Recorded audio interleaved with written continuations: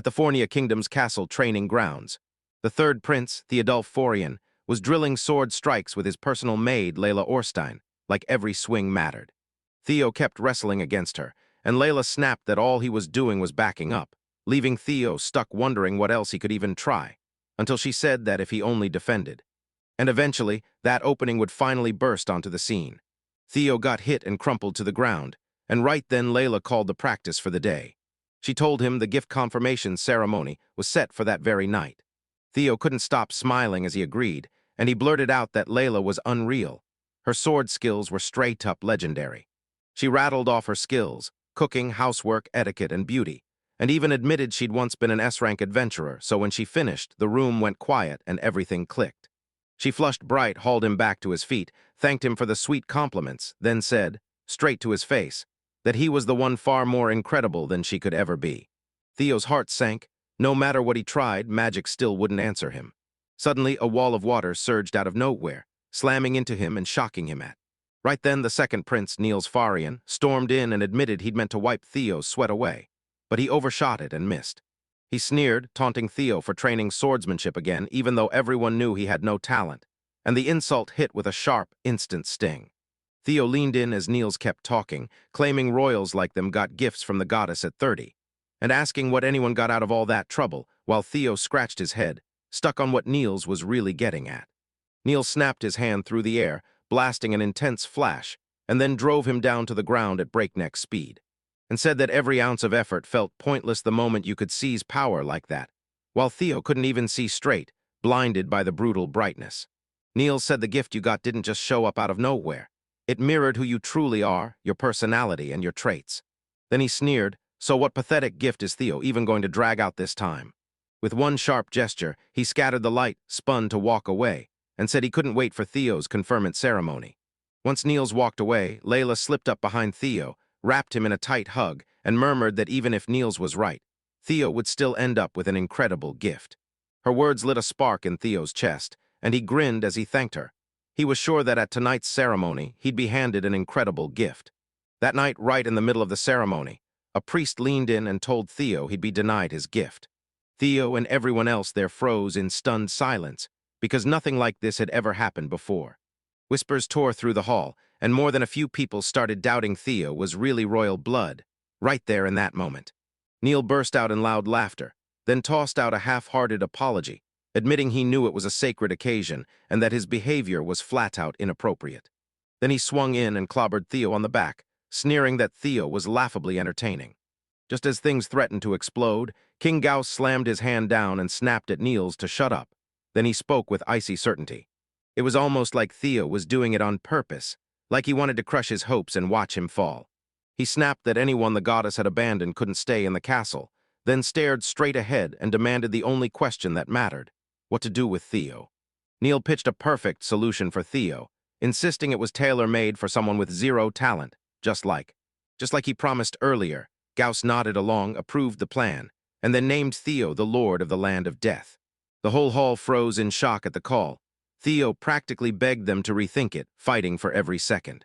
He told him the Land of Death choked on poisonous air. Nothing grew there, and terrifying monsters swarmed the place until humans couldn't survive. Yet his father still demanded he rule it anyway. When Theo tried to press his case, Gauss exploded, yelling at him to shut up, then straight up calling him talentless to his face.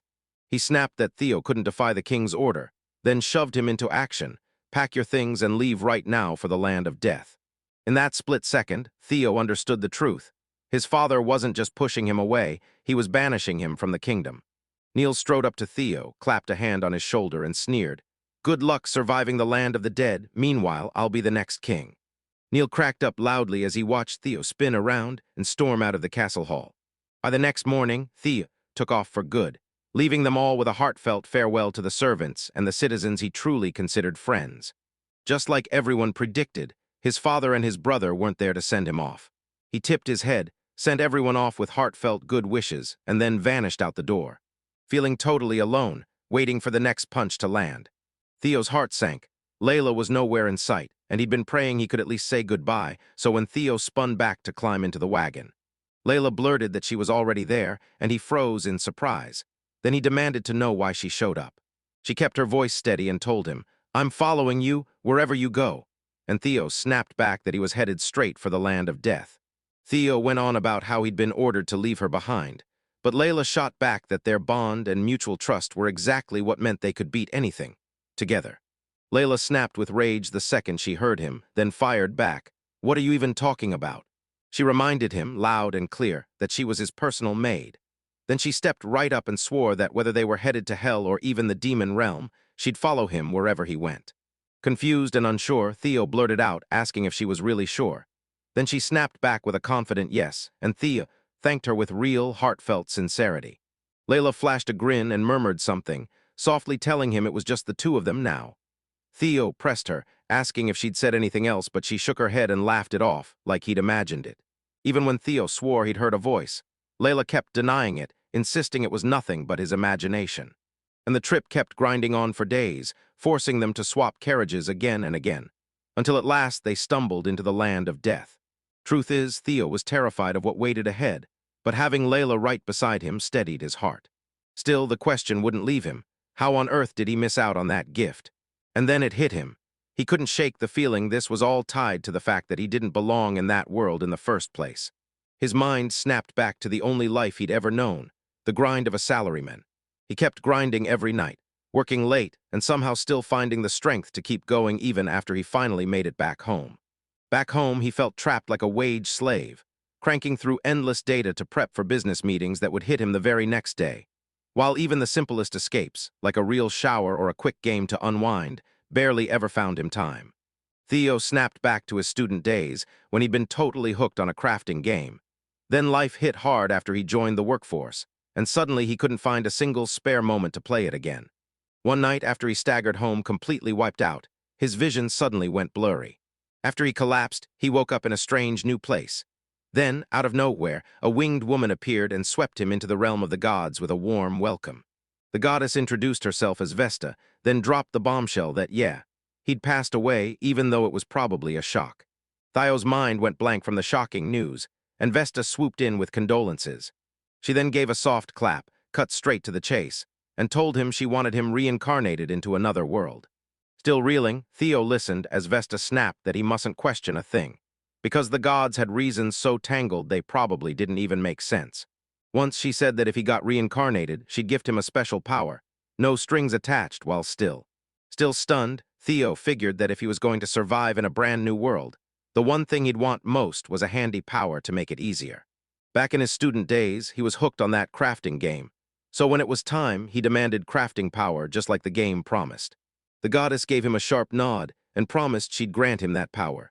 Theo quit thinking about it after that, but later, while he slept, the doubt hit him hard. What if he missed out on a gift? What if he already had the power from his reincarnation? After all, he'd been reborn as a prince with 0 chances to make anything, so the whole thing slipped his mind completely. Layla yanked him awake and told him they'd already reached their destination. Startled, Theo couldn't stop his thoughts. Why was he even asleep on her lap? She laughed and said the truth. It was him who had toppled right onto it. Theo just waved it off. It's fine. Layla confessed she'd wanted to stare at his sleeping face a bit longer, but the coachman snapped with impatience. He barked, demanding how much longer they planned to keep him waiting because he didn't want to hang around here. Theo fired back that they should have woken him up earlier. A beat later, they stumbled down from the carriage and stared across the land of death, where nothing lived, only crumpled plants, endless empty stretches, and a stinking haze clawing its way toward the far-off mountains. Theo pointed out the obvious. No one was around at all. Then Layla shot back that this place wasn't built for humans to live in. Theo warned that staying out there to sleep at night would be brutally freezing, and Layla immediately told him to stop worrying. Worries me, they said huddling together would keep them warm, but Theo shut it down fast. Right here, it wouldn't be nearly enough. When Layla's face crumpled at his response, Theo jolted back and blurted, "You're serious." She glanced aside and muttered that with only the two of them here, she'd have plenty of chances to make her move. Theo cut in and said they had to lock down a place of their own, fast. He dug up memories of the crafting game he'd been hooked on back in his past life as a student, and then recalled asking the goddess herself for the power to craft. Theo decided this was the perfect moment to unleash that power, so he asked Layla to chop down the nearby trees, and she agreed on the spot. She yanked her sword free and sliced through them in a blur, cutting them down with effortless power. When she asked, "Is that enough?" She gasped once more, then remembered she used to be an adventurer, and she hurriedly thanked him. Layla pressed him about the logs, and Thea snapped that he was going to turn them into a brand new house. They'd need a few rocks, too, so Theo tried to heave a massive one, and it nearly crushed him with every struggle. Lately, after which Layla snatched it up like it weighed nothing, and the two of them started hauling in logs and stones by the pile. Layla offered to build everything herself, but Theo snapped in and told her to back off. He would handle it. Theo reached for the logs, then just watched what happened. He suddenly remembered the goddess had handed him crafting power, yet he'd never used it, and he'd never even built a house. Suddenly, a wild power surged through him, and he realized his ability let him shape, control, and even create objects exactly the way his imagination demanded. In the blink of an eye, a massive house snapped into existence right in front of them. Layla froze in pure shock, wondering if that really was his power, while Theo swallowed hard, then admitted he couldn't accept a gift at the ceremony, but he could still tap into it because he already had it in him. Overwhelmed with joy, Layla lunged forward and wrapped him in a hug, whispering that it had always baffled her. How could he never take a gift? Still embarrassed, Theo took her apology to heart when she confessed she couldn't hold herself back, and then he pushed things forward by telling her to come inside. The moment they walked in, they saw the place already staged, every piece of furniture set perfectly in place. It'll freak you out. How could anyone believe these people were just born from wood and stone? When Theo stepped into the room, he found only a bare bed frame sitting there, no full object in sight, and that snapped everything into focus. Without the right materials, he couldn't finish a single thing. He guessed his clothes could stand in as substitutes, and he chose to put the idea to the test with the materials he had on hand. Theo managed to build a real bed at last, so when he was done, satisfaction hit hard, and he sprawled out, grinning as he said they could finally sleep warm. That night, Layla slipped into the room in a daring nightdress, and Theo's brain just stalled, because what was she even wearing? She stayed cool and told him, "Relax, it's just my nightwear." Layla reached that point and said it was already late, so she planned to crash for the night, but Theo promised he'd set up another bed for her, only for Layla to snap. "What are you even talking about?" She told him she had to stay close enough to protect him, and since there was only one bed, she pushed for sleeping together, saying sharing it would keep them warmer, let her feel his body heat, and there was 0 point in splitting up the bedrooms. Theo's logic hit him like a truck. He was totally flustered, so she gently pinned him to the wall and demanded, "Got it?" Under that pressure and raw irritation, Theo finally caved and agreed. As they finally settled in for sleep, Theo realized Layla was pressed right up against him. When he brought it up, she snapped back that he was just imagining things, and even with that, Theo couldn't let it go, pressing that she really was. He leaned in, urging her to back up and break the distance between them, then told her to do whatever she wanted. And just like that, their first day in the land of death finally slammed shut. Theo took a deep breath and realized he'd actually made it through the whole day, thanks to Layla and the secret gift he'd hidden away. And right then, he was dead sure of one thing. If she stayed close, he wouldn't just survive, he'd make it. The very next day, while they were still asleep, the earth suddenly started to rumble. Then the shaking yanked them awake in a jolt. Theo couldn't stand not knowing, so he dashed outside to investigate, until Layla grabbed him and snapped that it wasn't safe, promising she'd go with him. When Theo stepped outside, a minotaur charged toward him to attack, and he froze, no clue what to do next. Layla burst in out of nowhere, yanked Theo out of danger, and when he tried to thank her, she waved it off and ordered him to stay back. When Theo shot a question at the creature, was it one of the monsters from the land of death? Layla snapped at the minotaur, teeth bared, demanding to know how it dared wreck her honeymoon with Theo.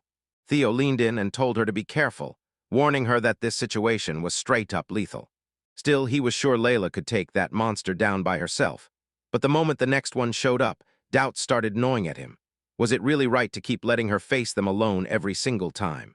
Terrified, he still stepped forward and swore he'd handle it himself, while Layla grabbed at him, screaming that he could get seriously hurt. Theo leaned in and told her, "Don't stress, I'm going to strip the house and reuse those materials." He pressed his hand to it, and whoosh, the whole thing vanished, and his mind lit up with brand new possibilities, believing the sky was his only boundary, as long as he kept his imagination running wild. Moments later, he slammed together a gigantic axe. The Minotaur came charging, and Theo leveled the axe, knocking it down in one clean, unstoppable strike. He realized his power wasn't a weapon like Niels's. Still, that realization hit hard as everything in his head clicked into place. That still didn't mean he couldn't fight, he just wasn't backing down. After he crushed the Minotaur, Theo let out a breathy laugh. relief flooding him as he realized the fight had turned out way better than he ever dared hope. After they ripped him out of the capital, he finally admitted he had zero clue what in the world he was supposed to do next. Layla scooped Theo off the ground and showered him with loud, non-stop praise, shouting that he was incredible. Theo didn't get why she reacted like that, but the truth hit him too.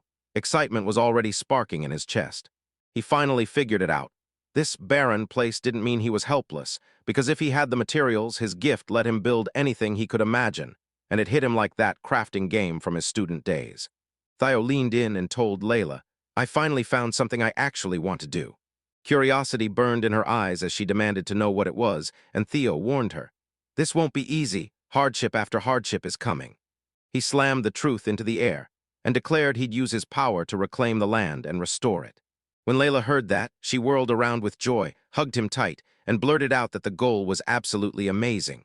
Then Theo, mortified, begged her to put him down. Next morning, Theo burst awake, yanked open the window, and stared outside like, "I can't believe we're really living here."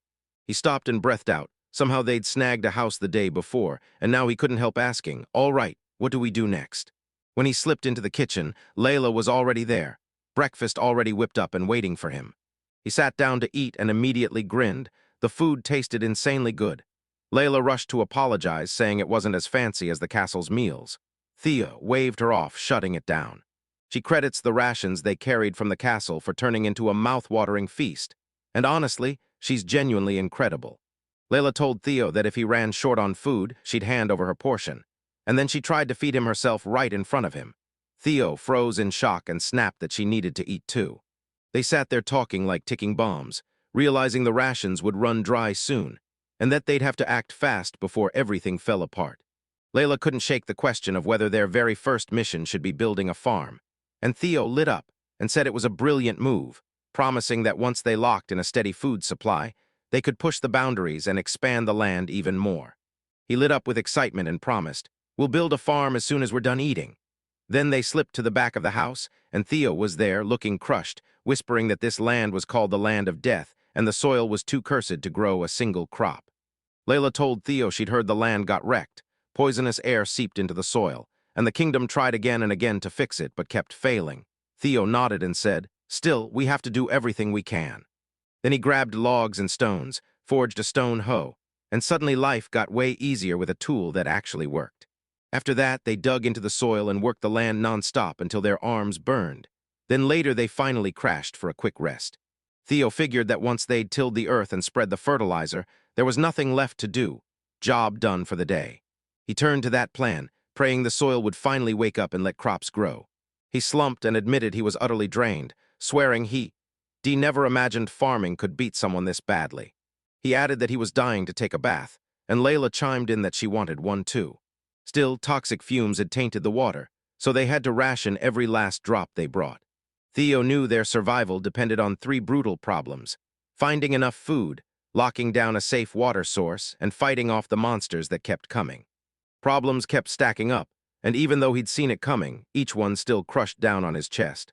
Later that night, they dropped into sleep, lights out. They slept side by side, and Theo couldn't shake the feeling that he had to act, now, before those problems swallowed everything. He jolted awake and blurted to Layla that they'd better sleep in separate beds. He pressed in, but he saw it. She was already knocked out cold in deep sleep. He couldn't even blame her because she'd beaten him to waking up, cooked for him, and busted her guts on the farm harder than he ever did. Then he couldn't stop wondering if he was just getting in the way. After tucking her in with a blanket, he clenched his jaw and told himself he had to push even harder. He slipped back into sleep, convinced that once his mind was made up, he'd rest up hard tonight and come back swinging tomorrow, working twice as hard as Layla. Vesta tried to rouse him by shouting his old name, then stopped dead when she realized it didn't fit anymore. So she barked the new one, and Theo shot awake like he'd been yanked by a wire. Then she smiled and greeted him good morning, right as Theo froze in shock and went tumbling backward. Vesta laughed and said he was still as sharp as ever, explaining that she'd only yanked his consciousness there. Then she blurted out an apology and snapped that it was all her fault, and when Theo just stared in confusion, she rushed to explain. She'd never managed to give him a gift when he turned 13, because that's when he got exiled. She said the answer was simple. He'd already snagged an autographed item, and if a person gets 2 or more gifts, Theo's breath caught when they explained that their heart would explode. Blood would gush from every opening in their body. Vesta kept insisting, "It's my fault," and kept apologizing, but Theo snapped at her to stop, because he was honestly deeply grateful. He looked her in the eyes and thanked her for blessing him with the most thrilling gift. Vesta snapped, confused and choked up, and dropped to her knees. She dropped to her knees and begged him to let her make amends with a token of apology, then pressed into his hands a gold god medal packed with divine power, and leaned close to whisper that even though it was banned from the mortal realm, he could still get it. Theo froze in disbelief, wondering if it was even allowed for him to take something this valuable.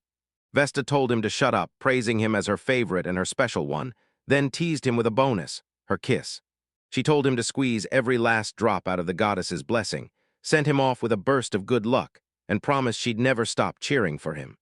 Theo shot fully awake in his bed. He brought up that goddess again and couldn't shake the feeling it was all just a dream. So he forced himself to believe it had to be nothing more than that.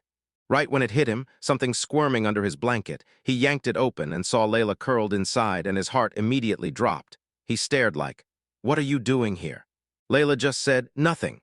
But when he told her to leave, she shrugged it off and mumbled that she'd been thinking about something. Then her hand found something solid, hard as a punch in the moment. That made him realize the situation had gone way too far, and the rest came next. Theo's cheeks flared red as he stumbled back, blurting that it wasn't what she thought. He rushed in to say it was just a normal biological thing, not him lusting after her or wanting anything more. Layla shoved the metal brick into Theo's hands, and Theo snapped back that it was god metal. And it hit him hard. That dream wasn't some fantasy. He really was grateful to the goddess, and then Layla leaned in and laid out the condition of the soil.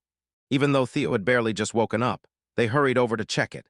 And when they did, Theo nearly froze in disbelief as it snapped right back to how it used to be. He figured it only dried out overnight, like the land had been nothing but barren from the very start. He finally saw the truth. No matter how hard they worked the soil, farming wasn't the real problem with that land. Layla blazed, "I'm ready to work the land again," but Theo froze. Then she leaned in and told him, "Let's switch the fertilizer and try every trick we've got," so they could uncover a way to figure out which crops would actually thrive there. Theo stared at his own failures, feeling totally useless, then clenched his jaw and decided he'd work harder than ever. He snapped that they'd make it work for sure, told Layla to finally rest because she'd been grinding all day. Then Layla shot back that the heavy lifting was her job. Theo shot back that he already knew, and he definitely hadn't been practicing sword fighting with her just to put on a show. Layla's jaw dropped at the way he was acting. Theo finally hit the ground and snapped that mindlessly plowing the fields would change nothing. So they needed to hunt down the right fertilizer first and learn what the soil was really capable of. A screen suddenly slammed in front of him, declaring the soil was ranked E, pure trash, spotted with deadly, poisonous air, so nothing could ever grow there, and only a divine blessing could cleanse it. Theo's jaw dropped at what he saw when Layla asked, "What's wrong?" And he couldn't shake the fear that she simply wasn't seeing it. With the screen turned see-through, only he could read the info, then it hit him, this had to be a blessing from the goddess. And man, what timing. So he smiled, swore he'd thank her later, and moved on. He realized straight up, no crops would grow unless the land got purified with divine blessings, and right as he started thinking about them, the screen popped back on. The god medal was ranked X, stamped as divine quality, and forged by the gods themselves to hand out divine blessings. Theo's face lit up the moment he saw it, and figured that once he used the god medal, he could cleanse the poisoned soil for good. He was convinced the goddess saw this coming, so she armed him with the analysis gift and the god medal for the job. He said he finally understood what he had to do. Then he ripped the hoe in his hands apart, piece by piece, like it had never stood a chance, and he fused the wood with that god metal like it was destiny, then used autocraft to forge a divine hoe. Layla stared at it, confused, and Theo told her to just watch. He drove the hoe into the ground, and a blinding flash erupted. At first it looked like nothing had shifted. Then the soil info popped back up, and boom.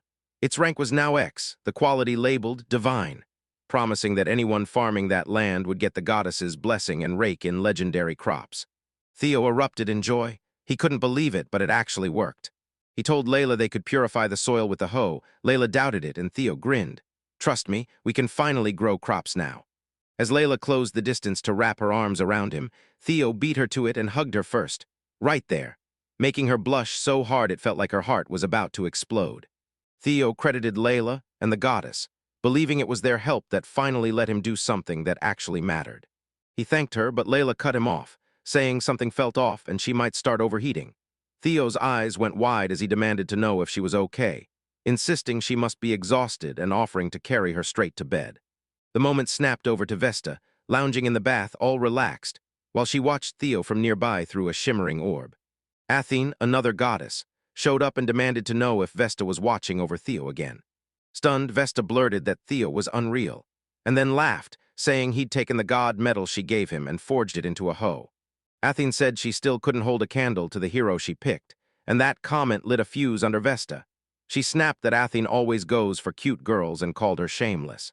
Athene shot back that, yeah, the ones who make the best heroes just happen to be adorable, and she warned Vesta not to go around with a shotgun yelling lollikin at her. Athena leaned in and said Theo was absolutely worth watching, because he clearly had some kind of link to her adorable hero. Vesta's jaw dropped, and she couldn't believe she'd completely missed something this important. Athene whispered that Vesta had stumbled on yet another weird word from the mortal world, and Vesta snapped that she was done talking. She vowed she wouldn't catch another thing about Theo from that point on. She wished Theo the best, and you could hear it in her voice. She was always in his corner, cheering him on. Then the story snapped to Theo, and like a memory he couldn't shake, he remembered the documents he'd devoured the night before, about the kingdom's desperate plan to claw their land back. Those records say the toxic air only bit into the surface, so everything buried deep underground is still safe. So yeah, Theo finally nailed it. He secured water at last. The underground water had a C-tier quality rating, but it was still clean, safe, and drinkable. When the well finally stood finished, both of them erupted into cheers right there by the water's edge. Theo figured they just had to plow the fields, toss in the seeds, and keep watering until the crops finally took off. Exhaustion crushed Theo to the ground, and he groaned that he couldn't go on. Too much work piled up, and it felt like it would never end. Layla rushed over, checked if he was okay, and pressed a bottle of water into his hands. Then Theo nodded and told her he was fine, just needed a quick breather. Layla snatched up the hoe and vowed she'd keep going, but Theo snapped back that she'd already pushed herself too far. She'd even fainted, so he demanded she rest. When Layla tried to say no, Theo snapped his voice up and ordered her to rest, warning her that burning herself out wasn't something to ignore. Layla nodded because she could honestly feel how heavy his words were. Then Theo started crunching the numbers. How many days would it take if he had to do it all by himself? He dreamt of a tractor, but the moment he checked what he had, he knew he couldn't build one. He was missing all the materials. He even confessed he didn't really know what a tractor was, then shrugged that it'd be better to get people helping, or even just use cattle. He thought it sounded like a great plan, until he realized the place was totally empty, and then the big question hit. Where were they even supposed to get cattle? Layla then leaned in and suggested, if that's really how it is, he could spawn them with autocraft. Theo went pale and snapped that doing it would be morally wrong. Theo admitted he was terrified to even try, because he couldn't guess what price he'd be forced to pay. Then Layla soothed him and swore she'd only been messing around, and Theo shot back that it didn't feel like a joke for a second. As they kept hashing it out, Theo suddenly leaned in and blurted that he'd just nailed an awesome idea, and Theo made it sound like he could forge the things he'd never had. When Layla asked if he meant human transformation, Theo shot it down on the spot. He swore he'd never create living beings like humans or even cattle. He told them he wanted something that would just snap into any task, like a dream-forged tool, born to obey. Layla practically read his mind, and Theo leaned in to tell her what they'd need. A huge pile of earth, some stone, and magicite. He leaned in and reminded her that magicite was a power-packed stone, usually ripped from monsters, and that people used it to supercharge weapons, forge magical gear, and fuel everything with pure energy. When Layla heard that, her chest sank. She snapped that she was a failure as a maid, swearing she couldn't give him what he wanted, then told him she'd have to make up for it somehow. She shoved her own body forward and surged toward him. Theo went wide-eyed, because he didn't see it coming, and he blurted that they already had magicite from the monster he'd crushed earlier. Theo hauled everyone to that place, and he started grabbing the materials on the spot. With the magicite in hand, he slammed autocraft to life, and out of thin air, a golem burst into existence. Layla couldn't believe her eyes. Theo actually pulled off creating a golem. Then he marched up, spoke to it like a partner, and ordered it to hit the fields. Suddenly, the golem snapped, turning vicious and charging straight at him. Left Theo staring at it, suddenly questioning if unleashing it was the worst choice he'd ever made. To his shock, the golem yanked him up like it had plans, and he just stood there completely baffled. Layla blurted, "What are you doing?" Because she thought Theo was being attacked, and she snapped into attack mode, ready to strike the golem. Theo grabbed her mid-step and snapped that the golem wasn't hostile at all. Then he barked a command, and it slid away from them. Layla shot a sharp remark that the golem looked like it was practically worshipping Theo, and that sight only cranked up her jealousy, making it harder than ever for her to stand the whole situation. Theo couldn't stop wondering why any of this was happening, and he even started to ask if golems could feel like humans. Layla told him it made sense since he'd built the thing with a wild, off-the-books method that somehow gave it real emotions. Theo went pale and admitted it felt exactly like he'd just pulled off human transmutation. But he still called it a win. Then he leaned in and asked the golem if it could till the ground for them, right there with the nearby hoe. Golem nodded, grabbed the hoe, and started churning the earth, and Theo lit up, exclaiming that this was genuinely unbelievable. With Golem driving the work, they ripped through the field in no time. By that afternoon, they dropped the seeds in the soil and drenched everything with water. Later, Theo dug into a meal, and Layla insisted their food crisis was basically over, as long as nothing spiraled out of control. Theo nodded and said he couldn't wait for the months ahead. The next day, they went back to the field, and Theo froze when he saw every vegetable had somehow sprouted overnight. He finally got it. Blessed soil could make even off-season crops sprout. But he never dreamed they'd turn around and hand him a full harvest in just one single day. He waved Golem and Layla over and announced, loud and proud, that their food was finally secured. Then the two of them exploded into celebration with a high five. Theo grabbed a fruit and stared at it, wondering how it would explode with flavor on his tongue. Layla snatched it up, saying she'd sniff test it first for poison, but Theo shot back that he'd already checked. This tomato was safe and top-notch. He took one bite, and bam, the flavor detonated in his mouth, filling. He tasted that intense umami mixed with sweet heat, and his mind went, "This is unreal, so juicy it's basically spilling off the screen." It felt almost like meat, and he even started to wonder if it was really a vegetable at all. Layla leaned in and asked Theo if everything was okay, and he shot back that everything was great. Then he pressed something into her hands and told her to try it. At first she hesitated, then she took a bite, and the taste hit her like magic because it was absolutely delicious. Theo said, "If it tastes this incredible raw, imagine how insane it'll be once it's cooked." Layla froze when he brought up cooking, but then she snapped into a serious mood and blurted that she could barely wait to cook the very first vegetables Theo had grown. While Theo, uneasy as anything, realized she was treating it with way too much intensity. Then they hauled the veggies inside. Layla started cooking, and Theo just waited until she finally finished, turned to him, and thanked him for sticking around, and served corn soup loaded with chickpeas, plus 5 kinds of veggie tempura, stacked high and ready to dig in. A colorful cloud of steamed veggies hits the table, drenched in savory miso, stacked inside warm cabbage rolls. Theo said everything looked perfect and told them to dig in, and the moment they took their first bites, they both realized the food was insanely delicious. Theo craved that crispy tempura like it was pure magic, and he couldn't wrap his head around the fact that it was made from vegetables. He swore the steamed vegetables unlocked the full umami punch, and the moment they hit the miso sauce, it was a perfect match. He'd never guessed corn and chickpeas could hit that hard, and he was genuinely thrilled he'd tried it, because the cabbage rolls came packed with nothing but vegetables. The flavor hit with perfect balance, and every dish, crafted with top-tier ingredients and masterful technique, blew their minds so hard they couldn't even talk for several minutes. Once it was all over, they stepped outside together, and Theo grinned, saying the harvesting was finally done and their bellies were stuffed. So he figured there was one move left, grabbed the golem, and demanded to know if it had collected the materials he ordered. The golem shoved the stones and logs into view, and Theo shot back that it was already plenty, then thanked the golem with a quick, grateful nod.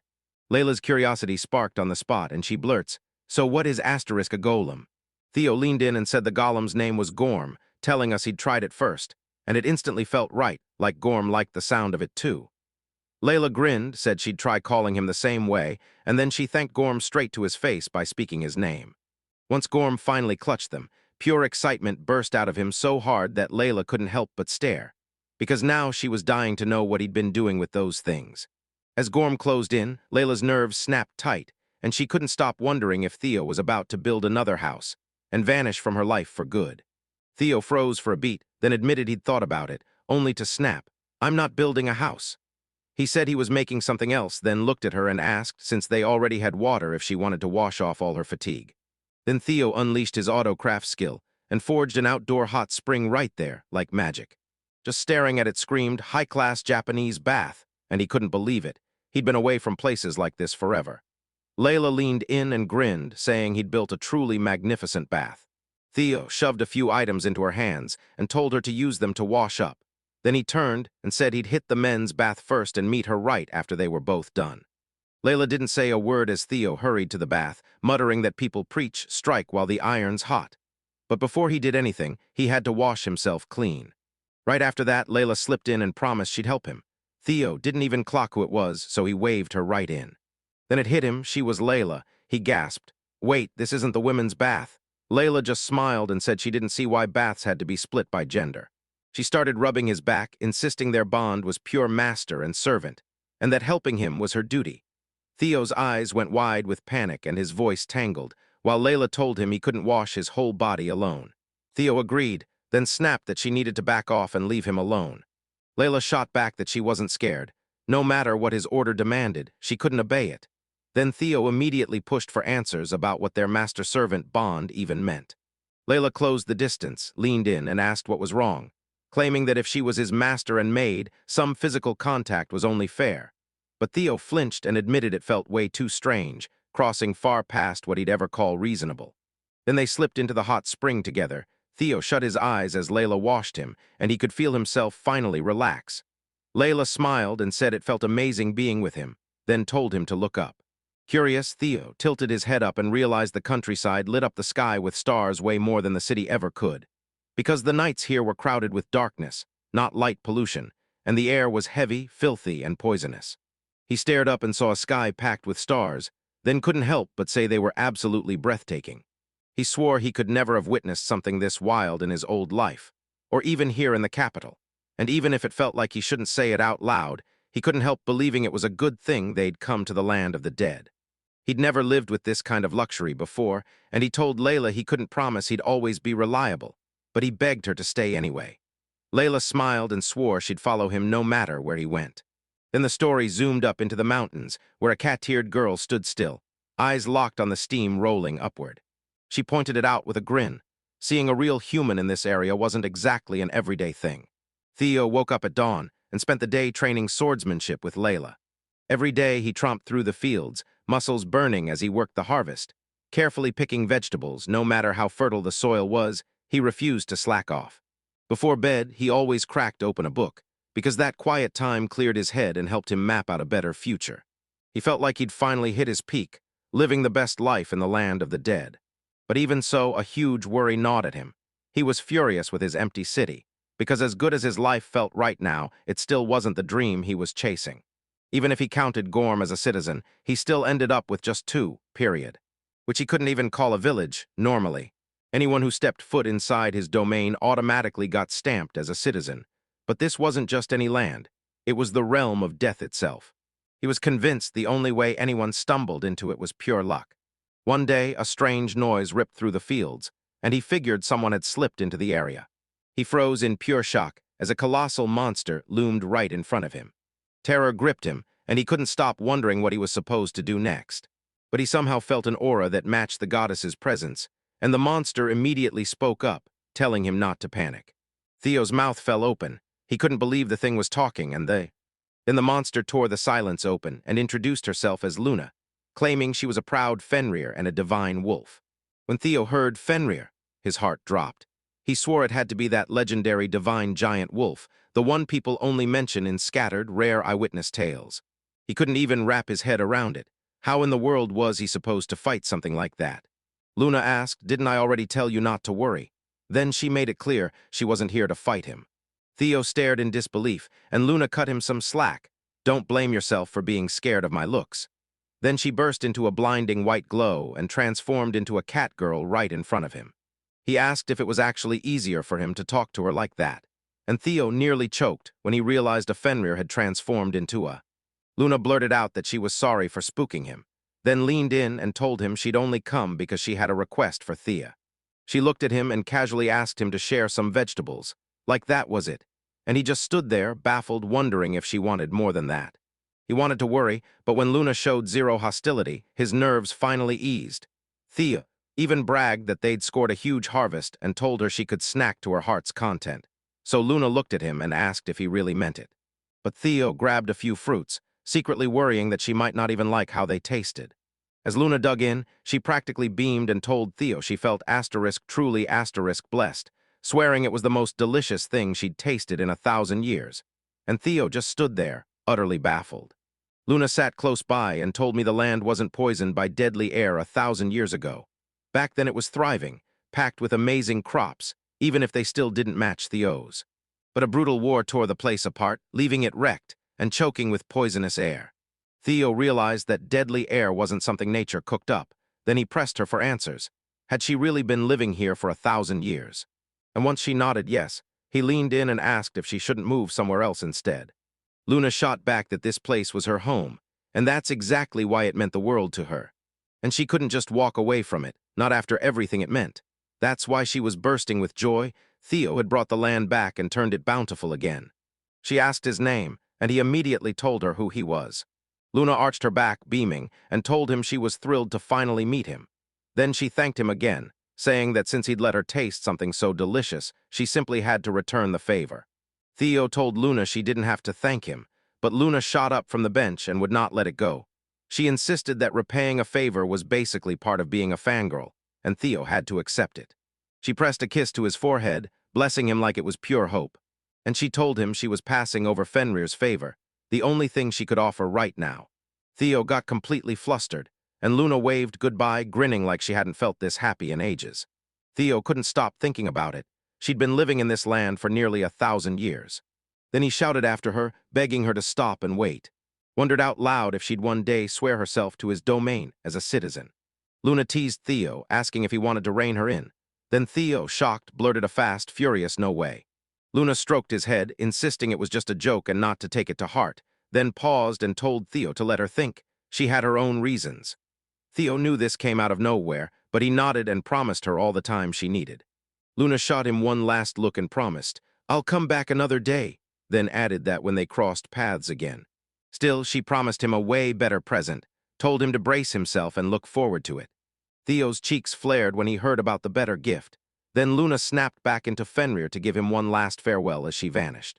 Theo thought maybe he was headed for greatness, but he quickly told himself, keep it locked away from Layla or she'd flip out. The very next day, as Theo plowed through his usual work in the fields, a sudden rustling sound snapped his attention. When he spun around, he caught sight of an injured girl. She'd pushed through just to beg him for help. The girl crumpled right in front of them, and Theo snapped, "Layla, get the first aid kit." They shoved the girl inside, and after what felt like forever, she finally woke up, then blurted, "Where am I?" Once he heard she'd come back to herself, Theo hurried in and demanded to know if she was okay. She nodded fast and fired back, "So who are you?" Theo jumped in and introduced himself, then told Layla's story, how she'd totally blacked out right in front of their house. The girl finally got what was happening, so she hurriedly thanked them for bandaging her wounds. She introduced herself as Aisha and greeted them like it was no big deal, while Theo slid in beside her, his mind racing. What in the world brought her here? Suddenly Aisha's eyes widened as realization hit, and she blurted, "We have to hurry," before she could even finish, however. When she tried to sit up, a sharp headache slammed into her, and Theo snapped at her to rest for a bit. Then he hurriedly asked Layla if they still had the healing herbs from the castle, and she nodded before running off to fetch them. Healing herbs were packed with power. Farmers could blend them into medicine that shut down injuries, even if the training had barely started. To make it work, you needed serious skill, real mastery, not just luck. Theo then whipped out an autograph and brewed a potion, and Aisha couldn't stop staring at what he'd just pulled off. So he pushed it into her hands, told her to drink, and promised she'd feel way better. Aisha didn't hesitate. She downed it in one gulp, and just like that, every wound sealed up and the pain vanished. She shot Theo a question, wizard or alchemist. Theo froze for a beat, then admitted it was basically in that ballpark. Aisha shot to her feet, thanked him like crazy, and promised she'd return the favor one day. Then Theo leaned in and asked if she was really heading out already. Then she leaned in and asked if that place was near Fornos, and Theo explained. Fornos was a fortress city built to stand between everyone and the monsters of the land of death, until Layla cut in and said, "Yeah, it's dozens of miles from there." What? Isha's eyes went wide when she realized they were in the land of death, and the moment Theo confirmed it, panic snapped through her. She insisted she'd taken the wrong turn and they had to hurry or else. Or everything would spiral into disaster. So Theo leaned in, asked if anything was wrong, and told her she could spill everything to them. Then Aisha broke the news. Goblins were terrorizing her village, and Theo and Layla nearly hit the floor with shock. He remembered goblins are tiny monsters on their own, but they team up fast, and they're smart enough to understand human words. She told him she was a resident of Moa village, right there in Vitoa territory. And just a few days back, that place got hit by a pack of goblins. They'd shown up and taken over. With no way to fight back, the villagers watched helplessly as the goblins struck hard and demanded food on the spot. They kept pushing for more and more, until the villagers finally snapped and protested. They snapped that they'd starve if they didn't get more, then demanded women. She warned them that goblins could breed with human women and that everyone could picture what would happen to anyone handed over, so the villagers refused. The goblins didn't stop there either. They vowed to slaughter the villagers one by one unless they gave in. And somehow, she burst out of the village and sprinted off to find help. Theo demanded to know why she'd been rushing toward Fornos, insisting it would have been quicker to ask the Lord of Vitoa for help. Aisha spilled that she'd already tried, yet the Lord shut her down cold, saying he had zero time to help some backwater village. Theo couldn't help but mention the rumors he'd heard, that the Lord ruled like a tyrant, crushing everyone with brutal taxes, and even when famine ravaged his own lands, he still did nothing to help his people. Aisha told Theo she had no choice but to keep hunting for help, and she thanked him for taking care of her. Theo told her to wait, and after a while they slipped to the storehouse. Aisha couldn't believe what she was seeing. Theo grinned and said stocking up on materials was the smartest move of his life. Then as Aisha and Layla followed him inside, they couldn't stop wondering what Theo was about to pull off. Theo told them, "Wait, watch this." And as they obeyed, he smirked to himself about his autographed ability. It let him recreate a classic video game feature. Then he opened his inventory and started hauling every single item into it. But when everything vanished, Aisha froze in shock. Theo stepped in and said it worked like magic. As he packed everything away inside a brand new dimension he'd carved open just for it. Then he leaned in and asked if she could take them to her village, saying that getting to Fornos would eat up way too much time. So they dropped everything and headed straight out to help the villagers themselves. They rode the golem straight toward the village, and Aisha couldn't shake the nagging fear. Was Theo truly sure about the choice he'd made? She knew Theo was hell-bent on saving the village, but she could feel the danger lurking in every shadow. Yet he told her, "Don't worry," and insisted she hand everything over to him. He stared ahead and wondered how the goblins waited beyond the forest, yet somehow fear never even showed up. Courage surged through him, and as he kept thinking, he gasped when he realized Luna had handed him Fenrir's blessing, and then he couldn't resist using his analysis ability to test what it actually did. Right then, Theo's profile snapped open, and there it was, autocraft in his hands plus goddess favor and Fenrir favor. Fenrir favor hammered home the truth, his leg strength surged, and it forged pure willpower that lets him crush fear and keep moving. Theo's mind reeled at the truth, and he instantly realized it was Luna who shielded him, because fear never had a chance to sink in. Aisha thrust her finger forward and declared, loud and fearless, that the village was hers. As Theo pushed ahead to save everyone, he spotted a whole pack of goblins lining up to smash the villagers. The goblins stared at Theo and the rest, then immediately labeled them as enemies. Theo snapped at Gorm to surge forward and hit them head-on. Then he told Layla and Aisha they'd jump off Gorm on 3. Layla nodded in, but Aisha snapped back that it was way too risky. Theo counted 1, 2, 3. Then all 3 of them launched off the Gorm and let it smash straight into the goblin. Aisha screamed in panic like the world was dropping out from under them. But Theo shoved her reassurance into the air, then yanked a bundle of cloth from his inventory and whipped it into a cushion so they crashed down safely. Theo ended up sprawled between them, and the whole scene instantly turned awkward as embarrassment hit all of them at once. Aisha kept blurting out apologies, insisting she was just too heavy, but Theo shut her down, saying the apology belonged to him. And right when those goblins started closing in, Theo snapped at Aisha to stay put, and she shot back a warning, "Don't you get it? This place is dangerous." Theo grabbed her trust and promised he'd save every villager, so she nodded and agreed. With a flushed face, she couldn't shake it. Why was her heart pounding so hard when Theo was younger than her? Theo told Aisha they needed to move, and she nodded, ready to follow him. Theo ripped open his inventory and slammed the auto-craft button. while Aisha locked in and prepared the intermediate Orstein blade technique. Theo and Layla unleashed blasts so lethal that they mowed down goblins left and right. The last goblins broke into panic, yelling that they had to rush and report to their boss. Layla snapped that they should hold their ground, but Theo stopped her, telling her not to run off after them too deep, because the village's safety had to come first. First, she nodded and let the goblins bolt into the forest. Then the villagers finally exhaled, flooding with pure relief after they'd been saved. And then one girl leaned in and demanded, "So who is Theo anyway?" Theo was about to introduce himself, then froze, because if he wanted their trust while helping them, he couldn't fake the truth. So he finally spilled it. He was the third prince of the Fornia kingdom, the lord of the land of death. Aisha's jaw dropped when she heard Theo wasn't just a guy, he was a prince. The villagers started whispering in a frenzy. Could Theo really pull off those weird powers, or was this prince act just a lie? Theo couldn't shake the feeling that he should have kept his mouth shut, because deep down, he knew the villagers probably saw royalty and nobles and wrote them off instantly. Aisha lit up with pure excitement and burst out to everyone that Theo really was a prince. Theo's parents welcomed her like she finally belonged, and when the villagers bowed in gratitude, he snapped, "Don't. There's no need for all that ceremony." Aisha blurted out, all fired up, that they couldn't drop their guard yet. The goblins were still out there, somewhere in the forest, huddled and talking about something. The story then ripped us straight into a shadowy cave deep inside the forest. The goblins rushed to their boss and blurted, "Humans are insanely strong, and that village is pure death." The boss grilled them, wondering if that was the real reason they had bolted. Just as the goblin tried to argue he hadn't run, the boss swung his blade and chopped his head clean off, killing him on the spot while roaring that he was a disgrace.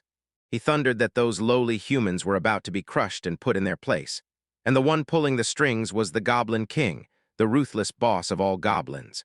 Village Chief Exiled surged forward, beaming with gratitude, and thanked Theo and Bode for saving their village from the goblins. Theo shot back that he'd only done what felt right in his gut.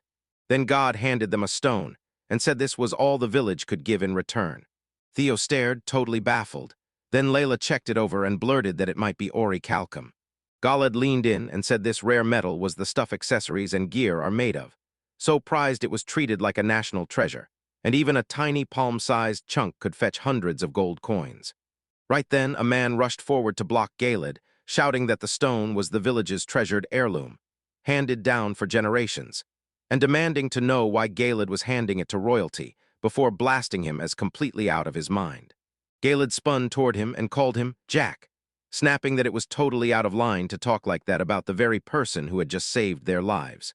Jack shot back that it didn't matter whether Theo saved them or not, because royals and nobles would never throw away their lives for commoners unless there was a trick hiding behind it.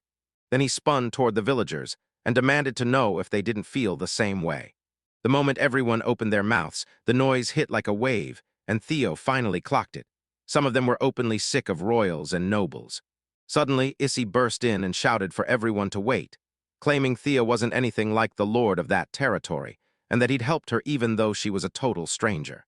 She snapped back that he hadn't just helped them. He'd saved them all, so they had no right to talk about Theo like that, and even the villagers couldn't deny it, even if Jack's point still carried a little weight. Galad shrugged and said it was fine, already decided to hand the treasure to Theo, only for Theo to freeze and insist it belonged to the whole village. Galad snapped back that it didn't matter, because the village was already doomed and its end was coming fast.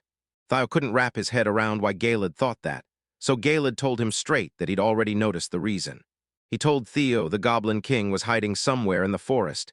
Yeah, and Theo was probably smart enough to figure that part out. He ruled the goblins like a king, far stronger and sharper than any ordinary goblin.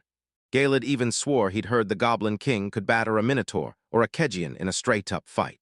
He figured the goblins who had run off would come back, led by their king, and he shoved Theo to grab the treasure and make a break with the young villagers before the trap snapped shut.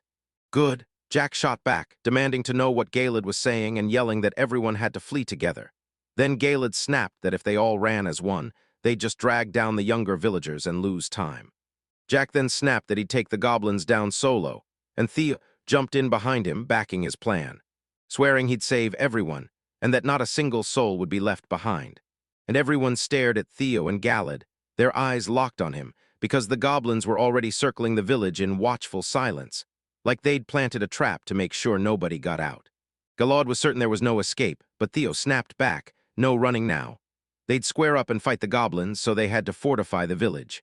Jack headed to sharpen his weapon, muttering that he didn't trust Theo for a second, and that Theo was hiding an ulterior motive. He remembered someone once telling him that monsters like him weren't built for war at all. They were forged to protect the village. And he said he'd promised himself he'd do the same. Then he added the next part, like it was already set in stone, that he didn't need a handout from some arrogant royal.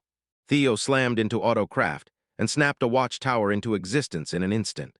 Theo rushed in, leaving Jack totally stunned, and blurted out an apology before asking if he could grab some wood and iron.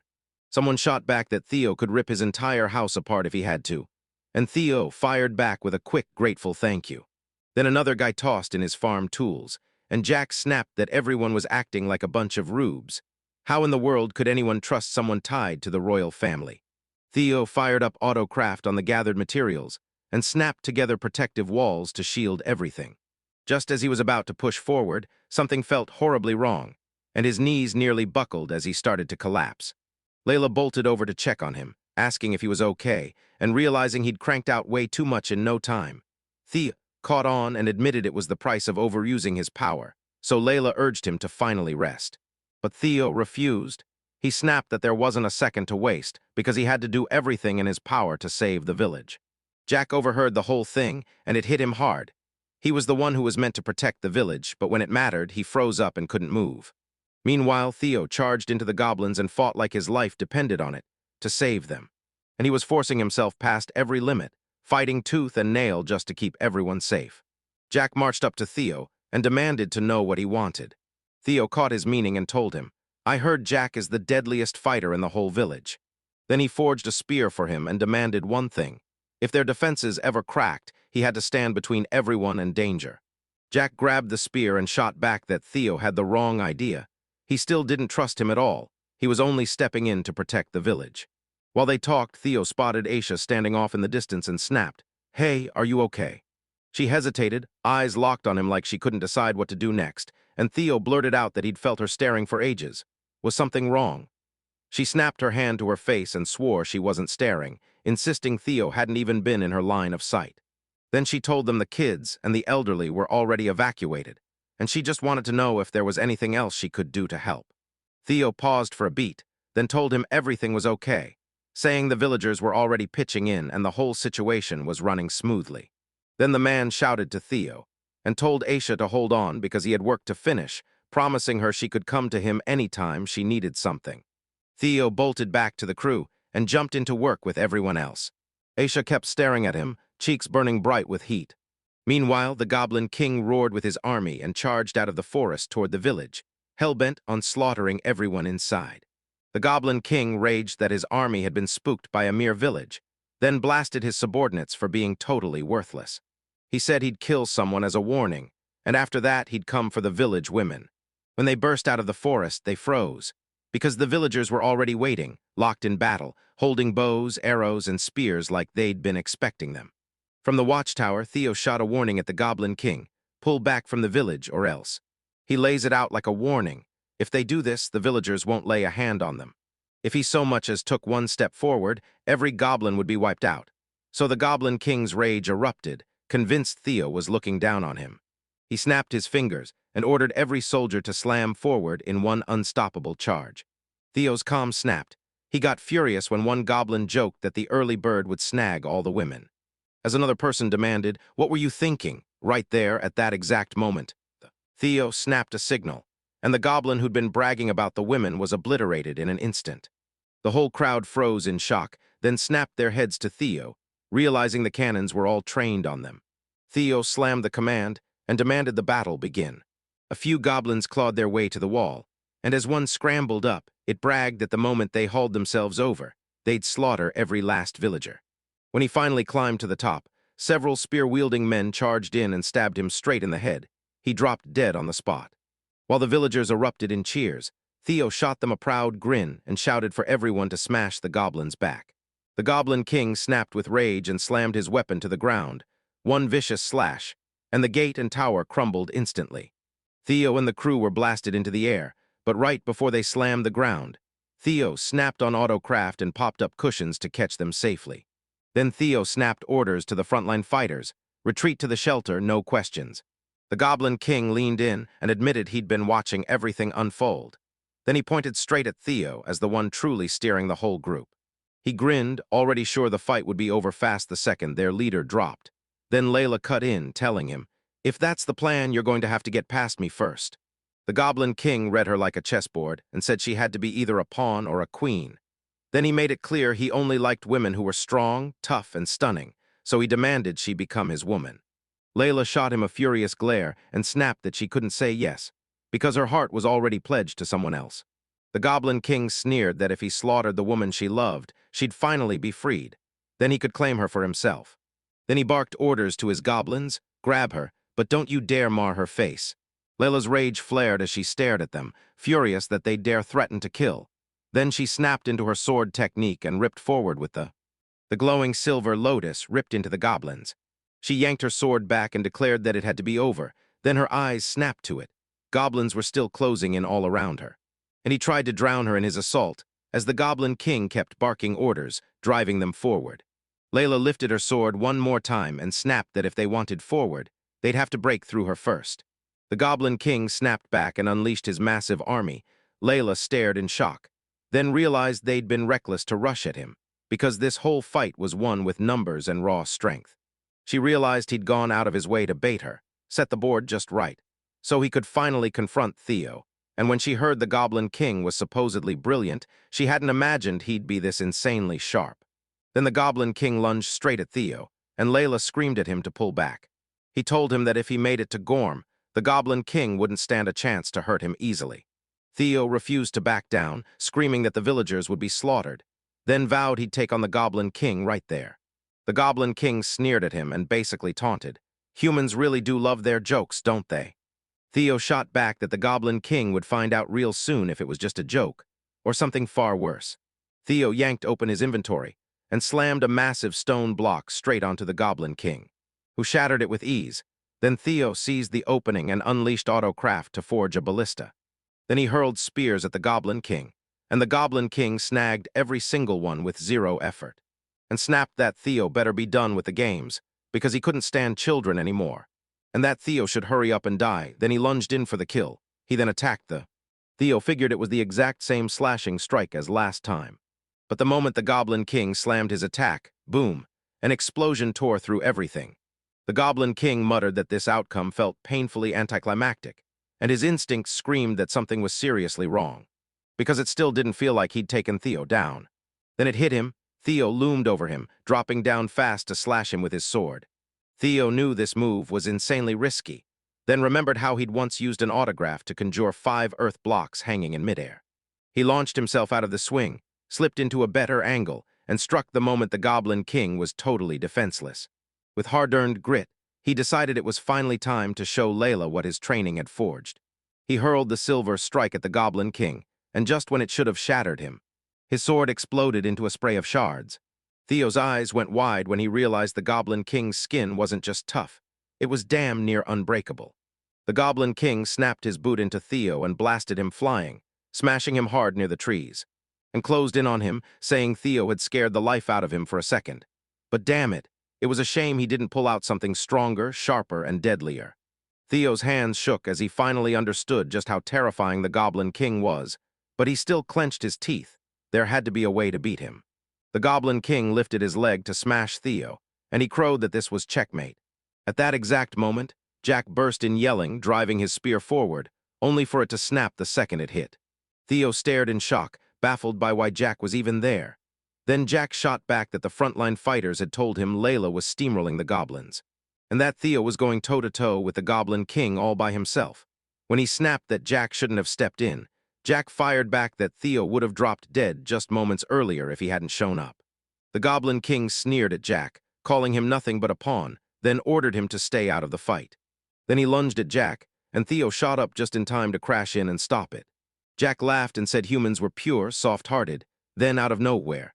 Finally, the Goblin King snapped his assault at Theo, and Theo's stomach dropped because he couldn't shake the feeling this time. He might not dodge it. He couldn't haul himself up with those earth blocks again. He knew that plan was dead the moment he tried. Then it hit him. Fenrir's favor surged through him, blasting his leg power as he refused to move upward. Theo abruptly launched himself downwards at breakneck speed. The Goblin King stared in disbelief at just how fast Theo had become, and Theo still couldn't slice him with a blade that dull. Then Leo's mind snapped back to that brutal metal he'd been handed by the village, and used it to forge an orichalcum sword, leaving Jack utterly stunned. Jack realized it. Theo had turned that priceless stone into a weapon, and it hit him hard when, as a kid, he'd asked the village chief about the stone, and the chief had said it was the village's treasure. A guardian relic stood by to shield them the moment disaster struck. Theo drove the silver strike into the Goblin King again, and this time it actually landed for real. Even Jack froze in shock. When the Goblin King crumpled and Theo staggered, he suddenly realized. He finally saw it. He'd won. Then his strength vanished and he crumpled to the ground. Jack lunged in and grabbed him, then broke into praise, telling him he'd done great, truly brilliantly. They exchanged a grin, the kind that says everything without a single word. After a while, Layla finally showed up, and the two of them rushed back to the villagers. Theo reassured everyone that it was finally safe to step out, and the moment Aisha spotted him, she bolted over and clung to him in pure relief. Theo's cheeks burned with embarrassment, while Layla's jealousy sparked, and she snapped Aisha to step aside. But then it clicked. Aisha wasn't just emotional, she was crying tears of gratitude, and so she said nothing, and Theo quietly wrapped Aisha in comfort, insisting everything was okay and that the danger had finally passed. Then the villagers finally stepped out too, ready to let the tension drain away. Everyone dug into the drinks, and then a guy stood up to call for a toast, celebrating victory and saluting Theo as the greatest contributor of all. They were all living it up, and Aisha pulled Theo into a tight hug, praising him as truly incredible, and Theo felt joy burst in his chest, while his mind still raced, trying to figure out how this all happened. Suddenly, Layla barged in with food, shot Aisha a vicious glare, and demanded she switch places. Layla looked so terrifying that Aisha's nerves shattered on the spot. Layla grabbed Theo and pulled him away, then slid over the dish she'd been cooking for him, and Aisha's jaw dropped in pure disbelief at what she'd just seen, and told him she could cook too, then brought out something she'd made just for him. It looked like the two of them had just sparked a rivalry, straight-up tension in every move, Chief. Chief Gallet strolled up cackling, praising their show as insanely entertaining, and Theo cut in fast, telling him to stop watching and start helping. Galed snapped back, refusing flat out, because he didn't want to spoil the fun for Theo, that youngster who just wanted to enjoy the moment. That only cranked Theo's unease higher. Then Galed smirked and added that everyone was having a blast that night, all because of Theo. And he said, if Theo were our lord, then happiness would hit us every single day. Theo snapped to attention, shot up from between Aisha and Layla, and told them he'd chow down their food later. Then he fired up Autocraft and forged a steel step stool from scratch, climbed up and snatched everyone's attention, then demanded they hear him out for a moment, because he was going to cut straight to the point. Then he leaned in and demanded to know if they'd dare become citizens of the land of death he ruled. Everyone was blown away. Like, how could they even become citizens of a place like that? Was living there really possible, and would monsters come hunting the moment they arrived? Theo reminded them, you've already seen my special power, and then he pushed the truth into the air. Bit by bit, he's reclaiming the land of death. But the weight crushed him, and he couldn't carry it by himself anymore. Helplessness clawed at him, so he asked them to step in and help. Only Jack shot his hand up and nodded, choosing to follow Theo. Then he spun to the villagers and told them, if you don't trust Theo, or if the land of death scares you, just stay in the village. But the villagers erupted in fury, yelling that Jack had already been hostile to Theo and Start, and demanding how he could dare say something like that.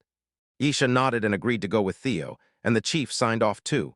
Then he told everyone loud and clear to be honest. So the villagers nodded along too, shaking in their boots at the thought of venturing into that wild land. But Theo had earned their trust. They erupted into cheers, shouting Theo, and Prince, and Theo's heart couldn't help but soar as he became. Broke down with emotion as every single person welcomed him as their brand new lord, and the rumors flew that they partied and drank all night long, celebrating like the world was theirs. By the next day, the word spread that their journey was finally starting. Theo loaded whatever wouldn't fit in his inventory onto a wagon, and the elderly rode right beside him. Gorm was seen yanking that wagon like it was his lifeline, and after half a day of grueling travel, they were finally said to have reached Theo's territory. Still, all they could see stretched out in front of them. Nothing but barren land and one lonely house standing alone. Theo's words cut through the noise, and the whole crowd fell dead silent. Then Theo urged them to start by building houses for everyone first. Then he swung open his full inventory and unleashed the auto craft skill. He remembered chatting with Layla earlier about how they'd build houses the moment the citizens finally arrived. Right now, he told them he could snap his fingers and remake or tweak any house they needed. So he slammed down several structures at once, and everyone swore they materialized instantly. Isha's scream tore through the air the second she saw that kind of power. Right as Layla opened her mouth to praise Theo, she saw him crumple to the ground from pure overexertion.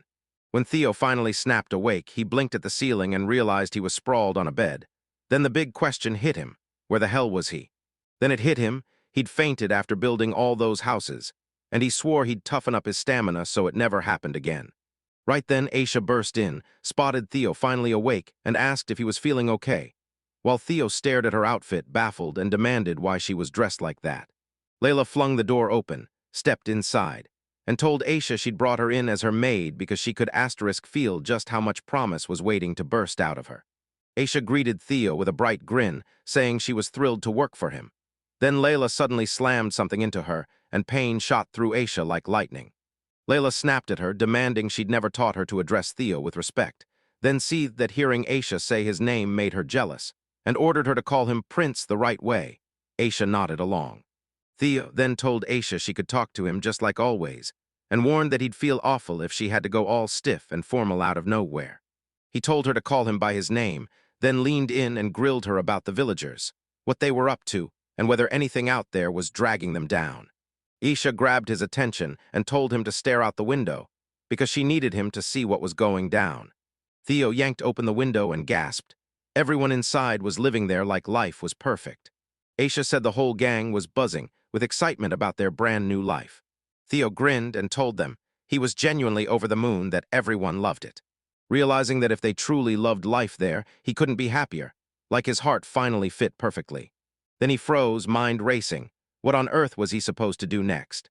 The story snapped straight to the Fornia Kingdom's royal capital, where King Gauss sat on his throne, and Alice with her party stood tense and ready before him in the throne room.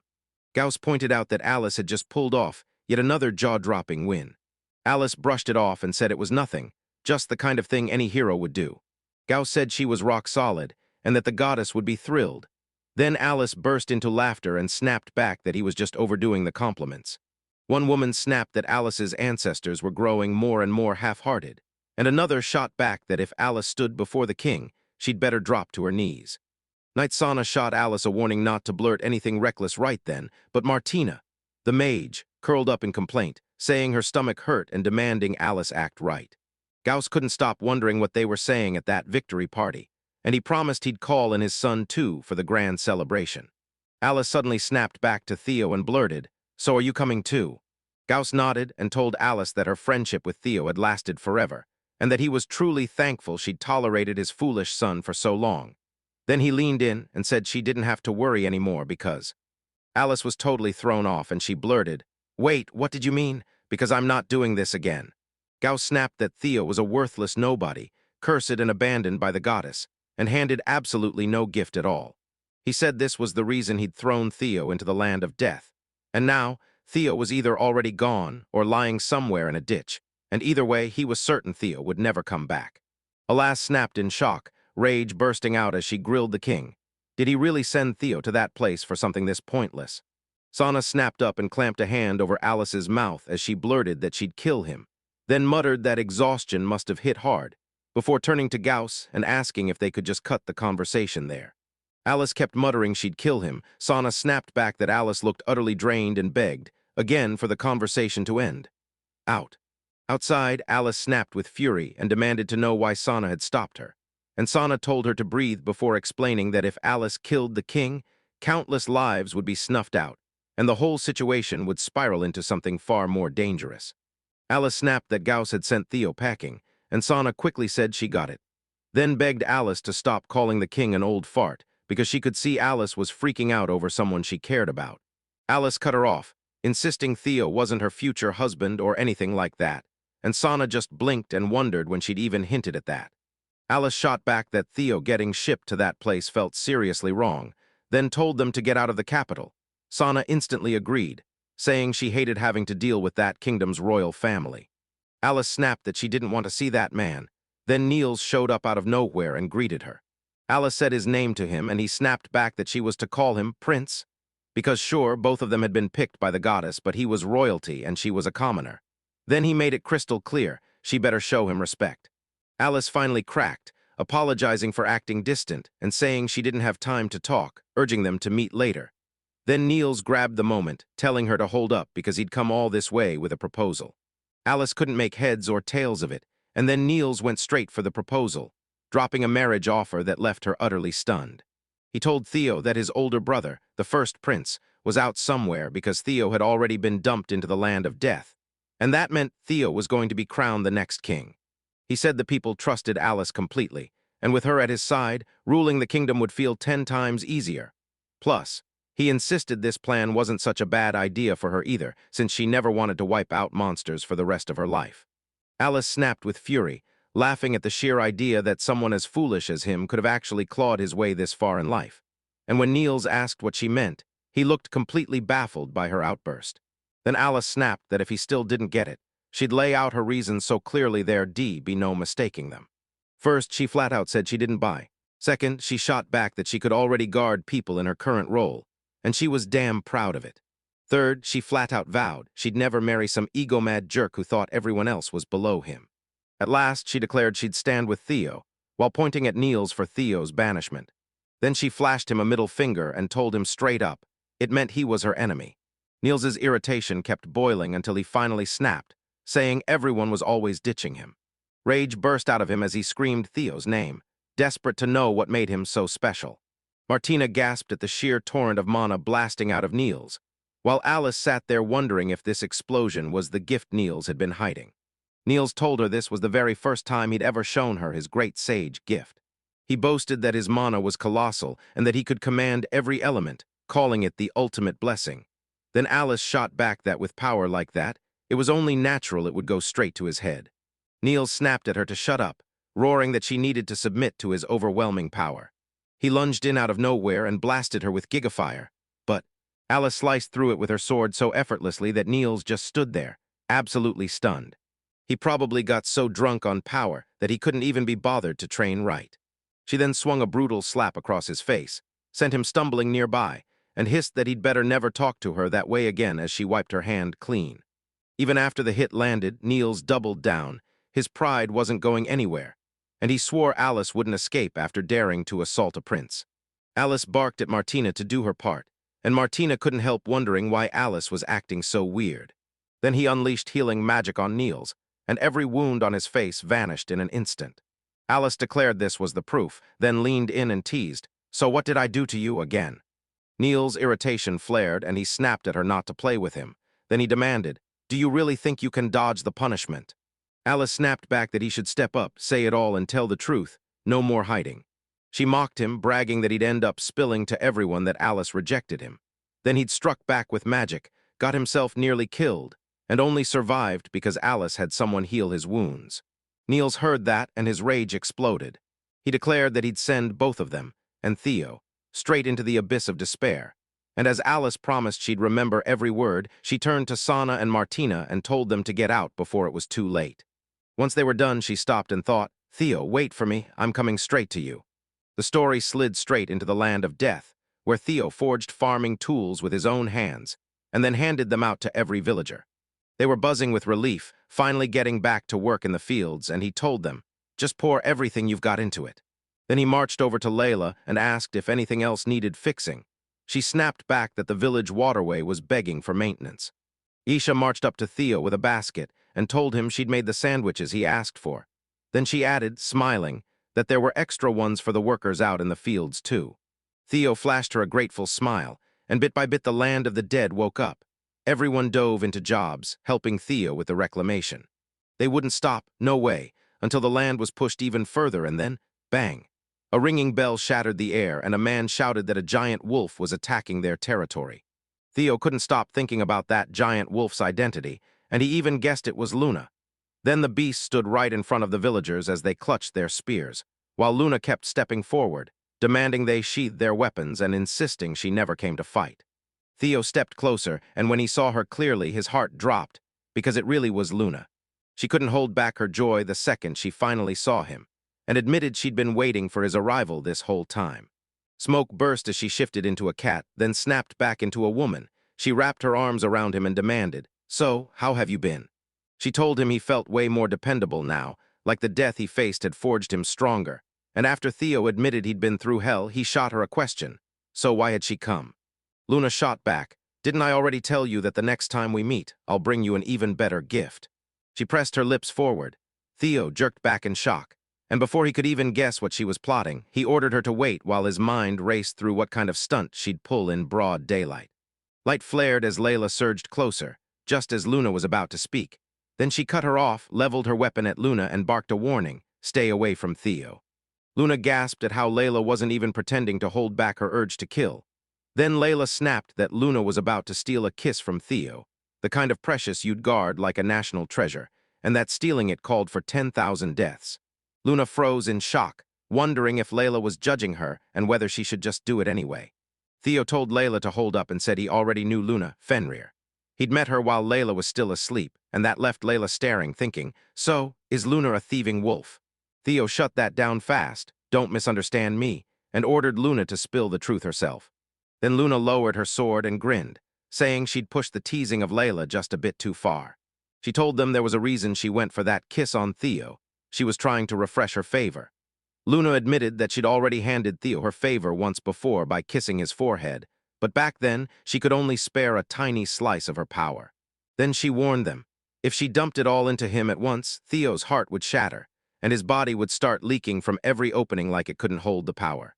Theo nearly choked at the thought, and Luna kept going, telling him she had to wait until the tiny bit of favor she'd already slipped into his body finally settled before she could give him more. Then she hit him with the truth. A kiss was the fastest way to pour a huge amount of favor into him.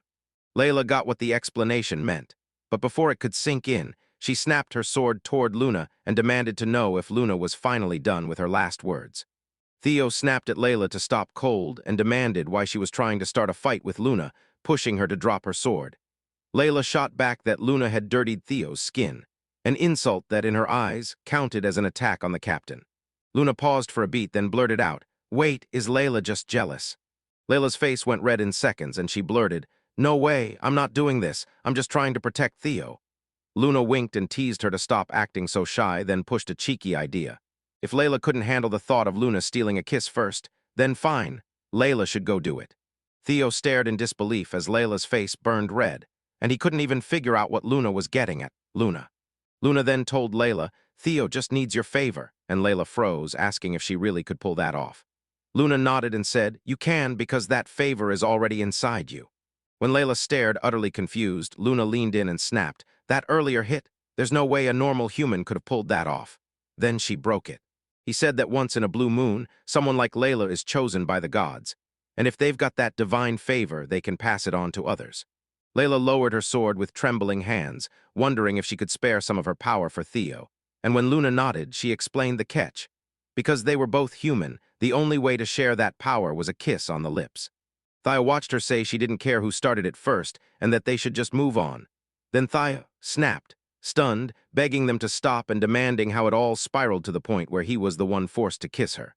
Luna then leaned in and asked if Theo had a problem with kissing Layla, but Theo froze, then flat out denied it, saying he couldn't just treat something like that so casually and that he had to think about Layla's feelings first. Out of nowhere, he spotted Layla kneeling toward him, pleading for gentleness as she clearly closed in to steal a kiss.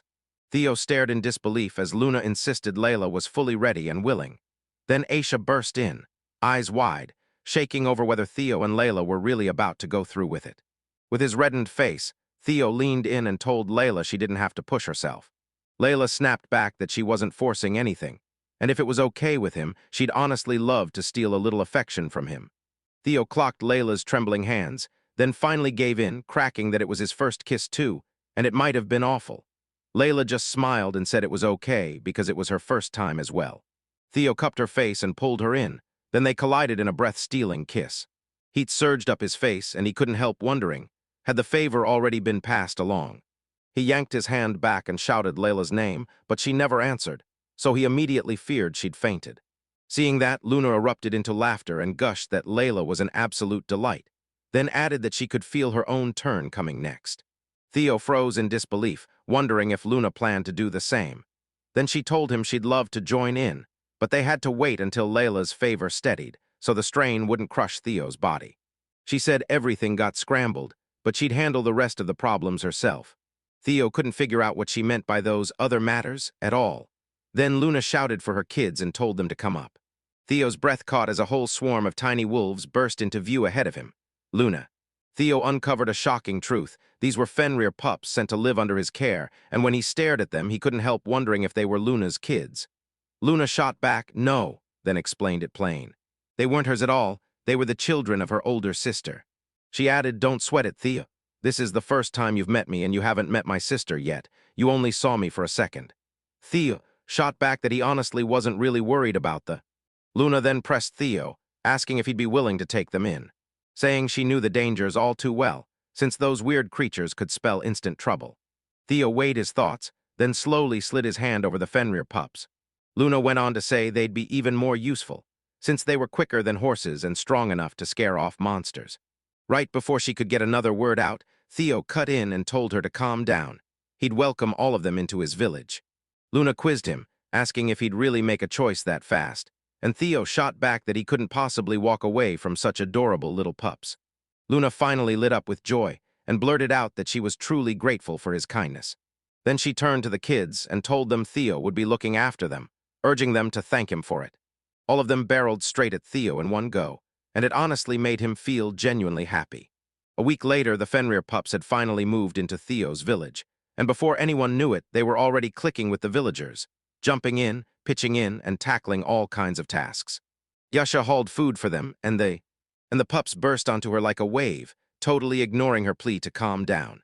Theo watched from afar, grinning like he was stealing a secret, and he couldn't stop wishing he could swap places with Aisha, just once, to dive into that fluffy paradise for himself. Then he spotted a little pup right behind him, before it bolted off the second he turned.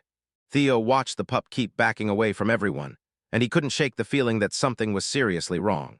Luna suddenly burst in and told him the one he was talking about had always been that way, and that it was a seriously troubling problem. Theo flinched when she popped out of nowhere, and his eyes snapped to the brand new outfit she was wearing. Luna blurted out that she liked wearing fewer clothes, and Theo shot back that he didn't think she could strut around the village dressed like that. Luna nodded and said she got why he didn't want her flashing too much skin to everyone. Theo then asked about that pup's strange behavior, and Luna snapped the truth back. She was the youngest. Her older sister had been crushed by poisonous air, and after giving birth she died only days later, so that pup never even got to feel a mother's love. She swore she'd poured everything into being a surrogate mother, but the harder she fought, the clearer it became. She would never, ever replace the pup's real mother. Because it had never tasted love, it turned timid, staying to itself and shutting everyone out. Right as Luna was gearing up to press on, Theo shot her a confident look and told her to hand this problem to him. And he promised himself he'd go all in to win that pup's trust and become his best friend.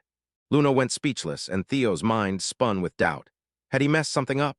She shook her head, denied it with confidence, and told him he was exactly as great a man as she'd always hoped, then added she was so relieved he'd finally come to that land.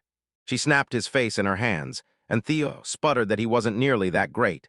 Then Luna swooped in and pressed a quick kiss to his lips, leaving him totally flustered. He yanked back and demanded to know what she was doing to. Luna shot back that she'd only meant to refresh her favorite, then somehow totally blanked and forgot to do it earlier. There, Theo realized she was going to do it no matter what, and then Luna ruffled his hair and said she was putting the wolves in his hands. Theo nodded and said, "I don't know how much I'll be able to do, but I'll give it my all and try anyway." Theo walked right up to the pup and invited it to play, but the wolf bolted away, yet it kept eyes on him from afar like it refused to miss a thing. It figured if the pup was truly terrified, it would have fled, yet it didn't. He leaned in again and begged for a game of tag, then declared he'd be it as the wolf charged ahead. The wolf locked eyes with him for a heartbeat, then nodded, and suddenly sprinted off as Theo tore after it. The villagers stared in shock as Theo finally clocked just how insanely fast that wolf moved. He told himself that even if it was just a Fenrir pup, he still had to treat it like a real threat. He slammed an earth wall right in front of the wolf, but the moment he thought he had it cornered, the wolf The wolf exploded off the wall, landed on a nearby house, and then launched again straight onto the roof of another one. Theo snapped, "I'm not done yet," and kept chasing it down, stacking up even more walls as they battled on for what felt like forever. After an hour, Theo was utterly wrecked. As the wolf perched on the terrace roof, it wagged its tail and broke into a loud, joyful laugh. Theo grinned and declared that the real game was starting right now. He kept the chase going until the wolf stumbled, teetered, and looked like it was about to drop. He unleashed his power and slammed a trampoline into existence. He dug in and fired his legs forward, ready to jump and soar. He cradled the wolf in his arms and, with a quick burst of genius, shaped a soft cushion so they could drop safely to the ground. Theo said he'd finally trapped the wolf, yet the pup looked far from happy. Luna watched the whole thing unfold and teased that the pup was clearly smitten with Theo, then asked if it wanted to run another round. Theo couldn't help but wonder what she meant, because to him nothing big had happened, just two people who somehow ended up as friends. Fans, Luna nodded with a grin, then kept watching as the two of them stayed on the screen. Theo named the wolf Silk, swung onto its back, and told it to take him straight to the training ground next, and Silk agreed on the spot. Then it hit him that the Fenrir pups were still unnamed, which was why Luna had ordered him to do it, and he'd already taken care of that. He remembered he'd already named Gorm, and now the moment was here. He got to name every last pup, and that lit a fire in him to play his part as their godparent. He realized that same spark of drive didn't stop with him. It burned in everyone else too. Layla drilled the kids in swordsmanship, then crushed every last one of them without breaking a sweat, reminding them that once they chose to volunteer as soldiers, they had no choice but to prove they could perform at their peak. She was ruthlessly strict. Thea noted that so far the monsters hadn't caused a shred of real damage. Even though a few showed up at the village, the volunteer soldiers, backed by Gorm and Layla, swatted them down without breaking a sweat. Still, Theo refused to let his guard down. He knew you can't be too cautious. Watching everyone grind through the work, he stared at that flimsy barrier gate and snapped it into a full-on protective wall with his own power. Afterward, exhaustion slammed into him, and he sighed that finishing the new weapon too would have been amazing, but the materials just weren't there. Later, Theo slipped into the bath to wash off the day, kicking back in his bedroom and thinking there was nothing on earth that felt better than a warm soak after a hard day. He even felt smug. Turns out building that sauna was the right call because everyone absolutely loved it. He never thought Gorm would be the one who loved it the most. Just then, Layla burst in, and Theo immediately greeted her with a warm shout of praise for all her hard work and training. Theo could feel something was off. Layla had been giving him the cold shoulder ever since she kissed him, and then dropped into a faint. She called out his name and burst into an apology for how pathetic she'd acted that day. Then Theo snapped back that none of it was pathetic, and she stepped in closer.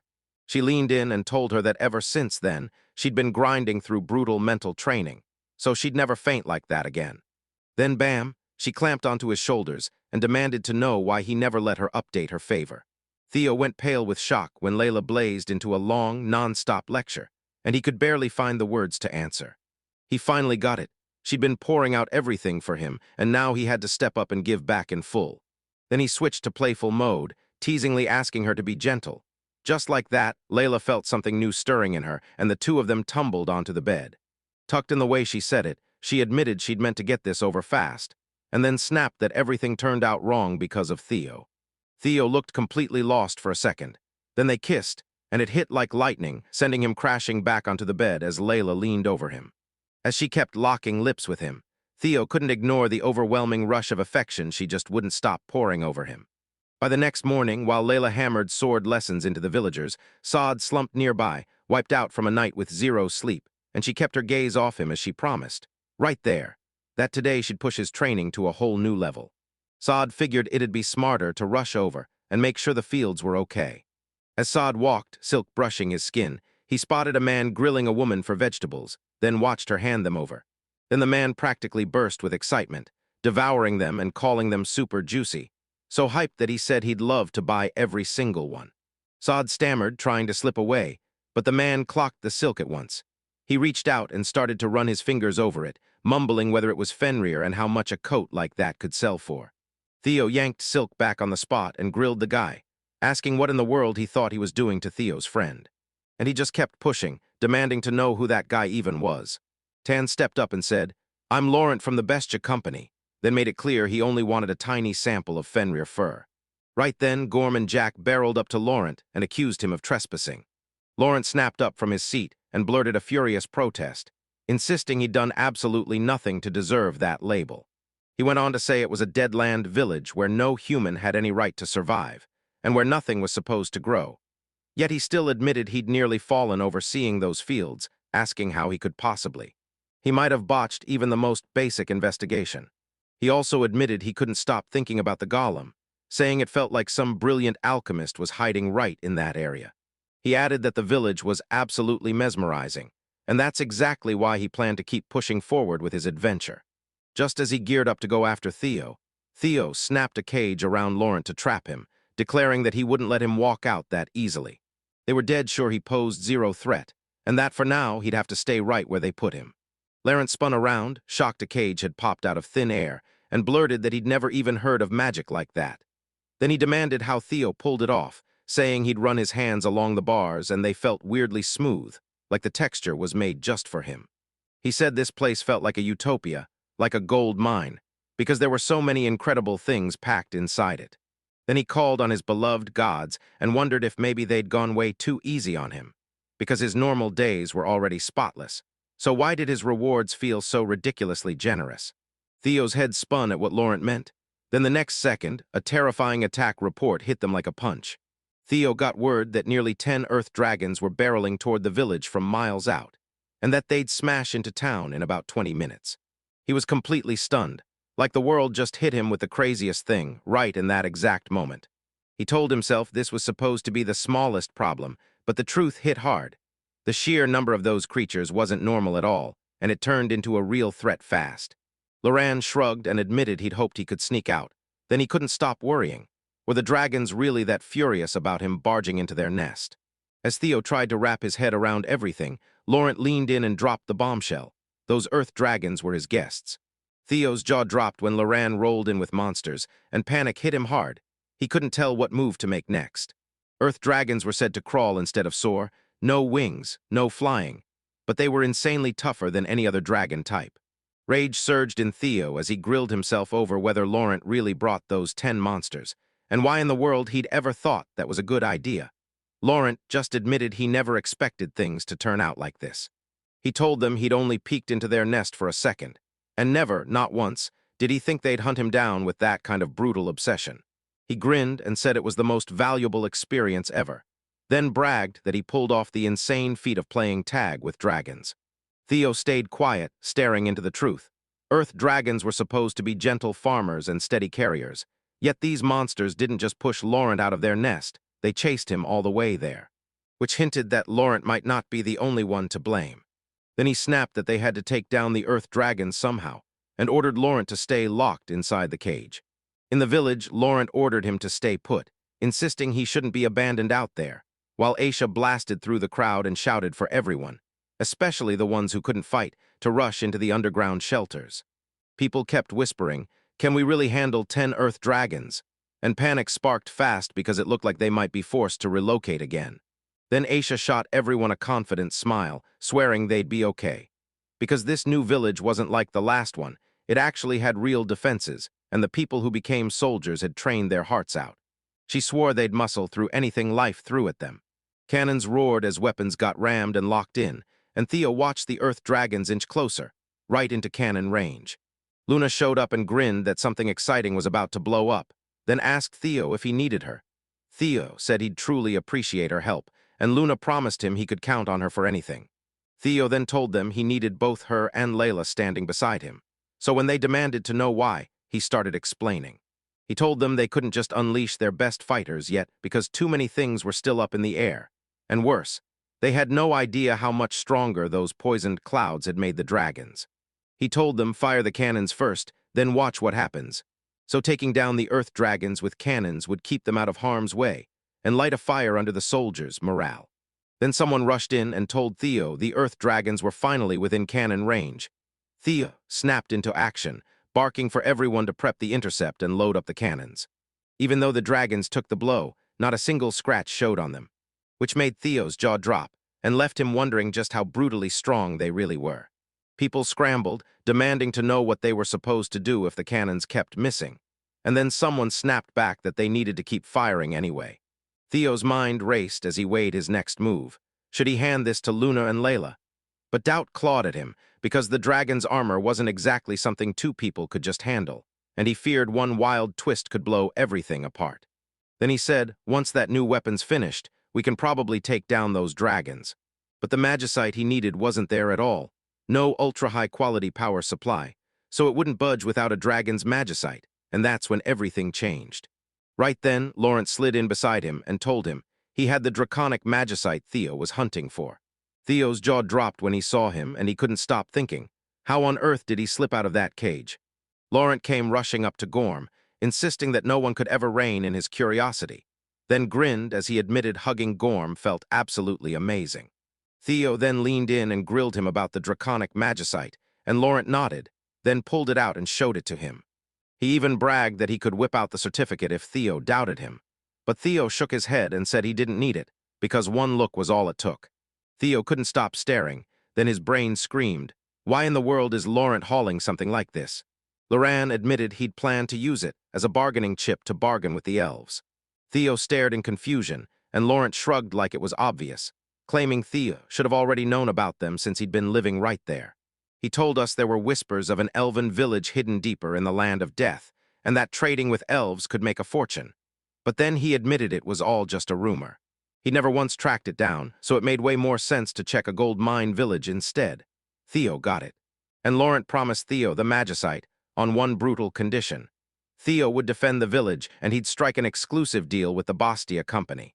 He said he knew Theo would need a moment to process it, and to his shock, Theo didn't even hesitate. He agreed on the spot, insisting the magicite could help them break free of their mess, and that an outside connection was exactly what he'd been waiting for. Still, even as he said all that, he admitted he didn't fully trust Laurent. He swore this would be a godsend for the village. Laurent weighed his thoughts, nodded in agreement, and the two of them clapped hands in a hard shake to seal the deal. Laurent. Morin realized he'd maybe underestimated Theo, and the moment he handed over the stone, they plunged into forging the magic cannon weapon. Laurent's face lit up when he spotted the magic cannon, and he couldn't stop thinking about just how terrifyingly powerful it was. Theo raced to the magic cannon, declaring he'd have to shove it into service right away. No testing, not a second to spare. Even if this punch was supposed to land way harder than a normal strike, then he blasted it straight at the earth dragons, and boom, a gigantic explosion tore through the sky, blasting out brutal pressure that it rattled the villagers to their core, right down to Theo himself, and he realized he'd never seen anything with that kind of power come from it.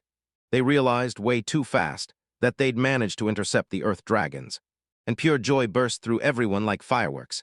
Aisha stormed into the shelters and grilled the people there, asking if they'd heard the news. She reminded them, I already told you we'd win. At the village entrance, everyone spotted a fresh nightmare on the horizon. People shouted that more monsters were closing in.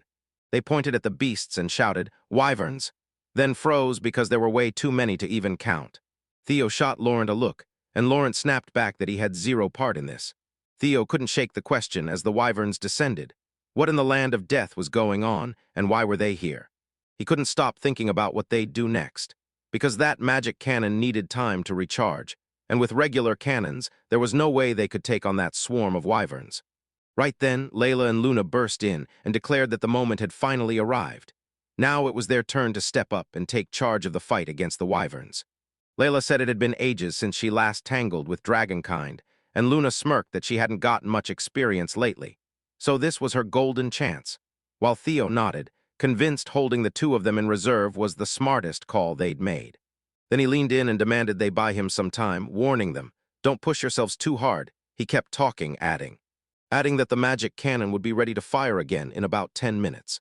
Laurent told everyone to set up the usual cannons. Then as the crew rushed around, he barked at Theo to count the wyverns. Because Laurent wanted bragging rights for playing tag with dragonkind alone, and he needed to vanish from there fast. Layla and Luna didn't hesitate, confidence blazing in their voices, as they told him to relax, promising they'd wipe out every wyvern in just 10 minutes. When the fight with the wyverns kicked off, Theo snapped that they were no joke, dangerous monsters that could fly, with razor-sharp claws, dripping fangs, and even breathe fire, and then he clocked it. They weren't just packing heat. By their side was a former S-rank adventurer and a Fenrir. who kept screaming forward, slicing through the sky monsters again and again, and declared, loud and proud, that they were the village's strongest fighters. After a short while, the two of them tore through every wyvern with zero trouble, and then Luna shot back that it had taken way less time than she ever thought it would.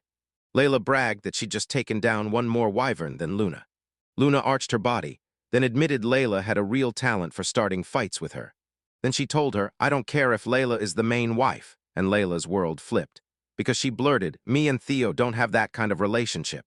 Luna then warned that wiping out more wyverns than Layla would be rough, since she still couldn't tap her full power yet. Layla froze in confusion, and then, without warning, more wyverns surged in, snapping at them from every direction. Theo froze in fear at the sight, and when Layla and Luna barreled forward, Luna blurted that it was one attack after another. Then she just stared, baffled, like even the land of death couldn't possibly feel this weird. Layla's stomach dropped. Being this far from the village meant they'd never make it back in time. Theo shouted for the cannons to charge, and they blasted straight at the wyverns. Everyone went in hard, but the attack cut off mid-breath as the creatures surged closer. Creatures slipped away from the shots like they were nothing. Then he realized the magic cannon still wasn't ready when Alice blasted into the scene at full speed, declared she'd handle everything, then swung her brave slash, slicing the wyverns down in an instant and leaving Theo, Luna, and Layla staring in stunned silence. Theo tried to remember her technique when Alice stepped right in front of him to greet him, and the second he saw her, shock slammed into him. What on earth was she doing here? Alice confessed she'd heard he'd been banished, then figured he'd been sobbing alone, lonely, crushed, and utterly heartbroken. Theo denied it but still thanked her for worrying about him, while Alice brushed it off. She wasn't scared, she just wanted to soothe him because he looked completely hopeless. Then Luna and Layla showed up, confused about what had gone down, and Layla finally realized it. Alice was right there, and Alice's jaw dropped when she saw Layla show up too. Layla snatched her sword, thanked Alice, and then started stripping as she begged Theo to punish her for being incompetent, leaving Theo stunned and totally baffled, like he couldn't figure out what was happening. Layla said she could only use her own body to atone for failing to kill the wyverns, and Theo, still worried, told her not to punish herself, saying she'd already helped a ton and ordering her to put her clothes back on. Right then, Luna blurted that she'd fought her heart out for Theo, and she demanded to know if he'd give her any reward. Theo didn't know what was happening when Aisha burst in and wrapped him in a tight hug, thanking him over and over for saving them again. Alice's jaw dropped. Then she blurted out that two more girls were there, and she had absolutely no idea who they were. She spun her gaze around, and realized the crowd was packed so tight it looked just like a whole village. She froze on her way to comfort Theo, dropped to her knees, and cried that her perfect plan had shattered, while Theo just stood there, utterly confused, trying to figure out what happened to her. The story cuts to the hot spring, Alice soaking in the warm water, while Sana and Martina lounge nearby and Martina's rubbing circles into Sana's back. Alice sighs with a grin, saying she's finally enjoying a simple, modest life, and it feels happy thanks to Theo. Martina snapped that Alice was bitching about it again. Then Sana shushed her and said, she said Alice trekked all this way just to have her hopes crashed to pieces, and to make it worse, she didn't even get one shot to speak to Theo. They were stunned. How in the world could a bath that dazzling exist in the land of the dead? Alice said if Theo had auto-craft, making something like this would have been a breeze. Then Sana snapped, and her biggest shock of the day was, turns out Theo really did get a gift, like for real. Alice confessed she'd never let them in on it before, because Theo got that gift at birth, and he only told her about it when they were kids. She said everyone probably already figured it out, and honestly it felt incredible to finally stop hiding the truth. At that exact moment, Layla barreled in, and her face went pale when she realized Alice already knew Theo's secret. Alice shot up and demanded whether Layla really had no clue about it. Sana explained it was called a yukata, and right after that, Theo showed up, grinned at the three of them, and told them they looked incredible, then admitted he was genuinely happy he'd met them. They asked if he'd wrapped up collecting the dragons, and Theo nodded. Yes, I'm done.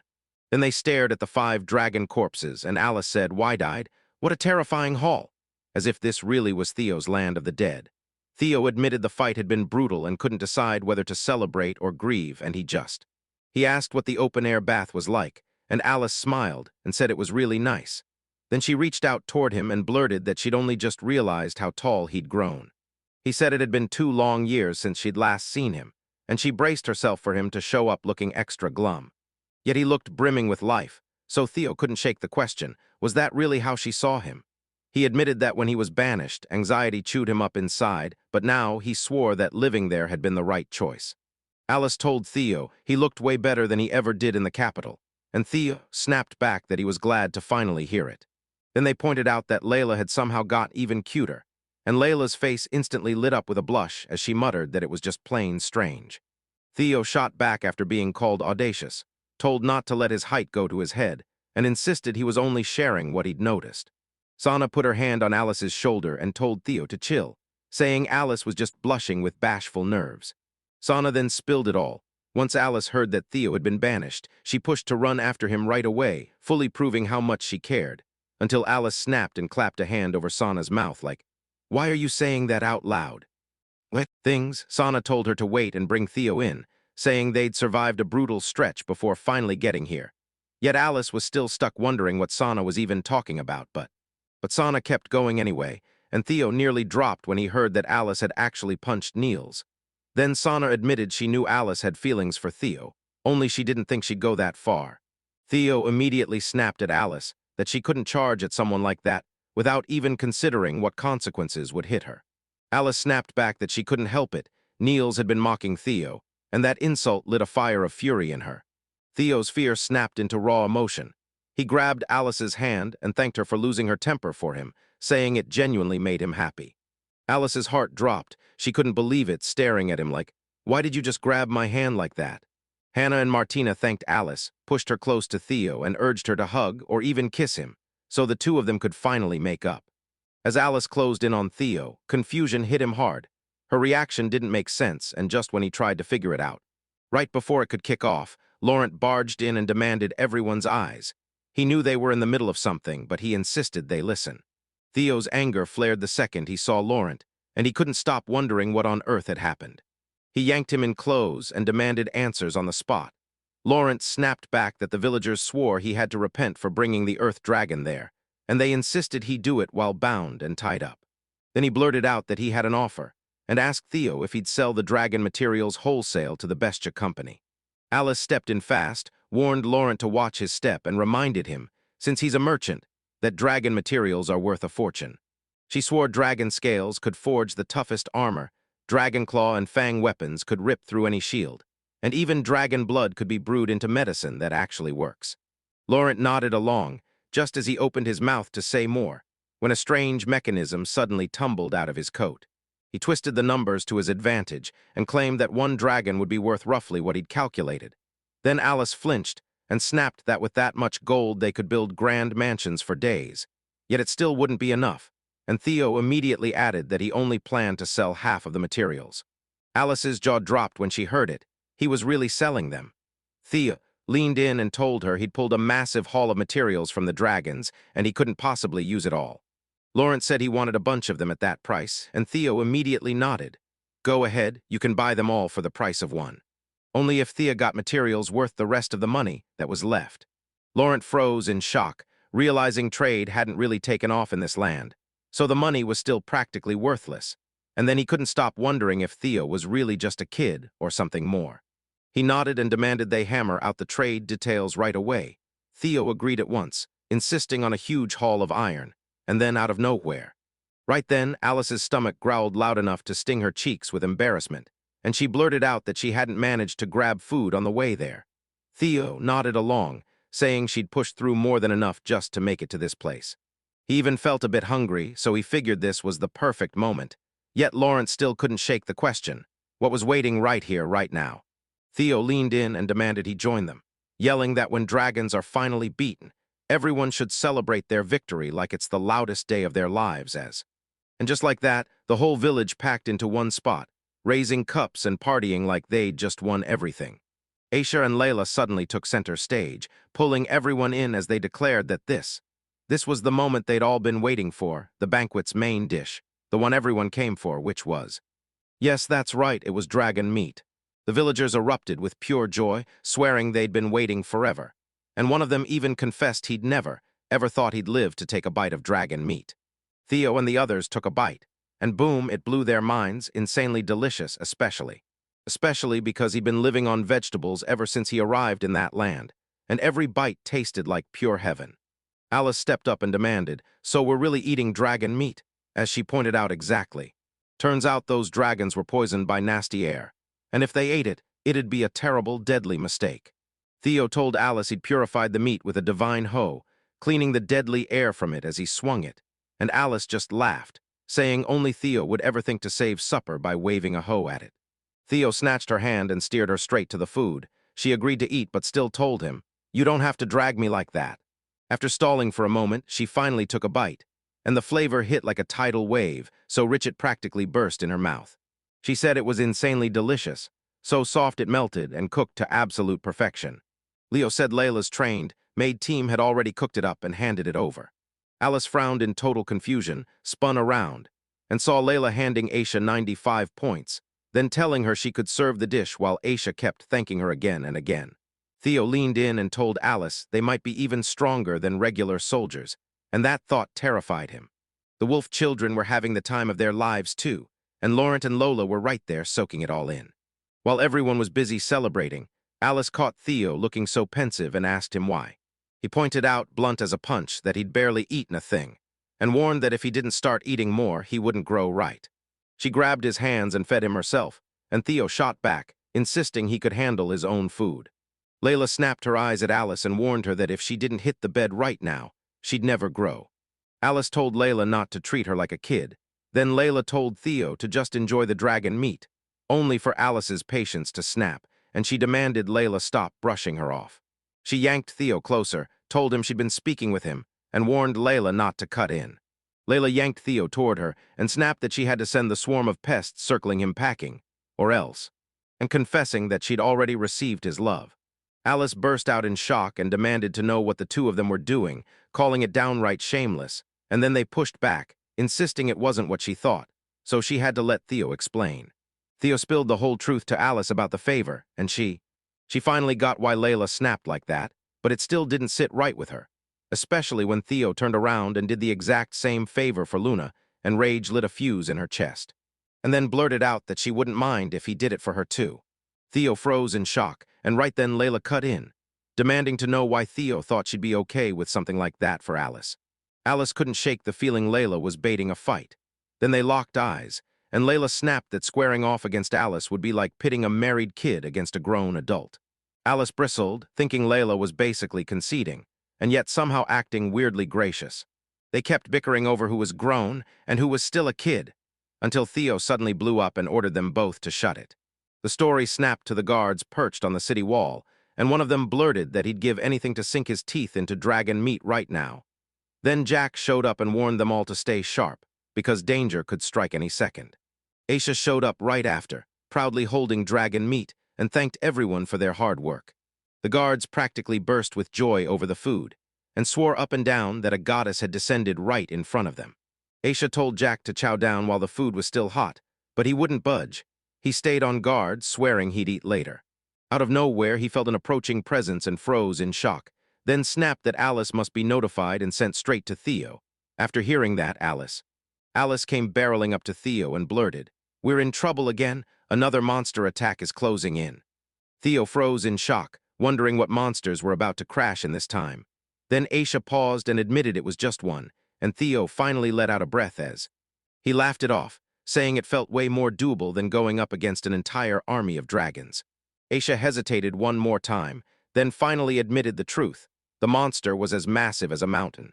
Theo froze in shock when Aisha finally admitted that a calamity-class monster was closing in.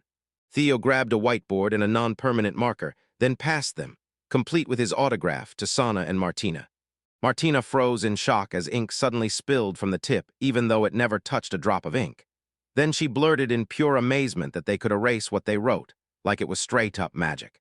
As they were hashing it out, Theo leaned in and said he wanted to kick off the meeting, Sana.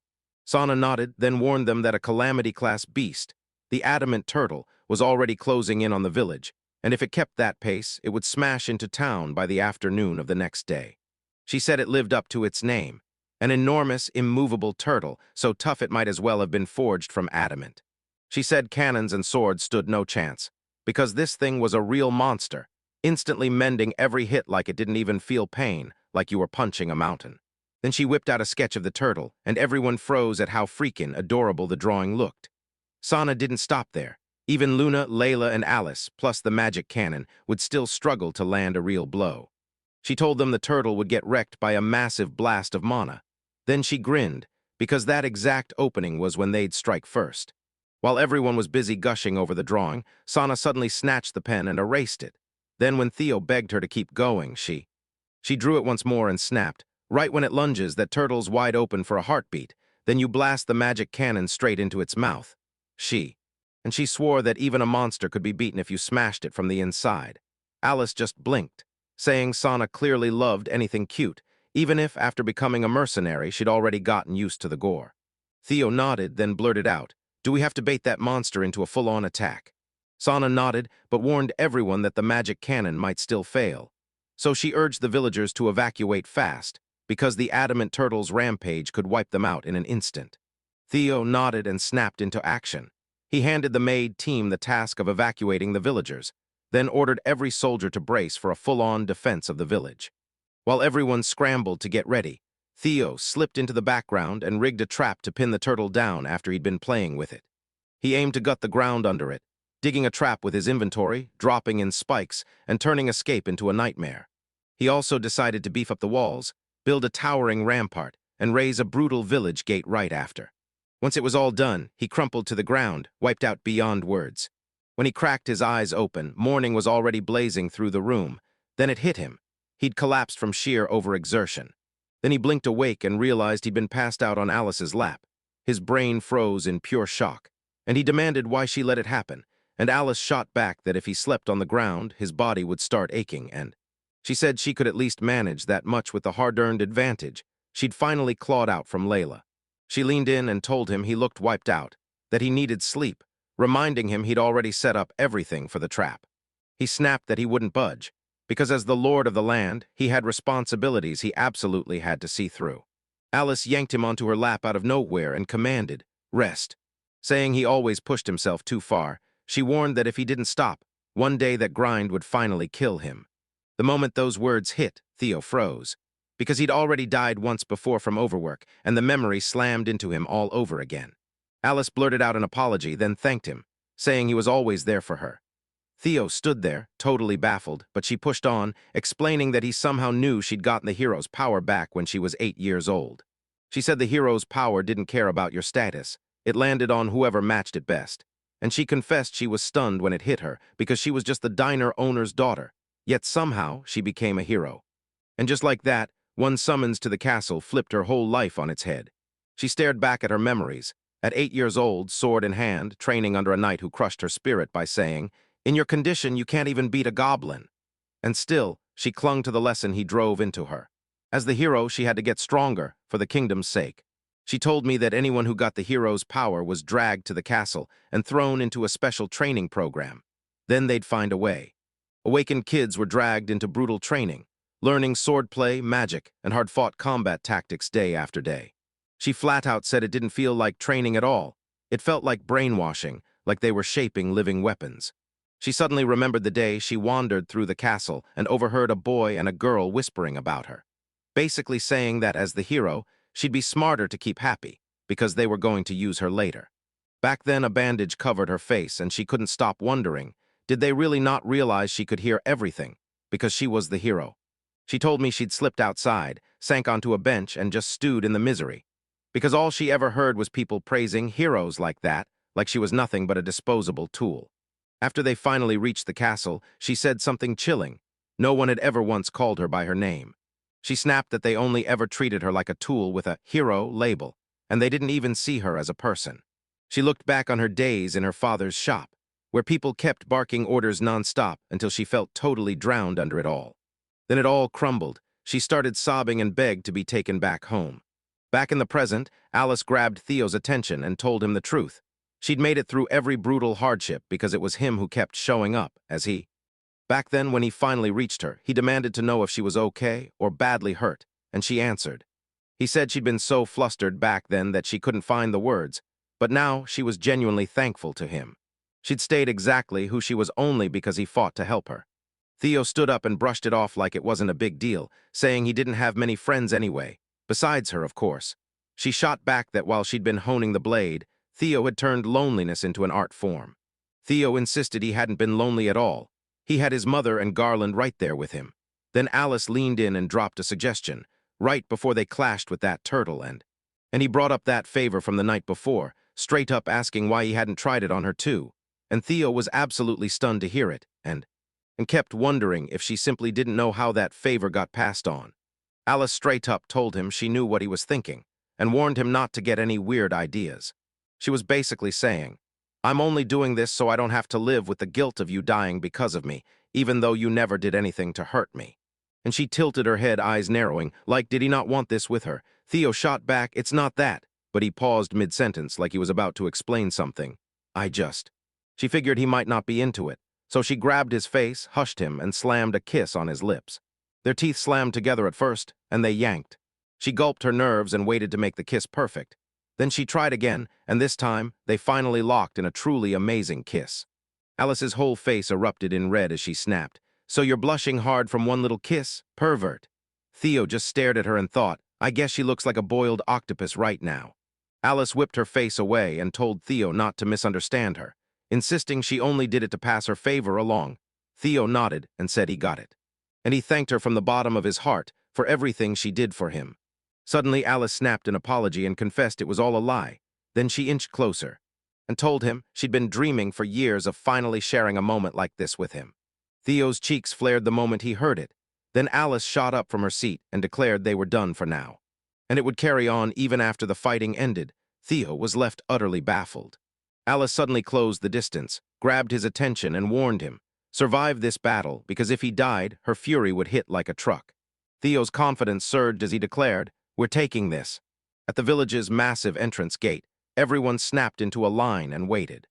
Layla erupted in praise for Theo, declaring the fear was finally gone, while Alice couldn't stop wondering if they'd made it this far without Theo's brutal hard work. Theo then snapped that they were smack in the middle of a calamity-class monster, and told Martina to upgrade the magic cannon, pushing her to say how the upgrades were coming. When he finally reached Martina, she looked worn out and couldn't scratch out the magic circuit fast enough, so she forced herself to add an amplifying magic circle and a power regulation circle, knowing a series connection would make the whole circuit work best. When Theo called her over and bluntly asked how the magic cannon upgrade was coming, she froze for a beat, then finally breathed out, it's going great.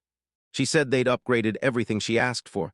The cannon now hits farther, smashes harder on impact, and reloads faster. She admitted it felt a little too much, but she'd already tweaked the whole thing so Theo could slot in more magicite shards and crank up the efficiency to the max. Theo stared in awe and blurted out thanks. Then Martina snapped, saying the stronger firepower came with a terrifying catch. The cannon could get swamped with magic and blow sky-high. Theo froze, realizing it was a brutal double-edged sword. Even so, he shot her a heartfelt thanks for everything, and made it clear the magic cannon was absolutely crucial for the battle that was about to hit. Martina, visibly panicking, told him it was absolutely no trouble at all. Her body shook as she bolted away, and Theo convinced himself he just wanted to become better friends with her. Yet she kept dodging him every single time. Luna clung to Theo and blurted out that he was the most popular guy around. But Theo shot that down, insisting everyone was just being kind to him. Yet Luna said she already knew that and then pointed out the real problem. Theo was totally clueless. She pressed him hard. Was he truly sure he didn't need her in the fight? Theo nodded with full confidence, telling her Layla had warned him that Luna couldn't fight at full strength. Layla nodded in confirmation, warning that the moment Luna unleashed her divine power, that pesky enemy would feel it instantly. Theo nodded and told Luna to guard the villagers instead, because only she could do it. Then Luna just couldn't help but wonder what that meant. After she heard his whole plan, her jaw dropped. She said he was genuinely an intriguing boy. Then they both stared at a giant house strapped onto massive wheels, the kind that could actually roll. Theo warned her that even the underground shelter wouldn't stop the turtle, so he built a mobile house to keep them moving. He told her if the house gets caught in that turtle's strike zone, or if the ramparts get smashed, then you drag it to safety, Luna. Luna snapped back, this is only something I can do. Theo watched her vow, no matter what, she'd guard every last villager, and he thanked her for it with all his heart. Then the clock finally hit noon, and right on schedule, the turtle was supposed to show up. Leo's stomach flipped as his heartbeat started sprinting, and Sana warned them they were about to take on a calamity-class monster. Theo stared at the turtle lunging at them and yelled, "Why is it attacking?" Sana shot back that turtles are usually harmless and won't strike unless someone riles them up. She admitted she had a gut feeling Martina had stumbled onto something huge. Martina then snapped that something was off with those vipers Theo had wiped out, because she'd examined the bodies and found shadows of a mind control spell clung to all of them. Theo's whole body went cold as he realized someone might be targeting their village on purpose. He realized that spell wasn't cheap. It demanded a mountain of mana and rare magical treasures, so whoever cooked it up had to be rich enough to match a royal family. He figured the mindbender behind the turtle had to burn through insane resources, and that's why Sana couldn't believe they'd just unleash more monsters right after. Theo realized this wasn't just another fight. It felt like the final showdown, the kind you only get in a boss battle, and then he was cut off mid-sentence. A flash of his past life hit him, and suddenly that frantic fear in his chest didn't pound anymore. He realized he really shouldn't be thinking like that with everything going on. But the truth was, excitement was already surging through him. As the turtle crept in close, Theo realized they had to pin it down before it could slip away. Then the turtle tumbled straight into Theo's trap, dropping headfirst into the pit. Leo grinned because the plan finally worked, then shouted for everyone to ready the fire cannons and start blasting. They all obeyed his command, but every strike bounced off the turtle like it was untouchable. Theo realized that as long as they kept blasting while the turtle couldn't move, it would eventually snap back, breathing mana out of its mouth and attacking. They de-slam the magic cannon straight into its mouth and blow it apart from the inside out. Suddenly, the turtle clawed its way up out of the pit, and Sana shouted at the top of her lungs to warn him what was happening.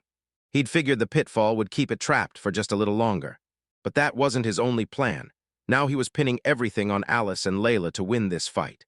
Layla snapped at Alice to not be a burden, and Alice couldn't help but wonder, who the heck was Layla even talking to? The two of them surged ahead and slammed the turtle with a brutal attack. Using their swordsmanship in sync, they unleashed the combo. They tore through with a brutal combo move, calling it the Silver Brave Deathblade /**, right into the turtle. They carved an opening into its body, and Layla snapped, "This is the grave Theo built for it."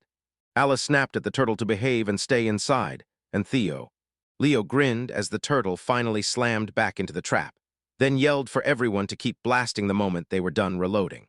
The crowd charged back into firing at the turtle, and then, just like that, everything shifted. Out of nowhere, it snapped its mouth open and blasted them with a searing beam.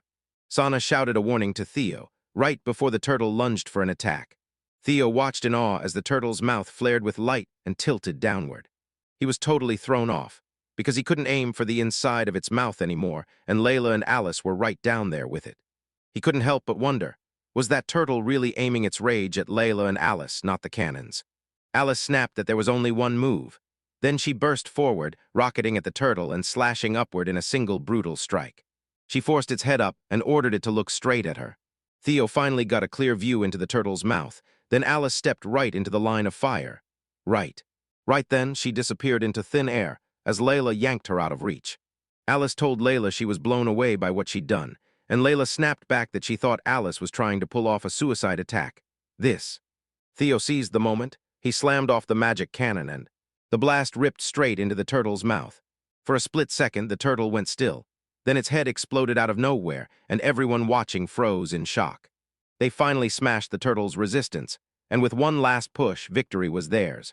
Sana stood there, utterly stunned, and blurted out that she could barely accept it, that they had really beaten a calamity-class monster. Theo hurried up to her and showered her with praise, claiming the win was all her doing. Then she shook her head and insisted the victory came from everyone's combined effort. Theo couldn't stop asking where Layla and Alice vanished to, and Sana snapped her finger toward a rock in the distance. "They are over there." As Theo stared at them, he saw both of them frantically waving their hands right at him. He couldn't stop wondering how they'd even reached that spot, and Alice told him she'd only caught it for a blink, then bragged that Layla was insanely fast. Out of nowhere, the turtle snapped its eyes wide open. Theo's jaw dropped when the turtle sprang upright, and it suddenly claimed that a straight hit from the magic cannon had done the trick, and somehow he was still alive. Everybody froze, jaws dropping. The turtle screamed like it was breaking the sky open, then sprang out of the trap like it never had a chance. They stared, praying it wasn't about to strike. Theo figured it had gone into full guard mode, clamping its mouth shut, so whatever it did next was probably going to be. Thundered straight at them with its massive body, crushing everything in its path. He knew his fortress was unbreakable in theory, but in the real world, he had no clue how long it would actually keep the line standing. If they kept going at that pace, the soldiers would get wiped out, and the village behind them would be burned to the ground. He started pacing in his head, desperate to figure out his next move, because he knew that trying to just hold it back wasn't going to fix anything. Then he spotted something crucial, roared for every wolf to gather, and opened a portal as he told them, "I need a favor from you." He scribbled a letter and demanded they deliver it straight to Luna and Aisha. Theo got a nod, then leaned in and begged Silk to slip him underneath the turtle. Sana looked at him like, "What are you up to?" And Theo snapped, "Take command of everyone." And then he sprang off the city wall with Silk right beside him, leaving Theo's sudden dash hanging in the air, while Sana stared, utterly stunned, but something in her gut told her, right then, he just might pull it off and hit his goal. In that instant, she finally got it. Alice didn't fall for Theo by accident. Alice surged ahead and drove a brave thrust straight into the attack. Layla snapped into a sword-drawing technique and carved the air with a blazing silver slash. They finally caught on. Everything was going terribly wrong as the turtle hauled itself completely out of the pitfall. Alice snapped that it was insanely annoying how the turtle just kept shrugging off every attack they threw, but Layla fired back that their hits were probably as useless to it as mosquito bites, and she urged them to team up and strike together again. Rage surged through it as it lunged to strike, while it gathered mana in its mouth to blow itself up and take them down with it. Layla clocked the plan instantly, calling it a smart, strategic play, because the turtle knew exactly how tough it was, how it could bounce back with regeneration, and how it was guarding its mouth from the magic cannon, but Alice was fuming. Layla warned her not to talk like that right at the worst possible time, because beating a genius turtle was already brutal enough. Now it was time to clear her head and focus. Layla scooped Alice up and hauled her out of danger, promising she'd carry her as far as she could to keep her safe, while Alice nodded, praying they'd somehow reach it before it was too late. Theo screamed for everyone to duck, and then slammed his autographed ability into action, summoning a colossal spear that crashed into the turtle's underside and smashed right up into its head. Twice, like the impact itself refused to let up. It detonated right inside its own mouth. Theo finally burst in wearing silk, then shot them a worried look and demanded, "So, are you two okay?" They gasped and demanded to know why Theo was stuck on the front line, because that place was pure death. Theo warned them the adamant turtle had gone extra cautious and wouldn't crack its shell or open its mouth anymore, so blasting it with the magic cannon was out the window. Still, they had one last shot at beating it, and his hunch nailed it, so he ordered both of them to check the turtle's belly. When it finally opened, they spotted nasty cracks spidering across its shell, probably from the magic cannon's blast, and Theo snapped, "If you want to take it down, you've got to smash that exact spot with a brutal attack." Alice nodded and said she'd slice it down with her sword, but Theo snapped, stopping her cold, and warned that even if she was their strongest attacker, that spot would still be a nightmare to crack. That's why he cooked up a brand new plan, and then he broke it all down for both of them. Layla's curiosity lit up fast, but so did her worry because the plan was putting Theo in serious danger. Alice shot back that there weren't nearly enough hands to make it work, but Theo insisted he'd handle it. There was someone else who could jump in and help. Luna burst in right then, breathless, and apologized for the delay. She said she'd rushed the villagers to safety, handed them over to Gorm, and only then came to find them. Then she added. She said she'd already read the letter, and she couldn't help but grin. Theo's idea was, as always, ridiculously intriguing. Theo thanked her for showing up. Layla warned that Luna couldn't unleash her full power, then pressed her to explain how she'd even help, only for Luna to admit she'd be useless in her current condition, which is why she'd brought Sana along too. Sana snapped that Luna needed to stop manhandling her, and Theo shrugged that it was fine. Then Sana blurted out, "Wait, are you not rough with me either?" Alice said, "We've got enough people for 3 of the 4 roles now," then leaned in and demanded what they were doing about the last one. Theo leaned in and told her not to worry, saying he'd already taken care of that too, and that. And now it's time to launch their final plan and make it happen for real.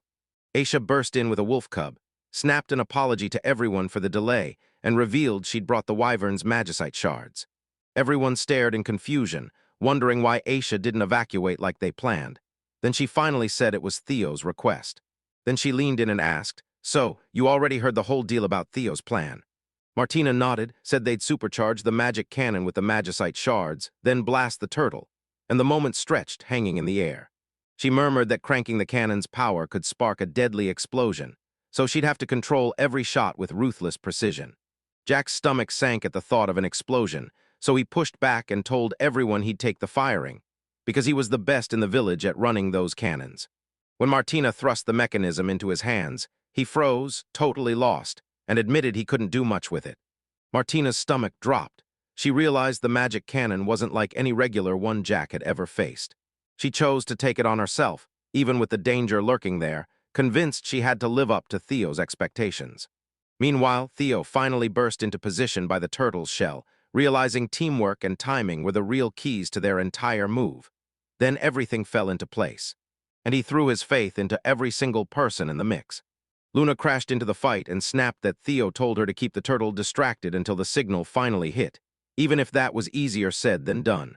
While Alice kept staring at the sky, yelling that they couldn't last forever. So when was that message coming? He started poking Dallas, smirking like, "So, are you already worn out?" Rivalry ignited again when Alice insisted she could still push on and snapped that Layla wasn't about to keel over. So Layla fired back, demanding Alice stop underestimating her. Luna jumped in, asking if that turtle even really saw them as a threat, and Sana could only stare, baffled at how they were still arguing so casually while a Calamity-class monster loomed over them. From where he stood, Theo stared in awe, convinced they were nailing their roles, but the magic cannon still gnawed at him as his biggest worry. Handing Martina a role this dangerous, he had no choice. He had to trust her with everything and just wait for the outcome. Right then, Aisha shot her hand up in front of Martina and declared, "I know exactly how to fire that magic cannon." Everyone stared in shock, but Aisha shot back that she really knew how to run it. Right then, Jack's rage flared as he demanded, "How the heck could you possibly know that?" Aisha shot back that she'd been watching Theo all along, not because she was creepy, but because it was her job as his maid, and the rest of her sentence trailed off, right there in the cut. He demanded she stick right on his heels, and she swore she'd already watched him forge the magic cannon, then practiced every step with him until she finally learned exactly how to fire it. Everyone stared in confusion, demanding to know if Aisha had truly mastered that crazy complex device, while Martina just couldn't hold back how incredible she thought Aisha was, as she didn't know a single thing about magic at first, but somehow she copied it all by watching, then fired the magic cannon like she'd been doing it forever. Jack warned that what Aisha was about to do was still insanely risky. Aisha closed in on Martina and told her, "Forget everything else, just control the cannon's power. I'll handle the firing," and Martina nodded on the spot. Jack admitted Aisha was right, because Aisha insisted everyone kept throwing their lives into the chaos of battle, while she could only stand there and let others shield her every time goblins, the earth dragon, or wyverns crashed the fight, and that helplessness made her feel like she had to prove she could fight too. She said that, as a maid, she wanted to stand at the rear and back Theo, and everyone else any way she could. Martina looked determined and swore they'd keep Aisha safe and unharmed. Jack nodded right along with her. They swore they'd be her shield the second the cannon started to explode. Aisha thanked everyone, then rushed to the cannon controls and started working it while Martina poured mana into it, and once everything clicked into place, Jack shouted for everyone to fire the signals straight to the front line. A cannon boomed like thunder, and Theo instantly knew it was the signal, so he snapped, "Drop everything and throw it all at once." They nodded in agreement and Luna snapped into Fenrir, Sana leaping onto her back, while Luna promised, "We hit one spot at the exact same time." Everyone geared up. Then Alice slammed the overclock button, and Layla unleashed her ultimate sword technique. She lifted that unique, shining silver lotus and swore she'd carve a path straight for Theo. Luna and Sana unleashed their tag team technique, the crescent roaring slash, while Alice unleashed her deadliest slash, right as the man. The cannon thundered, blasting straight into the exact target spot. A crushing hit slammed into the turtle and left it badly battered. Then the video said they had to smash its foreleg, and the hit landed so hard it felt like the whole sky was cracking. He thanked everyone for their hard work, then declared he'd unleash his inventory, saying the enemy would be crushed under their own weight, and that he would fight. I forged an enormous steel tower that punched through the turtle's cracked shell and yanked it down until it caved in. Everyone erupted in pure joy, because they finally realized they had really, truly made it. Finally, Theo saw. The scene slid into Neil's room in the Fernia Kingdom, where he kicked back with a drink and smiled like he already knew Theo and Alice were drowning in despair. He couldn't stop himself from stewing in bitter regret, Throwing a ton of magical items into that mind control spell hurt like hell, but he still believed. He was sure it was worth every second, because once he seized control of the turtle, the village's doom felt inevitable. And he couldn't stop thinking about how Theo managed to claw back the land of the dead, remembering he'd sent a spy to pry into that miserable life. Theo supposedly had been living there until the shock hit. He'd been farming the land for years and even raising an entire village. Niels leaned in and fired messages to the spy through a nearby orb. Then, at last, the report finally blasted through. He leaned in, practically begging for answers, what happened to Theo, and how the village got wiped out. Instead, the spy snapped that Theo had crushed the turtle. Niels stared in pure disbelief and blurted out that this couldn't be real.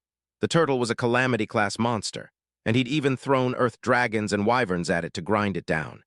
Yet the spy only bowed an apology and swore, with zero hesitation, that this was exactly what happened. Rage burned in Niels as he snapped that the spy had to be lying, then demanded how many resources he thought he'd poured into the scheme, saying the man even tapped his sacred mana and spent precious magical treasures. The spy shot back that he had no clue what was even going on there. Rage surged through Niels as he slammed his fist into the orb, shattering it to pieces, then screamed that Theo was a failure. No talent, no fate, forsaken by the goddess.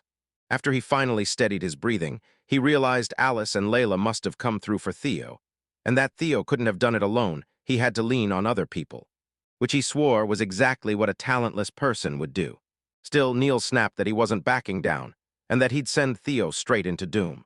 The scene snapped to Theo, who jolted awake on his bed and instantly wondered if the sun had risen yet. Only when he peered out did he realize, still night somehow. So he couldn't wait any longer, and full of curiosity about the turtle's condition, he threw himself out of bed and stepped outside. When Theo spotted the turtle's head displayed in the village, surrounded by cheering people, he finally exhaled in relief, because it meant they'd really crushed the turtle for good. As soon as they spotted him, the whole crowd surged toward his side, bombarding him with, "Are you okay?" With one person even shoving something into his hands to eat, and right then Alice came barreling over, asking in a panicked rush if he was okay, or hurt anywhere.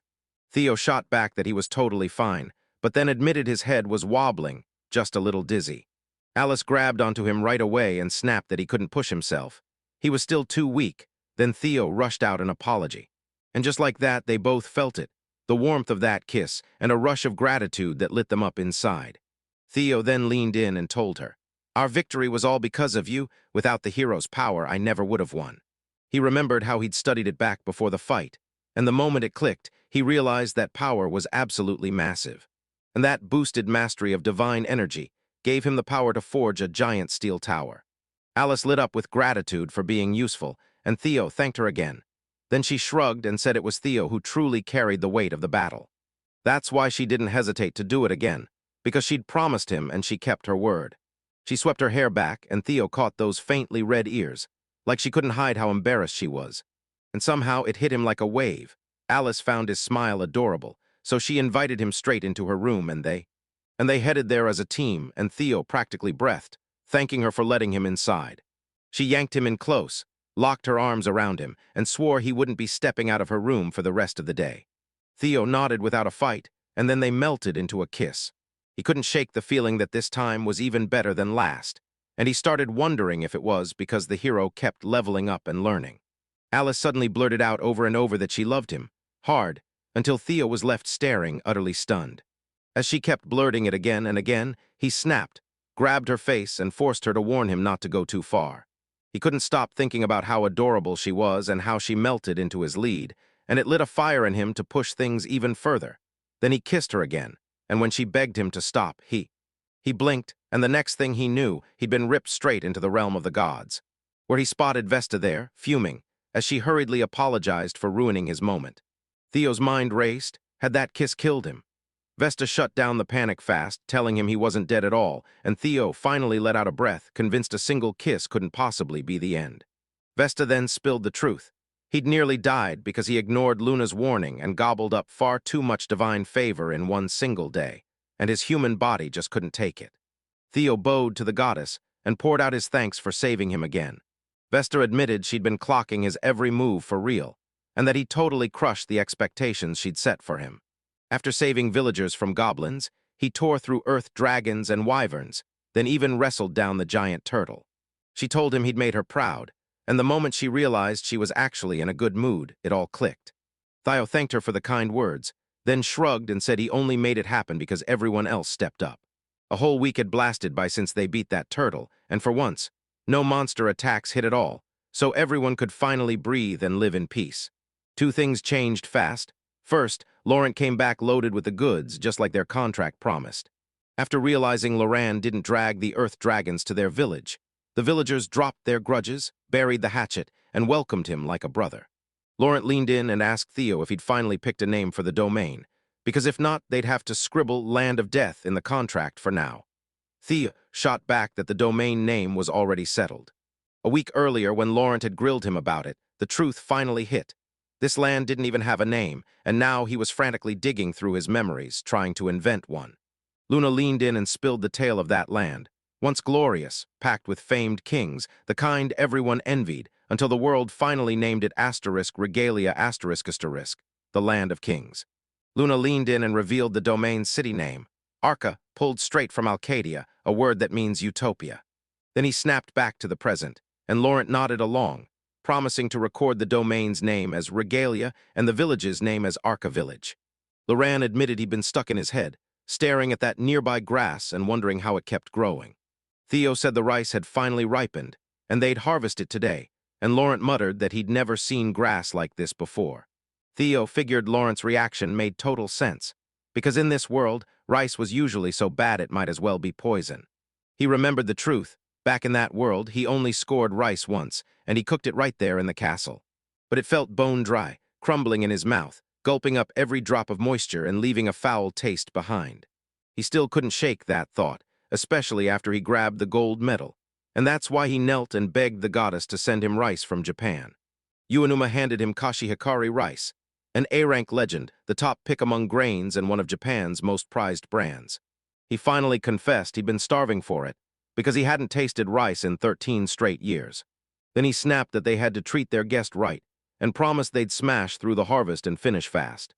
Layla nodded, then swung her sword and unleashed a silver streak that sliced every last grain of rice in one clean blast. Theo stared in disbelief. He'd braced himself for building a steam-powered rice harvester, but Leela stepped in like she was born for it. He replayed the whole rice prep routine in his head, then stopped cold, because he didn't have to grind through it all when he had that autograph that made the job effortless. Now all that was left was to cook the rice and dig in, and he couldn't stop marveling at how handy his powers felt. Then he carried the hot, cooked rice to the group and urged everyone, taste it. But the others stared in confusion. Some even said it looked weirdly slick, like it clung and stuck to everything. Theo clocked the awkward silence right away, but he insisted, "Just give it a chance, it'll still taste fine." And Alice nodded, agreeing to try it, and once everyone took a bite. Theo took one bite and knew it was going to be delicious, springy, fluffy perfection, and the more they chewed, the more it turned sublime. Right when he'd reported it, that soft, sweet flavor flooded their mouths, and every single one of them felt comfort wash over them. Laurent even chimed in, saying the thing would fly off the shelves like hotcakes and might turn into Archive Village's new signature.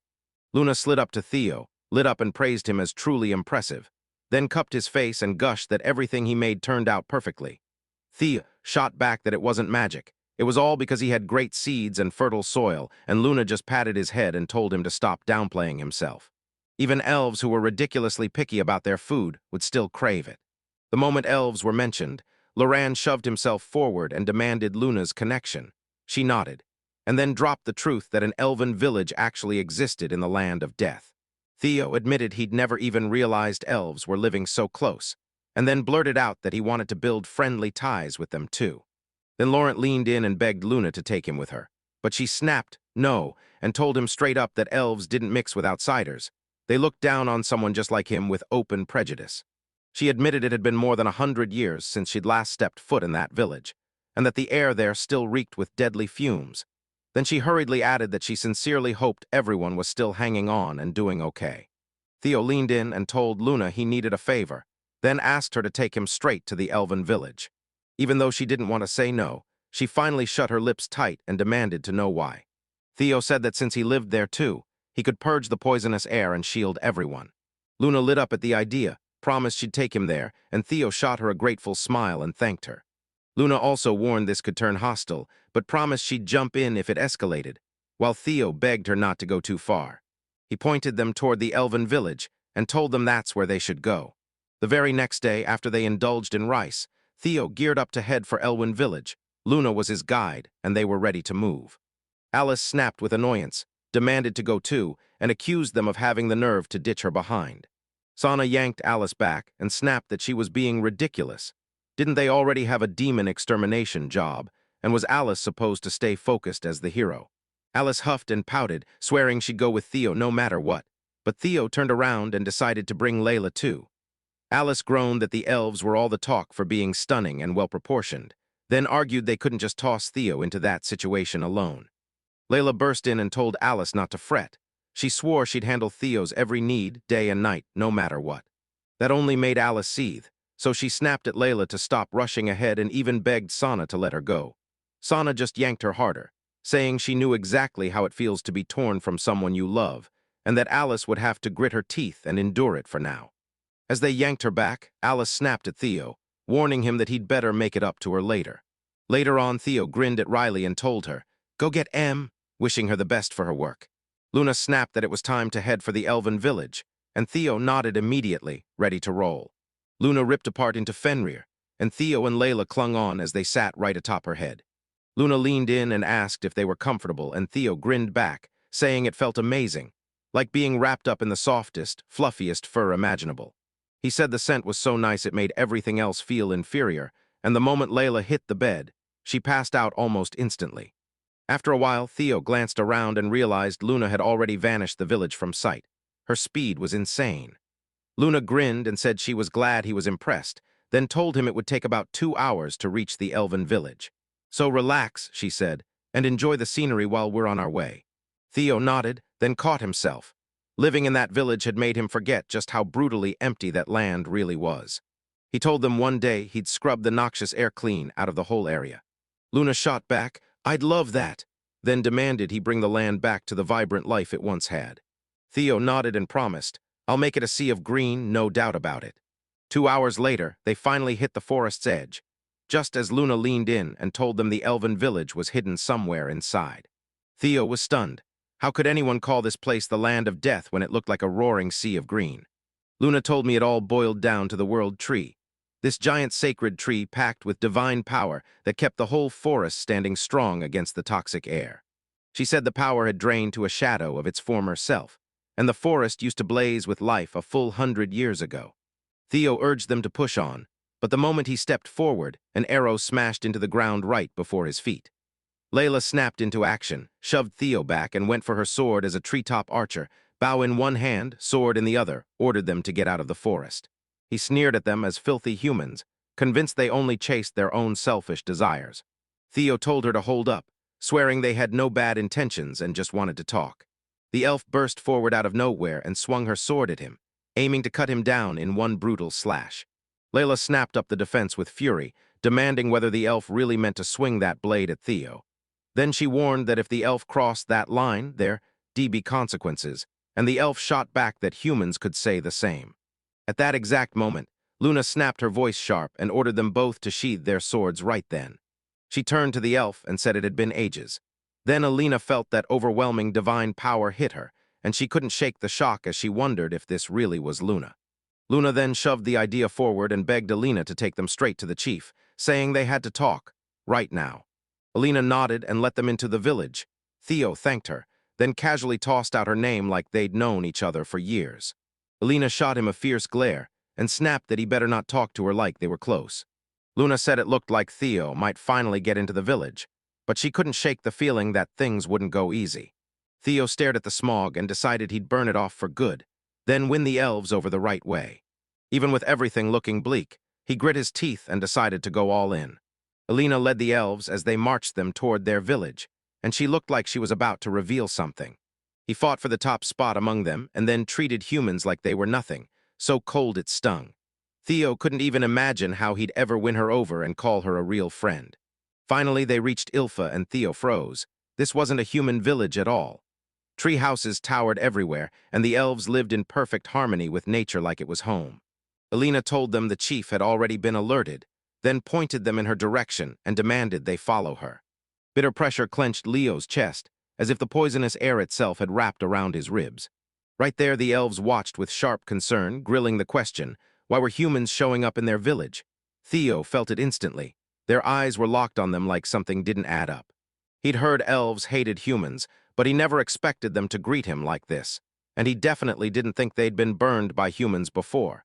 Now he couldn't stop wondering if it even made sense to meet the elven chief. How the chief was gonna talk to them the moment they finally stumbled up to his doorstep.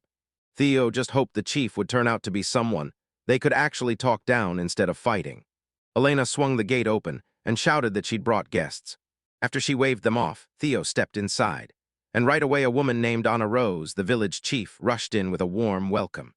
Theo snapped out of his surprise, bowed and greeted Anna Rose with respect, while Luna stepped in too, admitting she never thought Anna Rose would be the chief.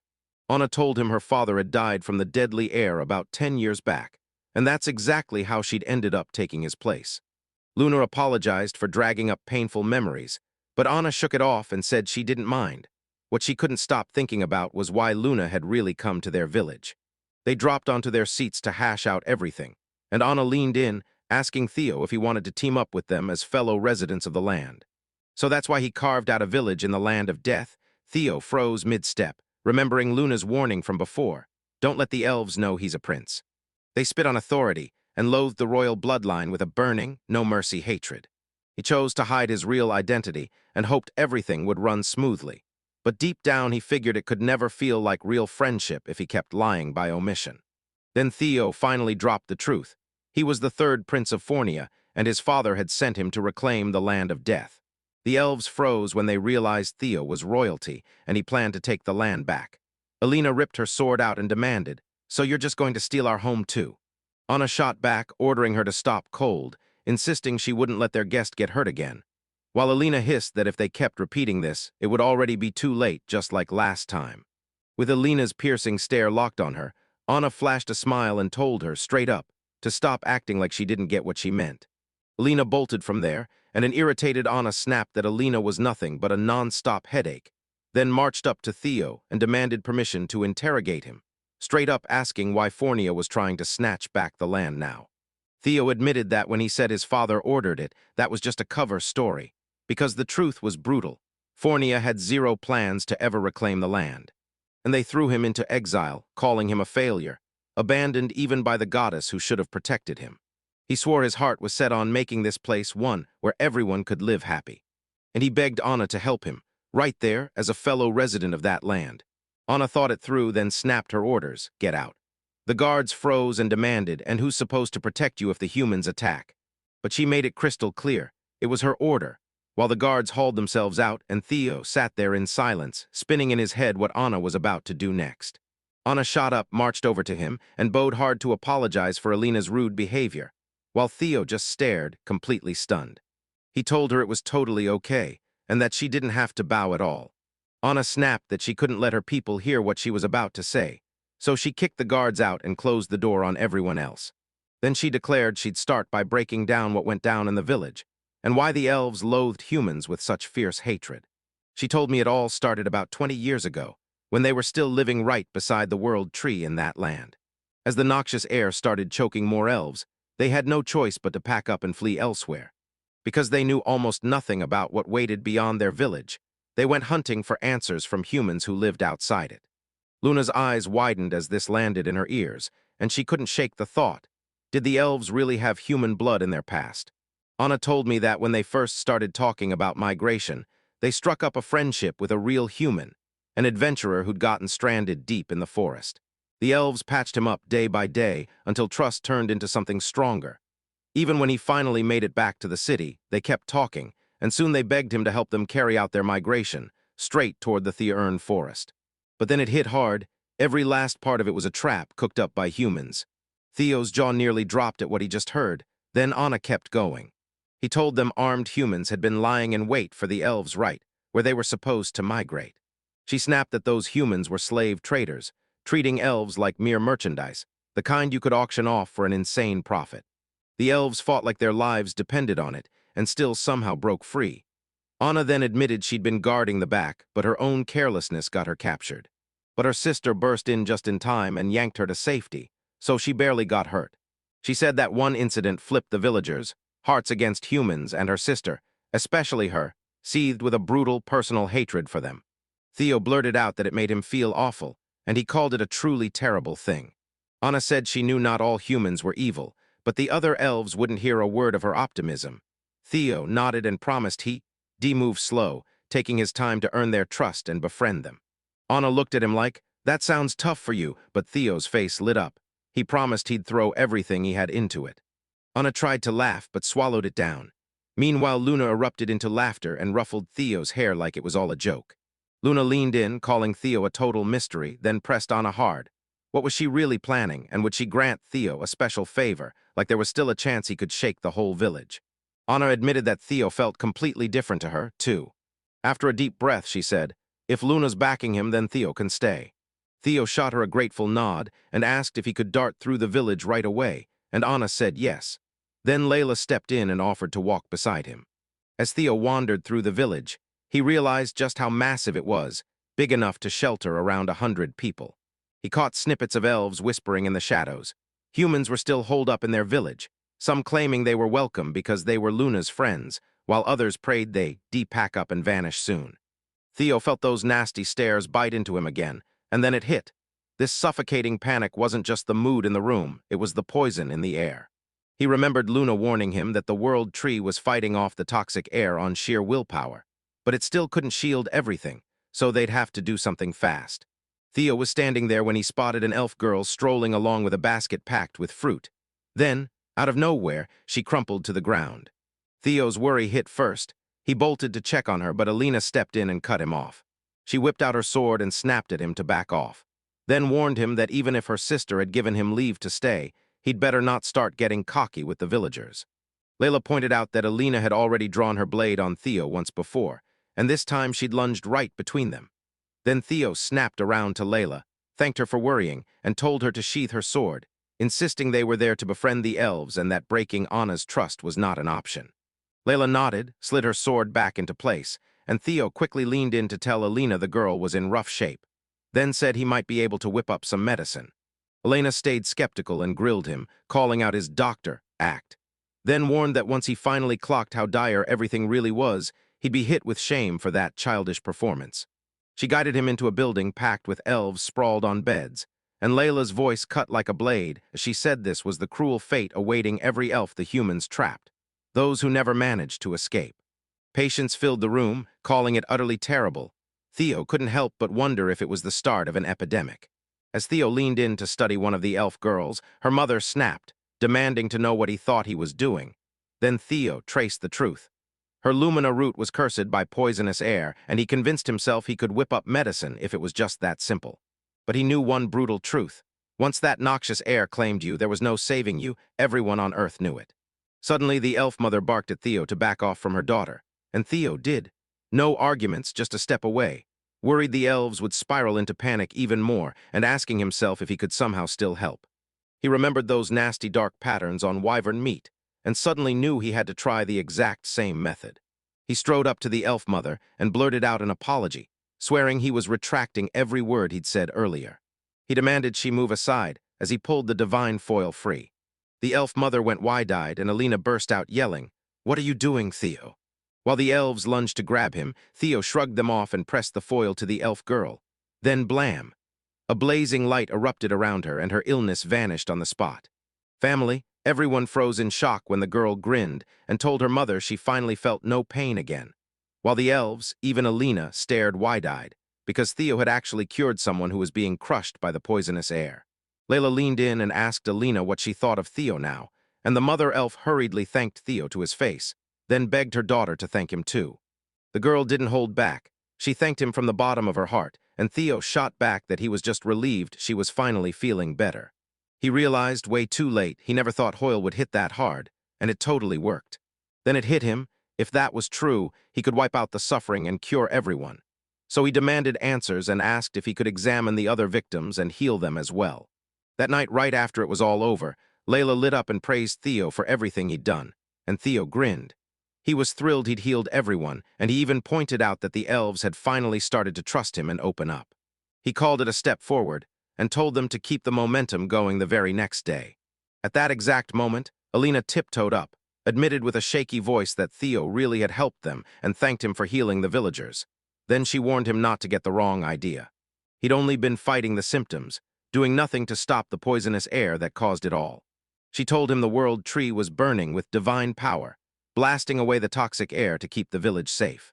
And it too started to fall apart, weakening fast as she prepared to go on. Theo cut him off and said, "Easy, I'll cure the world tree too."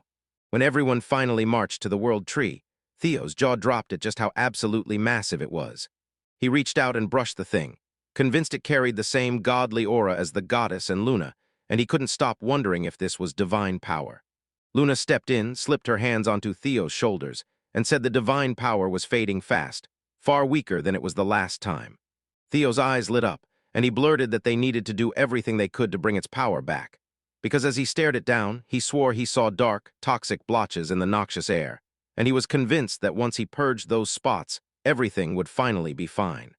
Then he yanked out the divine hoe, raised it high, and slammed it into the world tree, finally purifying it for good.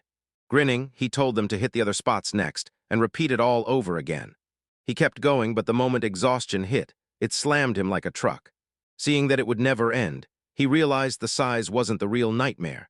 The dark patterns kept crawling back, even on the parts he'd already cleansed. That night, Alina thanked Theo for busting his ass. But then she hit him with the brutal truth: it's all futile. Theo looked totally lost and demanded she explain. Alina broke it down. She said they'd already tried cutting off the afflicted parts, they'd thrown everything at it, and no matter what they did, the results were barely there. The droid insisted the only cure was simple: wipe out the source of that poison-filled air that had infected it. She told him she was genuinely grateful for what Theo pulled off the day before, but she made it clear it was far more than he could have ever handled. Right as she pleaded with him to quit and head home, she spotted Theo already scaling the world tree. She pressed him on what he was up to, and Theo shot back that he was heading out to hunt down the source of that toxic air. And he thanked her for that priceless info. Alina snapped with irritation, wondering who Theo really was, and Luna smiled back, saying Theo was a downright fascinating guy. Then Alina spotted Luna with something clenched in her hand, chewing it like it was delicious, and she shot her a question about what it was. Luna told her that onigiri was made by Theo and his people, that Layla was handing them out as a real token of friendship, and she even begged Alina to take a bite. Alina flat-out refused to eat a single thing made by humans, and Luna groaned that it was a crime because it tasted amazing. She even thought Alina might have finally opened up after what happened the day before, but nope, that wasn't it. Luna tossed Alina a tiny bet and said, "If Theo cures the world tree and flips the village around, you're eating my onigiri, no excuses." Right as Luna was ready to push forward, Alina cut in and told Theo she wouldn't ask him for anything, because there was no way a human could cure this. Then she leaned in and said, "But if a miracle hits and you actually pull it off, I'll grant whatever you want and you can do whatever you please." With her body and soul on the line, Layla bolted out, swearing she'd make Alina pay for those words. Then snapped that Alina had to remember every single thing she'd just said. Theo kept moving through the village, his mind locked on where that toxic air was coming from. He'd torn apart the whole night inspecting the tree and still found nothing. Soon he spotted Lumina and Lyra, two people he'd already saved, settled together by a tiny temple-like shrine. They greeted him, and Theo immediately leaned in to ask Lumina how she was feeling. She smiled and said she was doing better than before, and Theo's whole face lit up. Then Theo asked why they were there, and Lyra straightened up and told him the truth. They'd come to pray to the world tree. They swore it was sacred to the elves, praising it for shielding them from that toxic air, then praying it would bring them peace that lasts forever. Lumina declared she'd come to talk straight to the world tree. Lyra snapped that Lumina was spouting nonsense again and would just confuse Theo, but Lumina fired back that it was the truth, then added that sometimes she swore she could hear its voice too. Theo's curiosity hit like a spark the moment he heard it, then Leo. But Lyra leaned in and told him not to take it seriously, saying Lumina's grandmother used to spin wild tales about the world tree, how it had a soul, and even how it could speak in the past. Before, she confessed that Lumina fully bought into those tales, so it felt like she could have just imagined the tree speaking. Lumina swore it without blinking. She didn't understand a single word the world tree was saying, but she was sure of one thing: a voice was roaring down from above. Theo's eyes lit up. "I should go check it out," he blurted, then stuttered, "THTH." He thanked Lumina for telling him the truth and promised he believed every word. Then Lumina lit up like fireworks, threw her arms around him, and cheered, "You're my big brother," after that. And just like that, the two of them took off, while Theo swore that if he could somehow tap into the world tree, he'd sniff out exactly where that poisonous air was coming from. Lumina lunged in from behind and wrapped her arms around him, whispering that he looked like someone who'd just heard the most fascinating secret. Theo nodded and said, "Yeah, Lumina told me she heard a voice drifting from the very top of the world tree. That's why I'm going to investigate it." When Luna heard that, she lit up with a new thought. She recalled how the old folks always swore the world tree had a soul, and that's exactly why her curiosity flared too. They decided to rush up right away, but that tree was so impossibly tall that Theo figured they'd need permission before they even tried to build a staircase. Luna insisted it wasn't necessary, then snatched him up out of nowhere, leaving him totally baffled, and warned him not to bite his tongue before. Theo was blasted upward with brutal force, and it felt absolutely terrifying, like the ground was trying to hurl him into the sky in reverse. Luna snapped, asking if he was scared, then demanded he grip her with every ounce of strength. Theo nodded, and right after that, they touched down on the very top of the world tree. Luna ordered him down, and Theo quickly apologized, admitting his legs had turned to jelly. And his legs kept trembling like they couldn't hold him up, and Luna said she didn't mind staying right there with him forever. Then they heard. They heard leaves whispering nearby and instantly went, "Wait, what's going on?" A booming voice greeted Luna and then called Theo, right to his face, as the apostle of the goddess. Then a girl stepped into view and introduced herself as Illumia, telling them to picture her like the very soul of the world tree. Illumia finally let it slip. She'd been waiting all this time for someone with power like theirs. Theo couldn't shake the question. Was Illumia the one who'd been talking to the elves? He pressed her, demanding to know what she meant by all of it. But Illumia admitted the poison air had drained her strength, and that's why her voice could only cut through to people like them, with powerful divine energy strong enough to hear it. She snapped, asking if she was interrupting something between them. Then Theo caught what was happening and told Luna to put him down, but Luna refused. When he kept pressing her for answers, she finally pointed out why. Then Theo dropped the bombshell that an elven kid had actually heard Illumia's voice. Illumia leaned in and told them the elven kid had a tiny spark of divine power. She said souls can be reborn again and again, and when the dead are pulled into the divine realm, they come back to the mortal world carrying a burst of divine power, just for a short while.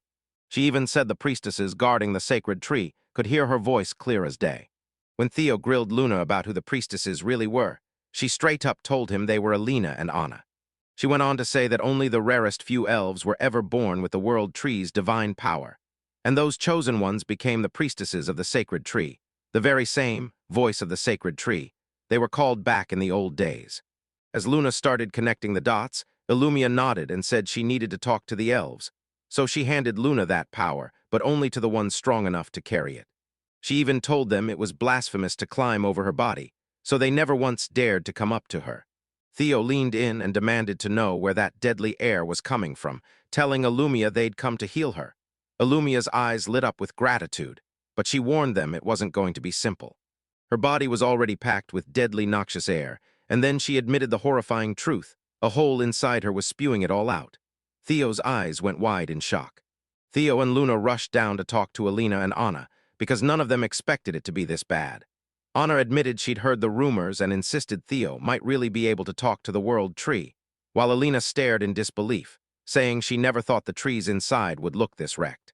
Theo leaned in and asked if they'd let him cut open the trunk so they could get inside and cure the tree, and Anna shot back that under normal circumstances, she'd never approve something like that.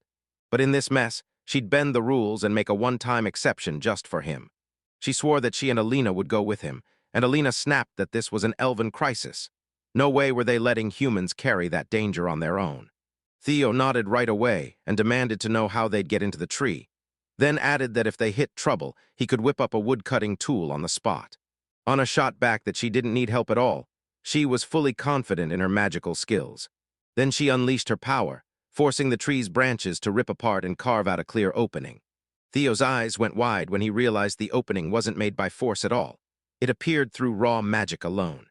As they drew near, a brutal wave of poisonous air blasted out.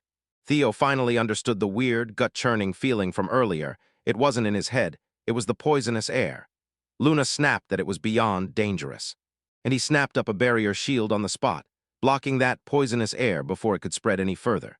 Then Theo shot her a grateful nod, and Luna set it straight.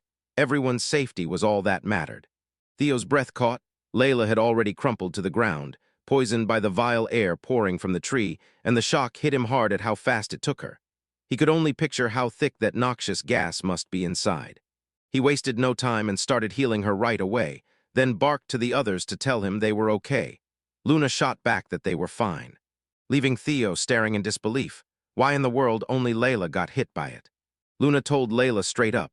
She didn't have divine power, so she couldn't fight off the choking, toxic air. And then she broke down and apologized. It was already killing her just to keep that toxic air at bay. That's why only Theo, Anna, and Alina could step inside. Theo nodded and told them to hand it all to him, but Layla cut in fast and warned, even if you fight back, that kind of poisonous air and that high concentration will still wreck you. Theo snapped back that even if it was a death trap, he was charging in to save Illumia and the elves. Alina told Layla she was downright admirable for a human, then vowed, blade in hand, that she'd slice through the noxious air because it was finally time to repay the tree for saving them. Layla admitted it looked like Theo was already set on leaving, then she quickly apologized, swearing she just knew he'd come back. She swore she'd repay him at least one more time, then kissed him like a live favor update, and warned him, "Don't you do anything reckless." Alina burst into a pleased smile, but the moment the scene hit, shock slammed into her like a punch. Theo thanked Layla and pushed, "All right, let's get going." Layla warned him to watch his step and promised they'd be waiting right outside. Then Luna shot them both a burst of good luck before they went. Theo slipped into the tree with Anna and Alina, and Anna blasted a glowing ball of light into the darkness so they could finally see the passage ahead. She warned them they'd have to creep toward the tree's core at a snail's pace. Soon, as they pushed forward, Theo felt the foul air thicken around him, tightening his gut and making it harder to breathe. Suddenly, Anna slammed on the brakes, and Theo's stomach dropped. She snapped that there shouldn't be all this empty space, like that nasty air had been messing with everything.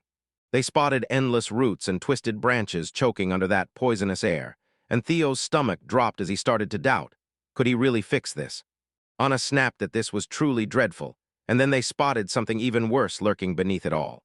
A nightmare-shaped thing lurked in front of them, and the moment Anna clocked what it was, she snapped into action and started casting her magic. Then boom, spikes shot up from the ground, and all three of them got ambushed at once. A suffocating darkness crawled out of the world tree itself, and everyone froze in shock. Turns out it wasn't some ghost at all. It was a tree ant monster lurking inside. Theo leaned in, stared it down, and snapped to the conclusion this wasn't any normal ant. It was an elite, stronger breed, an elder tree ant. He figured the culprit was torturing the world tree by lacing it with poisonous roots. Even though the enemy was terrifyingly strong, he was convinced that if they poured everything they had into the fight, they'd break through and win. Alina snapped that she didn't need him to spell it out, while Anna stood poised, magic trembling on her fingertips. Out of nowhere, a swarm of spikes slammed into them, and the fight erupted, brutal, relentless, and way harder than they expected. Anna realized the monster had been juiced up by that poisonous air.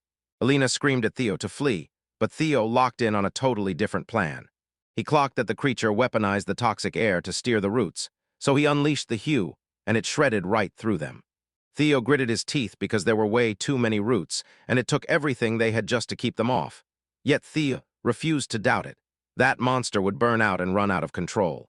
At that exact moment, he realized the monster was gulping toxic air through its roots to grow even stronger. And Anna snapped that this was a nightmare, because the whole area was packed with thick, highly concentrated poison. And just like that, it trapped the monster inside a limitless energy supply. Plana couldn't shake the worry. Did all they really have was defense? She watched how tree ants crumbled when fire hit them, like weakness turned into hope. Anna promised she'd incinerate it with her magic, then begged for a little breathing room. She needed that time to lock in and focus her mana. Theo nodded and swore they'd shield her with everything they had, right as Anna started chanting. Theo and Alina threw everything they had at the roots, fighting tooth and nail, when suddenly everything changed. When a root came lunging for Anna, Alina exploded into motion and smacked it down hard, snarling that the monster had pulled that same trick once already. Theo couldn't stop thinking Alina was pure terror, and the monster swept a wide arc to land the hit on Anna. Anna and Alina finally clocked what it was doing. Alina screamed at Anna to run, but Anna still didn't see the danger coming. Right before the root could hit Anna, Theo snapped up a barrier with his auto-craft, and Alina just stood there, completely baffled, trying to figure out what she was even seeing. Theo said it was a total close call, and he'd slammed the iron wall into place just moments before disaster hit. Alina couldn't stop wondering if Theo had yanked it from somewhere, or if he conjured it out of thin air like she'd seen him do before, pulling things out and snapping them back just as easily. Because she also remembered he carried a hoe that could purify poisonous air. He stopped and started wondering who he really was, and Anna thanked Theo and Alina for buying her time. She declared she was ready to strike, then launched a scorching rise, blending fire and dance wind in one explosive move. He crushed the twin magics and unleashed the flamestorm. Velsard erupted in a roaring blaze. Theo slammed into the attack's searing heat, and Alina couldn't hide her awe. She said Anna had pulled off 2 advanced spells at once and fused them into one unstoppable blast, the kind of magic only Anna could pull off. She then said the attack got hit with the full, brutal force of Anna's magic. Right then, a branch burst up from below and yanked Anna into its grasp, twisting tight around her. And Theo and Alina froze in shock at what they were seeing. When they finally turned to face the monster, they saw it slam together a shield from its own roots to protect itself. Alina blurted that she'd rush in to help Anna right away, but Anna snapped back, begging her to stay put, because the enemy was still very much alive and hunting. Right then, the roots snatched Alina too, so Theo was left alone as he watched fresh tendrils surge in, ready to tear into him.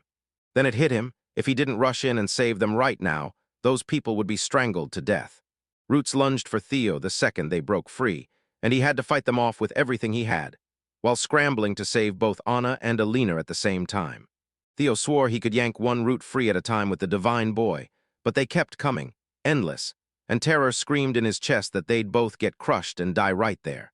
He realized the roots were shredding their clothes while tightening their grip again and again, until the whole thing felt horribly wrong. Theo, worried about Alina and Anna, got the word that they were okay and was told to lock in on the monster. But Theo snapped back that he couldn't just leave them both behind. Yes, he lunged ahead with his sword, then out of nowhere, roots erupted from behind and smashed into him, and Anna snapped a warning. Alina braced for the worst, thinking Theo had taken every hit and was done for. A massive explosion ripped through the scene, and everyone froze in stunned disbelief.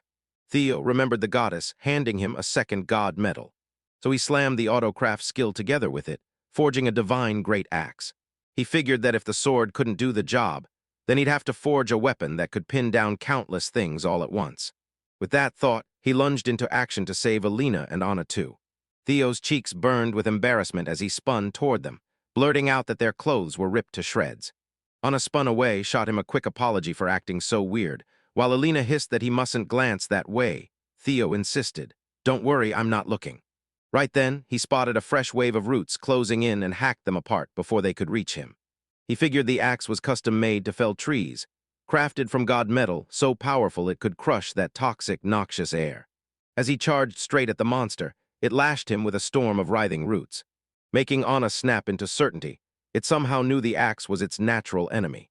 Anxiety surged through him, and he grabbed Theo's attention, warning him not to rush at it alone, believing that even with divine power, he still might not survive the sheer weight of all those roots. Theo then tapped into Layla's power and cranked his speed up to insane levels, leaving both sisters stunned by how effortlessly he moved. Alina couldn't shake the feeling that they were meant to help him, and she had to wonder what kind of bond this human had with the elves, and why Theo was going to such insane lengths for them. She replayed every brutal thing she'd said to him, and still couldn't believe he kept fighting to help them anyway. Then her heart started pounding like it was terrified. Theo finally slammed into the monster and cut it down, but it whipped its roots up as a shield again. Theo couldn't stop wondering if the monster was stacking even more layers onto its shield, because it must have known he could cut straight through it, and then he decided that but if that were true, he'd just keep hammering away at it without stopping. When that root lunged out of nowhere to smash him, Alina shot forward, slammed her guard in front of the blow, and snapped that Theo had been staring at the shield way too long.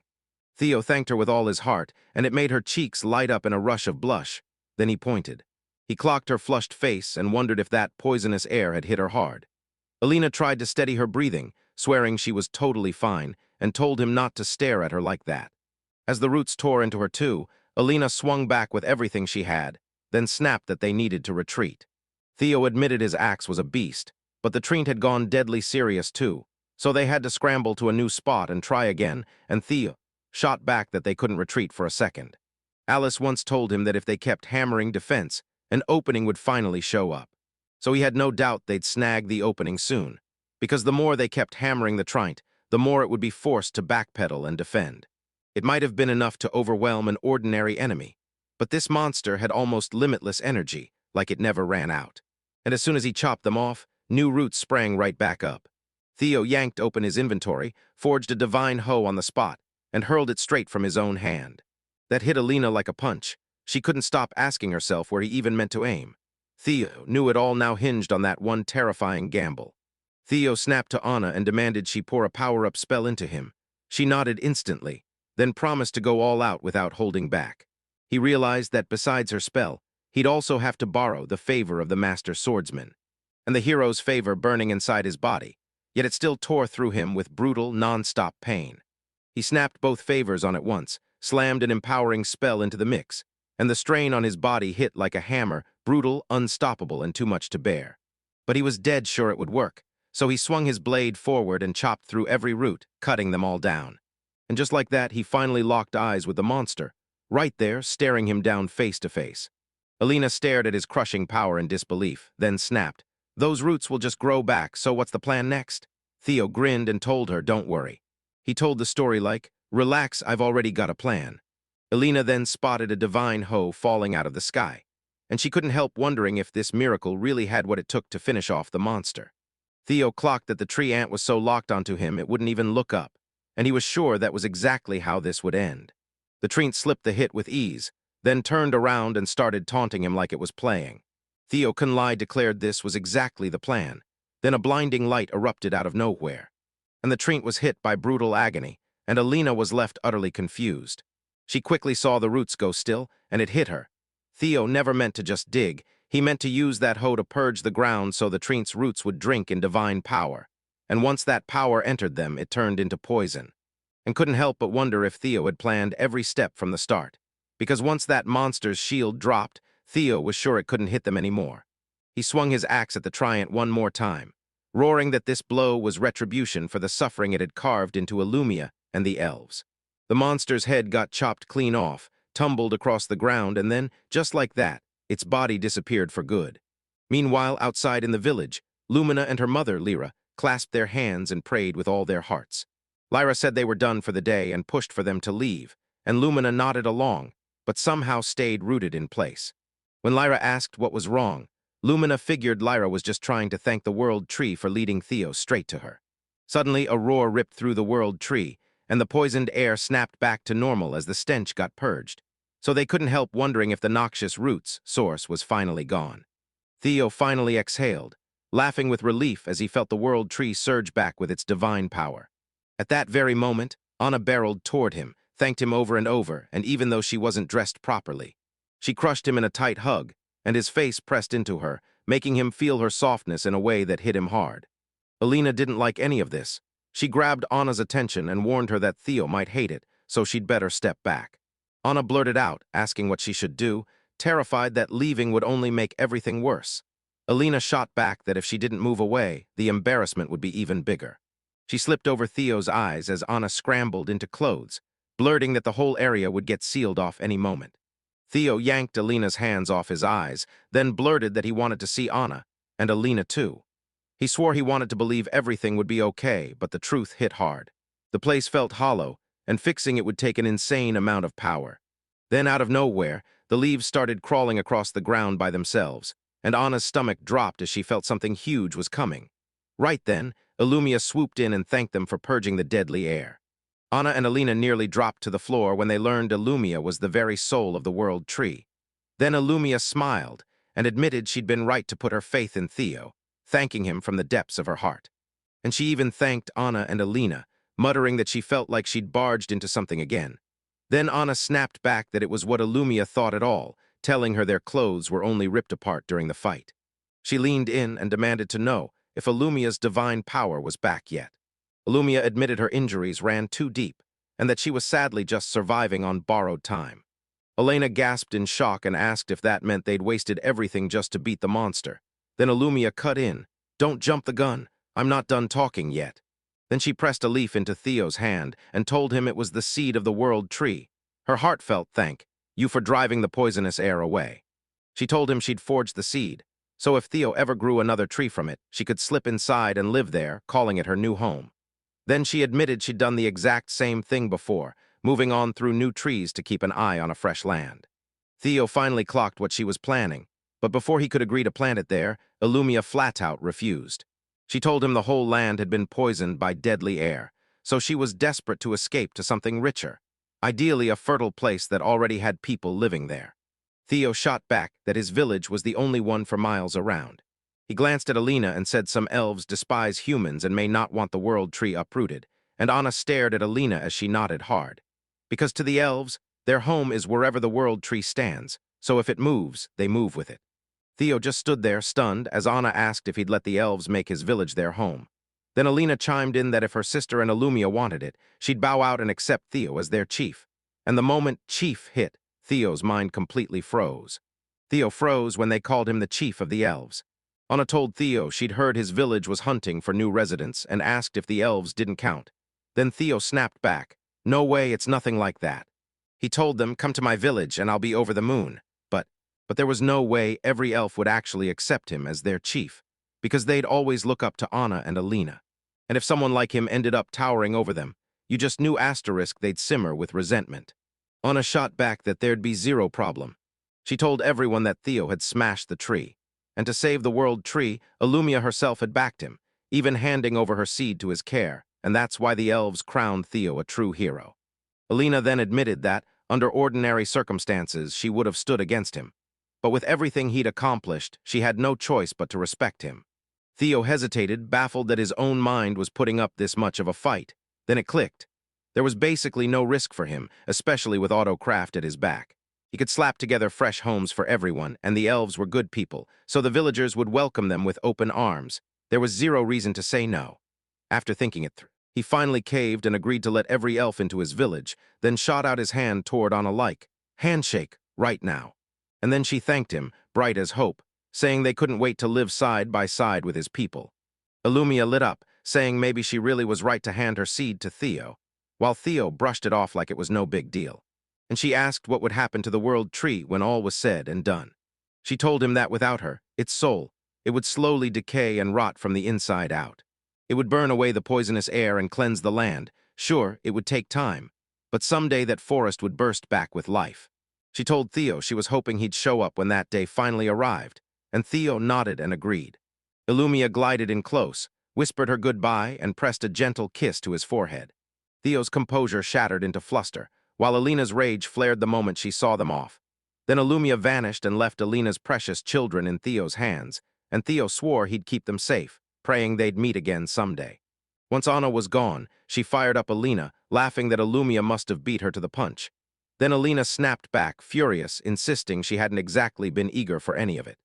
Theo started to ask what they were talking about, but Alina shoved her hands over his ears and snapped that it was nothing, stay out of it, so they hurried out. The moment Luna and Layla burst out, they sprinted straight to Theo and crushed him in a tight hug, pinning him between them like he couldn't breathe.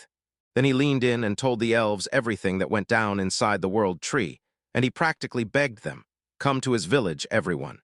The elves froze, wide-eyed, because they couldn't wrap their minds around the fact they were being ordered to pack up and migrate on such short notice. Theo worried that if he dumped everything on them all at once, it would crush them. An elf pulled Alina aside and demanded to know if she was truly okay with moving to a human village. Alina shot back that Theo had the world tree's approval, so that alone was more than enough for her with. Feeling that comfort settle in, they all finally nodded in agreement. Then Illumia shot her hand up and declared she wanted to head straight to Theo's village. The elves started getting everything ready, whispering how Theo wasn't like the humans from 20 years ago. He was genuinely good, and it hit them hard. Maybe not every human was evil after all. And in the end, he packed up and headed to Theo's village. Theo's face lit up with gratitude as everyone rallied to prepare for the move, and Anna looked worried that herding so many people wouldn't be easy, and Anna told him there were about 100 elves. The Arche village was way too far, and they'd have to shuttle back and forth with carriages. Then Theo jumped in, saying if they could get something with tires like a truck, he'd hunt down oil afterward. Then he rushed back to the village and told everyone what was really going on. He set up a temporary camp for the elves and helped them shove their lives into bundles, grueling work. But he still pushed through and finished it all, even without. Incident later, Anna turned and stared back at the elf village, her heart aching as she realized she was finally leaving the very place she'd been born and raised. Theo stepped up to her and snapped that the last carriage had already rolled out, so it was time for them to go right now. She nodded yes, then suddenly blurted an apology, saying she'd forgotten something, and Theo jumped in, telling her he'd help her with it, and Anna bowed to the world tree, pouring out her thanks for everything it had given them, and prayed that Illumia would keep guarding over all of them. After that, Theo, Anna, and Alina climbed onto Luna and rode off together. Alina blurted that Luna was lightning fast, and Theo grinned at how amazing the night wind felt against his skin. When Theo called out to Alina, irritation flashed across her face. She spun away like he'd burned her, and Theo sank with dread, convinced she might still hate him. Anna snapped at Alina, telling her not to act like that, because soon they'd be married. Theo told Alina not to push herself, and that's when it hit him. Anna had warned him about spouses. Anna blurted out, "Didn't we tell him already? Once the priestess steps down from the sacred tree, she's forced to marry the chief, and if she hands that duty to someone else, that new chief gets her hand, too."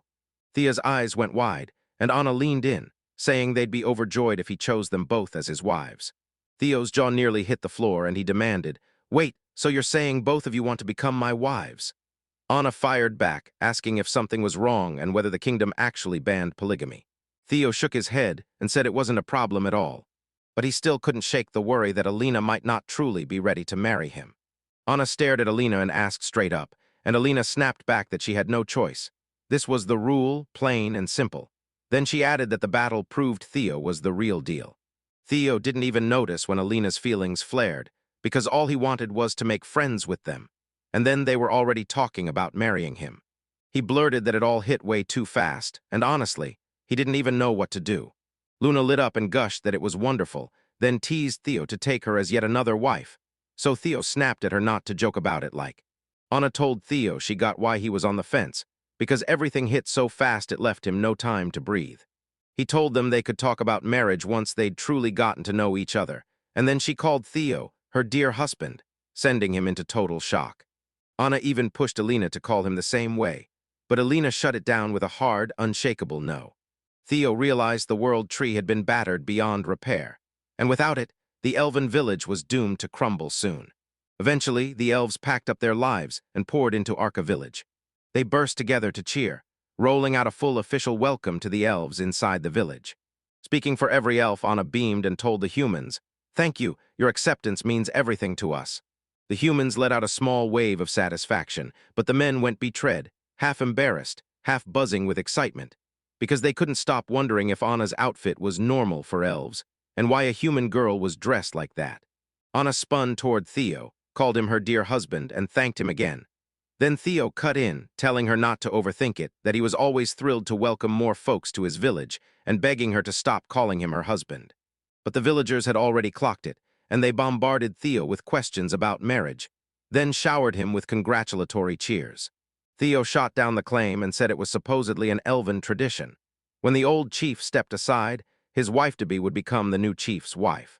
And he added that Anna didn't have to force herself. Hannah shot back that they weren't forcing a thing, and that both of them loved Theo to death. Theo felt blessed for a second, then he slipped out fast, claiming he had something urgent to handle and vanishing before anyone could stop him. As Theo stepped outside, his mind raced. What was he supposed to do about the whole marriage mess? Luna stepped up to him and warned, "Keep lying about having something to handle just to dodge trouble, because sooner or later it'll come back and bite you." Theo shot back that, yeah, he'd run off, but the truth was, he'd only disappeared because he still had something urgent to handle. Then he shoved the seed into her view and told her, "This is the big job for today." When Luna asked what it was, Theo leaned in and told her it was the seed of the world tree. Illumia had handed it to him, like a secret meant for the future, and he could feel that divine power blazing out of it like it was alive. He told them Illumia demanded he plant it where crowds roared through the streets, and he'd chosen the central square on the spot. Luna nodded, saying it was packed with life, soaked in sunlight all day, and Illumia would be thrilled. Theo yanked a bag of white powder from his inventory and told me straight up he'd ground the turtle's bones to dust. After hearing that bone powder could work wonders for the soil, Luna burst into sudden, uncontrollable laughter. She stared at him and marveled that he fed a calamity-class monster to the soil like it was fertilizer, while normal folks would have ripped it into weapons or armor, and said Theo never stopped blowing her mind. Theo caught her hint and wondered if she was calling him not normal, and she shot back that a real deviant would always swear they were the normal one. Theo thrust the seed into Luna's hands, and Worry gnawed at him as he wondered if it would sprout, or simply rot away. Luna told him those veggies sprouted overnight for a reason. Whatever grew there must have twisted his senses, because plants like that don't usually pop up that fast. So he doesn't need to spiral or panic. She just said the soil's so good it could start budding by tomorrow. While she softly scratched his head, Theo finally exhaled, agreed she was right, and promised he'd wait patiently. He was absolutely sure the elves were bursting with nerves about moving into the new village, and he was convinced that if the world tree finally grew, it would settle their hearts for good. He shoved his worries down and just prayed it would start growing any day now. The very next day, Alina bolted to his room, yanked the door wide, and blurted that something urgent had to be handled. Right now. Theo couldn't stop thinking about what went wrong, so Alina shoved him to the door and told him to come outside. No excuses, see it for himself. Theo stepped outside, and the moment he saw the world tree, his jaw dropped, because it had grown bigger than he ever imagined. He figured it couldn't top the last one, yet this time he could still feel the divine power pouring out of it, crystal clear. The elves froze in terror at the sight of the world tree, stunned, and all they could think was, what in the world is happening? While the villagers murmured that Theo had to be behind it.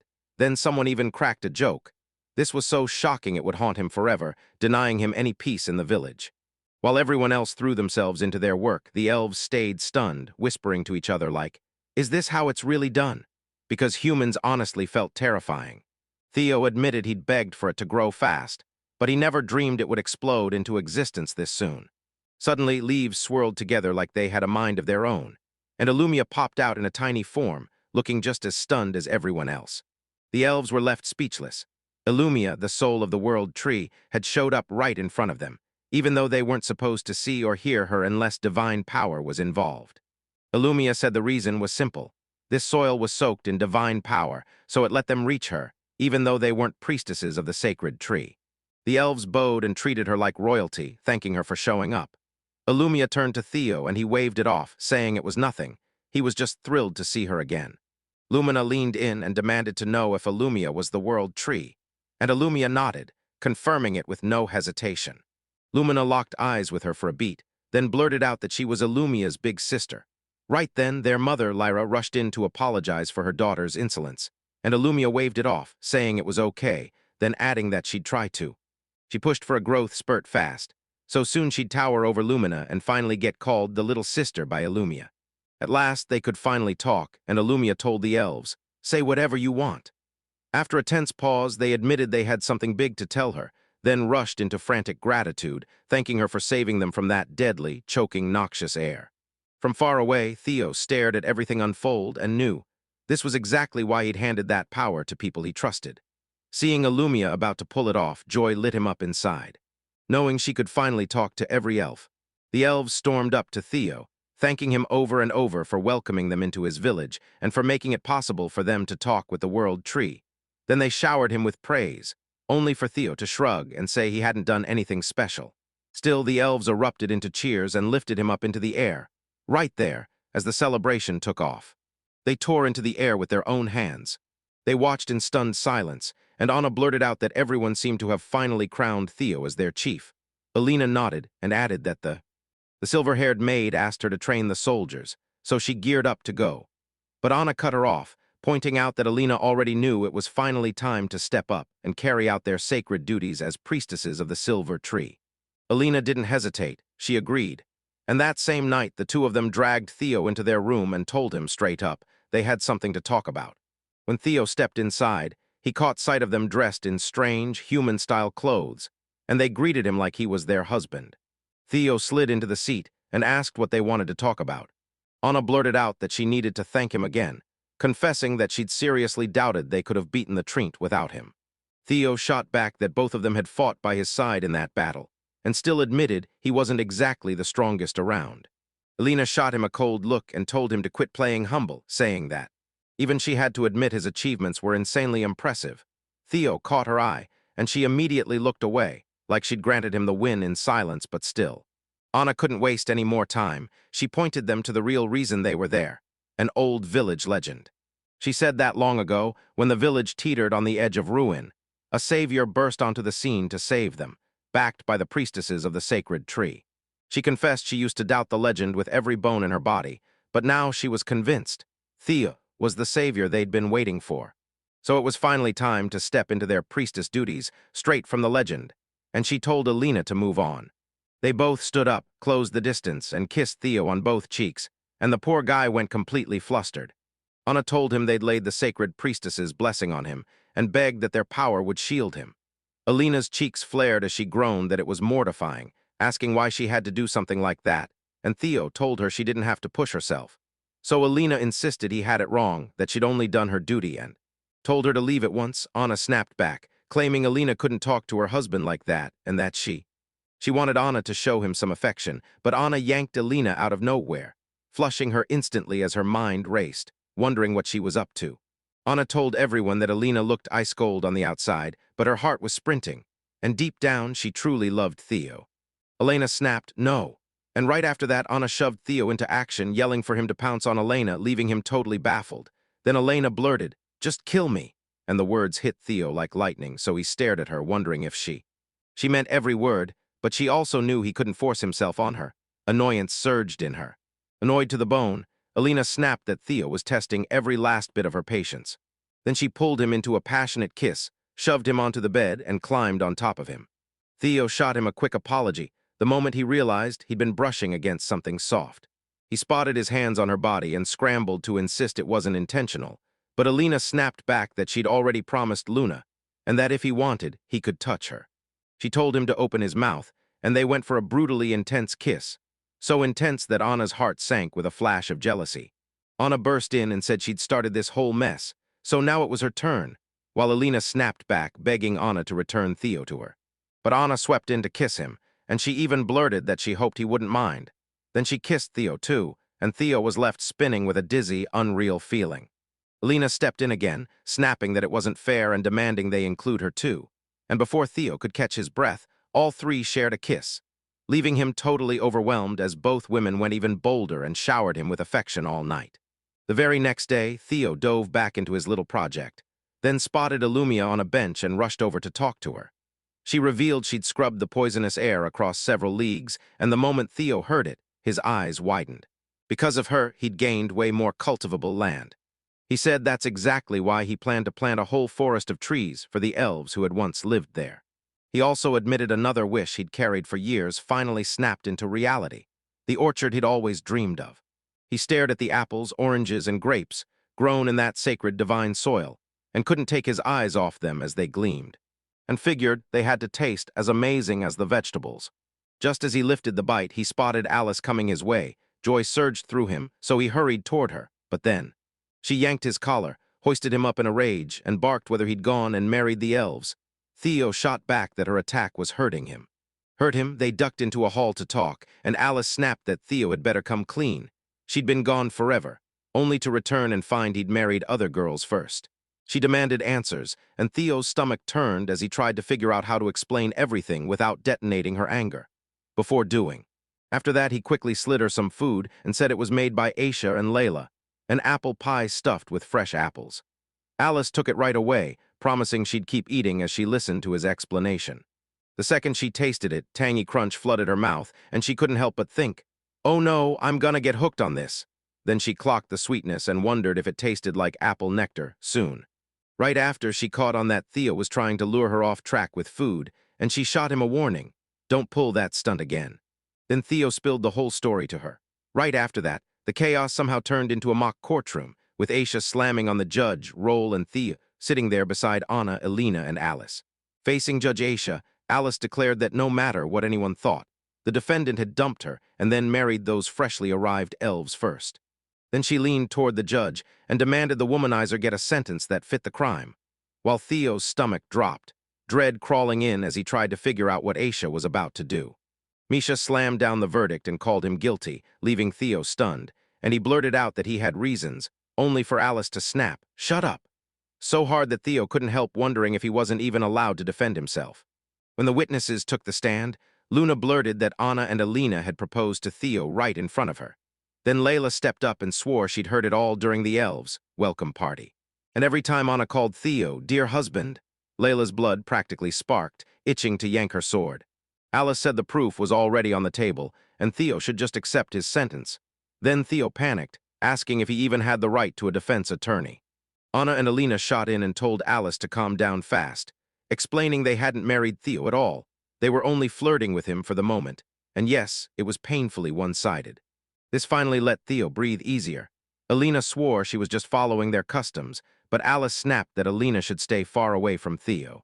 Alina snapped back that if she couldn't keep their customs, she'd stain the elves' honor, and then she'd marry Theo, no matter what it cost. Alice couldn't tell if Alina was truly trapped in ancient tradition or if she was just hiding behind it to force the wedding. Alina snapped her gaze away, cheeks flushing, and insisted it wasn't true, while Alice shot back that it must be brutal to live as someone who can't even be honest with herself. Alice glared at Theo with fury, and Theo instantly felt like he'd just landed a brutal self-inflicted hit on himself.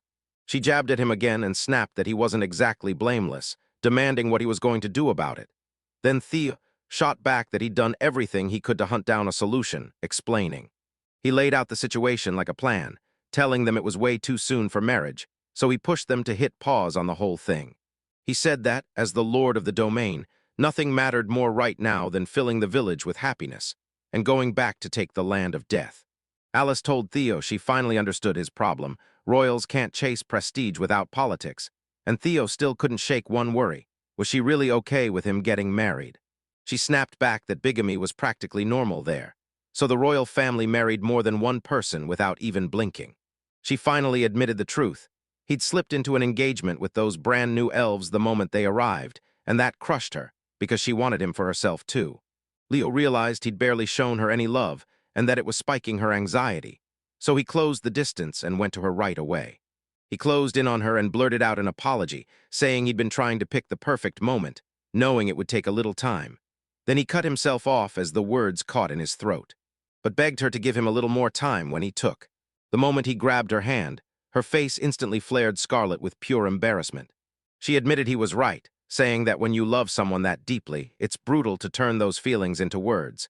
And she even snapped that he was hopeless, then told him to come up with something better when the moment finally arrived, and Theo agreed. Just like always, Luna slipped her arms around Theo from behind and demanded, right then and there, whether he'd write her a grand proclamation of love too. Theo froze at the question, and Luna couldn't help blurting that maybe he didn't want to marry her. Right after that, Anna and Alina each grabbed one of Theo's hands, shoved it to their chests, and told him they'd been waiting, then demanded he craft a speech that would make their chief worthy of pure pride. Thomas yanked Theo into a tight hug, growling at the others not to twist anything, then boldly announced that she was his first wife, while the rest kept chattering loudly. Finally, Aisha spotted Layla standing off in the distance and shot her a question, "Aren't you coming with us?" Layla. Shayla shot back that if Aisha's idea of joining meant blowing up every woman near Theo, she'd gladly do it. Then Aisha snapped at her to stay away from violence. She said she was sure Layla wanted to marry Theo too. Then Layla's cheeks flushed, and she confessed with her whole heart that she loved Theo. But in the end, he basically said she was just a maid, and warned it'd be downright rude for her to marry her own master. Aisha paused for a breath, then muttered that it looked like she had no real choice left at all. Layla asked if Aisha had said something, but Aisha shot that down and fired back. When did Layla start acting like Theo's maid, and how did it all happen? Aisha couldn't stop wondering why Layla ditched adventuring for a new life, and Layla finally snapped. "I'll tell you, fateful run-in with Theo." She remembered it 3 years back, at the fortress guarding the heart of the Fornia Kingdom's capital. The royal capital's Adventurer Guild branch was buzzing. Everyone there was having a blast. Suddenly, someone whipped out a severed dragon head, and the whole building rocked, like thunder in the room, snatching every single eye and breath. People were shaking with one question: who could have possibly brought down that gigantic monster, Layla? Layla then broke it down. Adventurers hunted monsters and hauled resources, basically doing mercenary work and taking whatever odd jobs came their way. They all began at the bottom with the E rank, climbing higher with every win and every mission they crushed, chasing the day when bigger quests opened up and the rewards got insane, because that's what this path was built for. Most adventurers slammed into the wall at D rank, and less than 1% ever clawed their way up to a rank. Still, one lone adventurer shot straight past the usual limits and snagged the even higher S rank in only 2 years. And that dragon's head was hers. She confessed that the adventurer was actually her, the same girl who became an S-rank adventurer at just 15, and she told everyone that once the quest was done, she made the receptionist verify it. And now the whole place buzzed with whispers, shocked that someone so young could pull off a rank that high. She was absolutely breathtaking, and people kept trying to slide in. But they always froze because she never once teamed up with anyone or formed a party. An A-rank adventurer finally leaned in, swore he'd win her over, and swept up to her side, asking for a slice of her time because he was about to tackle an absolutely brutal quest, and begged her to join forces with him. She snapped, refused coldly, and stood to leave, but he pressed for one thing, for her not to.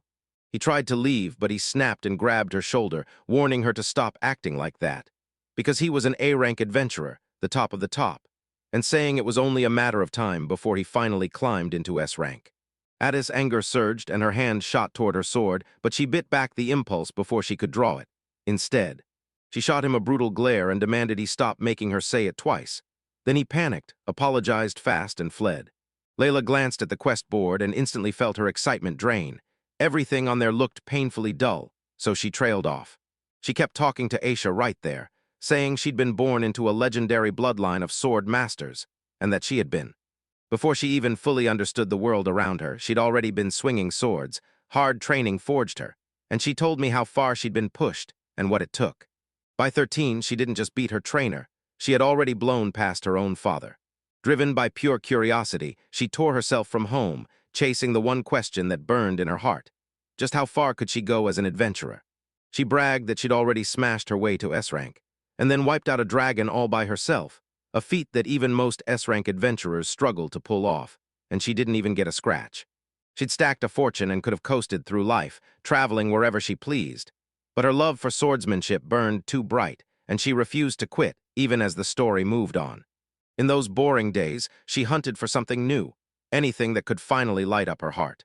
So she marched up to the Adventure Guild receptionist and demanded to know if any high-difficulty quests existed beyond the ones on the board, only for the receptionist to shake her head, apologize that none were available right now, and then mention. Then it turned out someone had specifically demanded her, so Layla couldn't shake the feeling it was all some twisted game. Assuming most S-rank adventurers got the usual snooze fests, like escorting merchants to the nearest town, this didn't look anything like that, so she agreed right on the spot, and the receptionist lit up, promising she'd reach out to whoever submitted the request. After a few days, she told everyone she'd been roaming the streets, and yep, this was the exact spot she was meant to meet the person, but why was it tucked in a back alley? And was it a setup? She'd heard how fake quests got posted to lure adventurers in. Then they ambushed them to rip off their weapons and armor. She warned that anyone who dared to lay hands on her would get the shock of their life. Then a man stepped out of nowhere, his face hidden behind a coat, and demanded, "Are you Layla? Just confirm it." She couldn't shake the thought that he might have been the one who handed out the quest, and since he'd talked to her face-to-face, she figured he probably wasn't a bandit. The second she acknowledged him, he lunged in with a sword, but she twisted out of the way and slammed her strike into his back. He was stunned, then he finally clocked it. She'd slipped behind him somehow, and that's when he realized just how brutally fast she could move.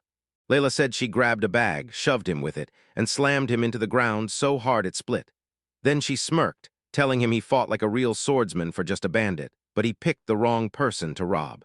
Right before she bolted, she saw his tense body suddenly slacken, so she spun back, stunned that he could still stand after eating her attack full-on, looking practically untouched.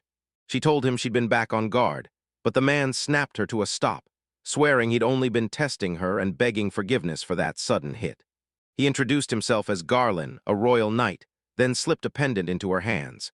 She froze, staring as she realized it was the Fornia Kingdom's coat of arms, and her mind raced. Wait, was he really a knight? What? A royal knight sat there, and everyone started to wonder. Was he truly the one who was handing out the quest? She remembered Garland's answer. He said they couldn't risk the kingdom's people finding out, so they had to pull in an outsider. She questioned whether he did all of this just to see what she could do, and he nodded, confirming it. They apologized again, promising her an even bigger reward, and she shrugged it off like it didn't matter, though. Even so, it stirred a bunch of questions in her mind, because the quest involved a royal knight, but she figured it might be the perfect way to kill time. Then she leaned in, and demanded to know exactly who she'd be escorting and to where. Garland shot back that she should tag along, then promised to give her a quick rundown. Garland dragged her into the forest, and Layla spotted 2 guards posted by a solid carriage near a well. Like the merchant escort story was nothing but a straight-up lie. She figured this much. If a royal knight was standing guard, then whoever was about to step out had to be some big-name noble. Before long, a lady stepped up to Layla and told her, "I've heard so much about you already in." She stepped forward, introduced herself as Isabella, and then lit up with a heartfelt thank you for accepting the quest. Layla spotted the name, and it hit her like lightning. She just realized she was looking at the queen consort. Isabella shot her a sharp look and hissed, "Quiet, I'm traveling incognito," then asked Layla to lower her voice, and Layla immediately apologized. Layla figured they weren't looking for a whole army of guards at all, just a tight crew to stop any leaks. And that's why they'd snagged an S-rank adventurer like her instead of trusting their own shaky fighting skills. Isabella then leaned in and told Layla, "There's one more person I need you to guard." She pulled her son up and demanded he greet her, Theo, right on cue, and the moment he said hello. When Layla locked eyes with him, it felt like love hit her like lightning, instant, unstoppable, and real. A sharp pain suddenly ripped through her chest, and she couldn't figure out why it hit so hard. She figured it had to be some kind of mind-bending spell, yet she found zero magic in the air. Then her heartbeat started sprinting, and the world tilted as dizziness slammed into her. And she finally understood this was the moment that flipped her whole life, turning her dull days into something way bigger. Right after, she crumpled to the ground in front of them, and once the dust settled, Isabella grabbed the moment to thank Layla for agreeing to escort them. Layla snapped back that she'd shield them with her life, then she straight up disappeared right after. Then she hesitated, wondering if they were really headed for Arklay in the Theist, and right before she could finish, Isabella nodded and said yes. She explained Arklay was her hometown, then swallowed hard and apologized that Layla had to come along with her on the trip back. Layla brushed it off, saying it didn't bother her, then warned that if Isabella was just heading home, there was no reason to hide it like that. Theo leaned in and demanded if Layla didn't find the whole situation weird. She demanded why Theo was sprawled on her lap, and he shot back that Layla had basically ordered him there. Layla couldn't shake the doubt that maybe she messed up, but she figured she couldn't properly shield him if he was too far away, so they stayed like that. Then Theo pointed out that somehow that setup could make it even harder for her to protect him. Isabella burst into laughter, insisting it felt like they were already getting along, and Theo snapped at her to stop laughing and jump in to help him right away. Garland burst into laughter too, saying it was just wonderful. Theo doesn't get this kind of ride every day, lounging on the lap of a gorgeous girl. He snapped at him to quit the teasing, then asked. He told Layla to back Theo up, but she snapped that it wasn't safe for him to wander around freely. Suddenly the carriage lurched and Theo teetered on the edge, right before he slipped, but Layla snapped into him and hauled them inches apart. She blurted, "Are you okay?" Then yanked herself back, mortified and apologizing, and Theo did the same, insisting he was completely fine. Isabella and Garland really believed the two of them were untouched and clean. Then she started to. Then she spilled the whole story. Monsters and bandits ambushed them on the road, and she cut through every single one. After hours of travel, they finally hit Isabella's hometown, Arklay, a lakeside town that sits right on the water. As Layla and the others pushed through the market, the place hit her like a wave, fresh air in her lungs, and every stall serving up killer fish dishes pulled straight from the lake. At last, they finally burst through Isabella's front door.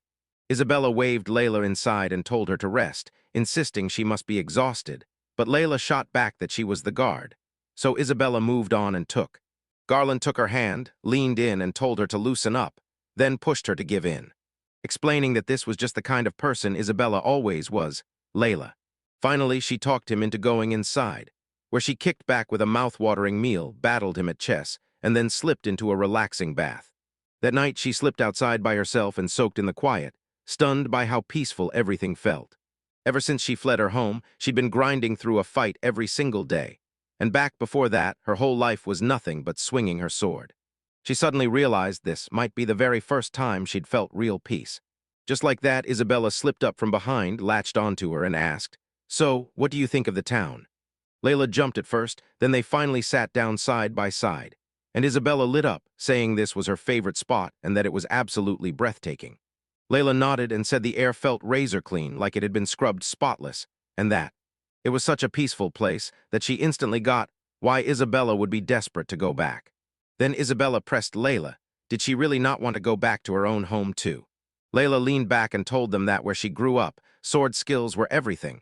Could you swing a blade like you meant it? She hissed that there was zero love and zero mercy in that place, and that the defeated weren't worth a thing. Only one gift they were allowed to have, sharpening their sword skills. And she felt zero pull to ever come back, so Isabella snapped. Where did Layla even come from? And then Layla stopped her, shaking her head as she apologized for dragging up those brutal memories. She refused to bow and told her not to. She confessed she hated the folks back home with her whole heart, even as she still loved her sword like it was her lifeline. And then she admitted she had no idea why she was even talking about herself in the first place. Because she'd never really enjoyed it before, she said her skills proved just how hard she'd trained. And that's exactly what made swordsmanship fun for her. She still blurted out that something kept gnawing at her, and when Isabella leaned in, asking what it was, Layla said she'd pushed the sword as far as it could go, and once she did, the world turned dull and lifeless. Since swordsmanship is all I've ever known, I honestly have no idea what I'm supposed to do instead, she blurted, then quickly apologized, swearing she never meant to dump her complaints on Isabella or weigh her down. Isabella snatched her up and snapped that Layla was way too young to be crushed by worries like that. She challenged the idea that Layla really believed she could do nothing else just because swordsmanship was all she'd ever learned, calling that mindset narrow and warning that quitting before you even try only takes you so far. Then Isabella declared that Layla still had endless possibilities waiting for her ahead. She then told Layla, "You're lucky, Isabella had a whole universe of things she wanted to do, and yet But the doctors had already crushed her with the truth. She only had half a year to live, and that's when they called Layla to the hospital." He got lost daydreaming about endless possibilities. Then Isabella's words hit him hard, so he pressed, "Are we 100% sure?" Isabella realized she'd just let the truth slip, then straight up admitted it was real. Then she bared her hand, showed the marks, and admitted her illness was terminal, saying it was already a miracle she could even stand and walk at all. Layla pressed, asking if the king and the prince knew too, and Isabella nodded, saying they did, then revealed that was exactly why the king had locked her down and banned her from stepping outside. Then Layla finally got it. Isabella had hired her for a reason. Isabella clasped her hands, apologized to Layla, and admitted she'd dragged her into the whole mess. She said Arclay was the very place she'd been born and raised, and that's why she begged to see it one last time. Then it hit her, back when they'd kept talking long past midnight, both of them utterly drained from a day that left them completely worn out. They traded tales of Layla's adventures, her life before marriage, and talked up her friend Alice, the hero. Layla sat there thinking, so this is what it feels like to talk to a mother. The very next day, they made it back to the capital safe and sound, and Isabella grabbed Layla's hands to thank her for keeping them protected for those 2 intense days, while Layla turned around and thanked Isabella right back for treating her with pure kindness. Layla was still holding Theo in her arms, and Theo couldn't stop himself as he demanded, "Why are you hauling me around like this?" Layla demanded to know why he kept pushing it, and Theo shot back that she was basically forcing him to answer the very questions on his own head. Layla snapped back that he couldn't dodge a question by firing one right back, and as they kept talking, Isabella insisted, again, that they were on good terms while Theo turned to his mother and asked her for help. Isabella's voice cracked with emotion as she said she was genuinely relieved Theo finally found someone he could truly click with and grow close to. Isabella snapped her fingers, clapped once, and declared, "A party's coming to the castle in 2 weeks. Layla, I want you there."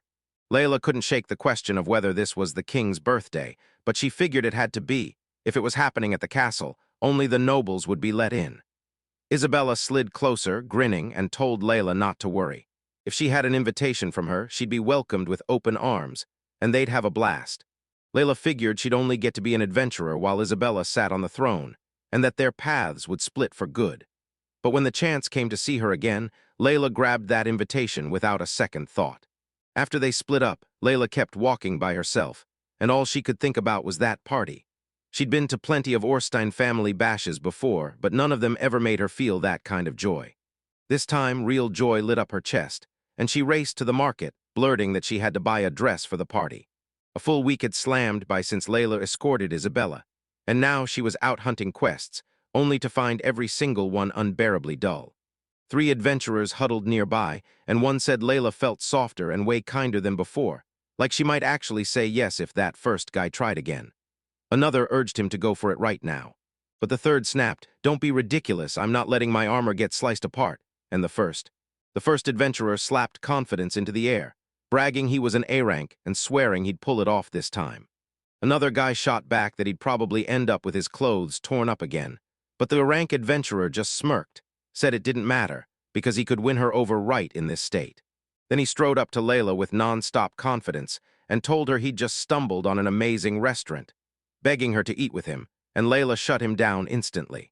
The man shot her a look and told her not to act like that, then said he'd naturally cover the bill himself, while he was still talking, Layla yanked her sword free, snarled that she'd slice off his claws, and made it crystal clear. He better not force her to say it twice. Feeling his cheeks burn again, he backed away fast, while Alice hurried off, convinced it was already the next week, and Isabella. Isabella invited her to the king's birthday party, and it's coming up in just 1 week. She kept staring at the door, counting the seconds for that invitation letter to finally show up. Just then, the receptionist walked right up to Layla and told her a brand new quest had arrived, one that only she was asked to take, so Layla's curiosity sparked. But she still turned it down, saying she couldn't afford to get dragged into something time-consuming right now. The receptionist said, "Yeah, it'll probably take forever anyway," because it came from the very same quest giver as before. Before she even heard a single detail, Layla nodded and agreed to take it. The very next day, Layla rushed to the spot they named, heart-pounding as she wondered if this was finally the place where her invitation letter would land in her hands. She spotted the stairs dropping down and hurried after them, still thinking, "They really didn't have to drag me here, could have just mailed it to my door." She finally spotted a room and figured this had to be the place, right up until she couldn't stop wondering why Garland dragged her into a basement. She knocked on the door, and the moment she stepped inside, a woman's voice told her to come in, one Layla didn't recognize, which meant. So it wasn't Garland or Isabella. Then, as soon as she stepped inside, she spotted a woman with a face that looked wrong, mouth gone, yet she still thanked her for coming and revealed she'd been waiting the whole time. The woman. The woman said it was a privilege to have her quest picked up by someone like Layla, and Layla immediately snapped that it was downright rude for a quest giver to hide who she really was. He muttered that humanity was doomed and demanded the woman at least take off her mask, but she cringed in fear and swore she couldn't, because she kept hearing. Layla cut in and declared she'd just act like the whole quest had never even happened. The woman snapped that Layla was ice cold and demanded to know if it was because she wasn't Isabella. Layla snapped into a defensive stance and demanded answers. How in the world did that woman know? She fired back that she wasn't tied to Isabella directly, but she knew people, and then she leaned in and admitted she was deep in the underworld, where she could get her hands on any kind of information. She insisted that no matter how cautious everyone tried to be, they'd never dodge every pair of eyes staring back, especially the vagrants, and Layla had never once cared enough to notice them. Layla said she'd probably need to corner the woman and grill her with a few questions after they caught her. But the woman swore she wasn't planning to fight and ordered Layla to stop using those brutal, barbaric tactics. Layla lunged ahead, sword at the ready to strike, but the woman snapped her power off with a command. Suddenly Layla's body felt like it was locked in iron chains, and she couldn't move an inch.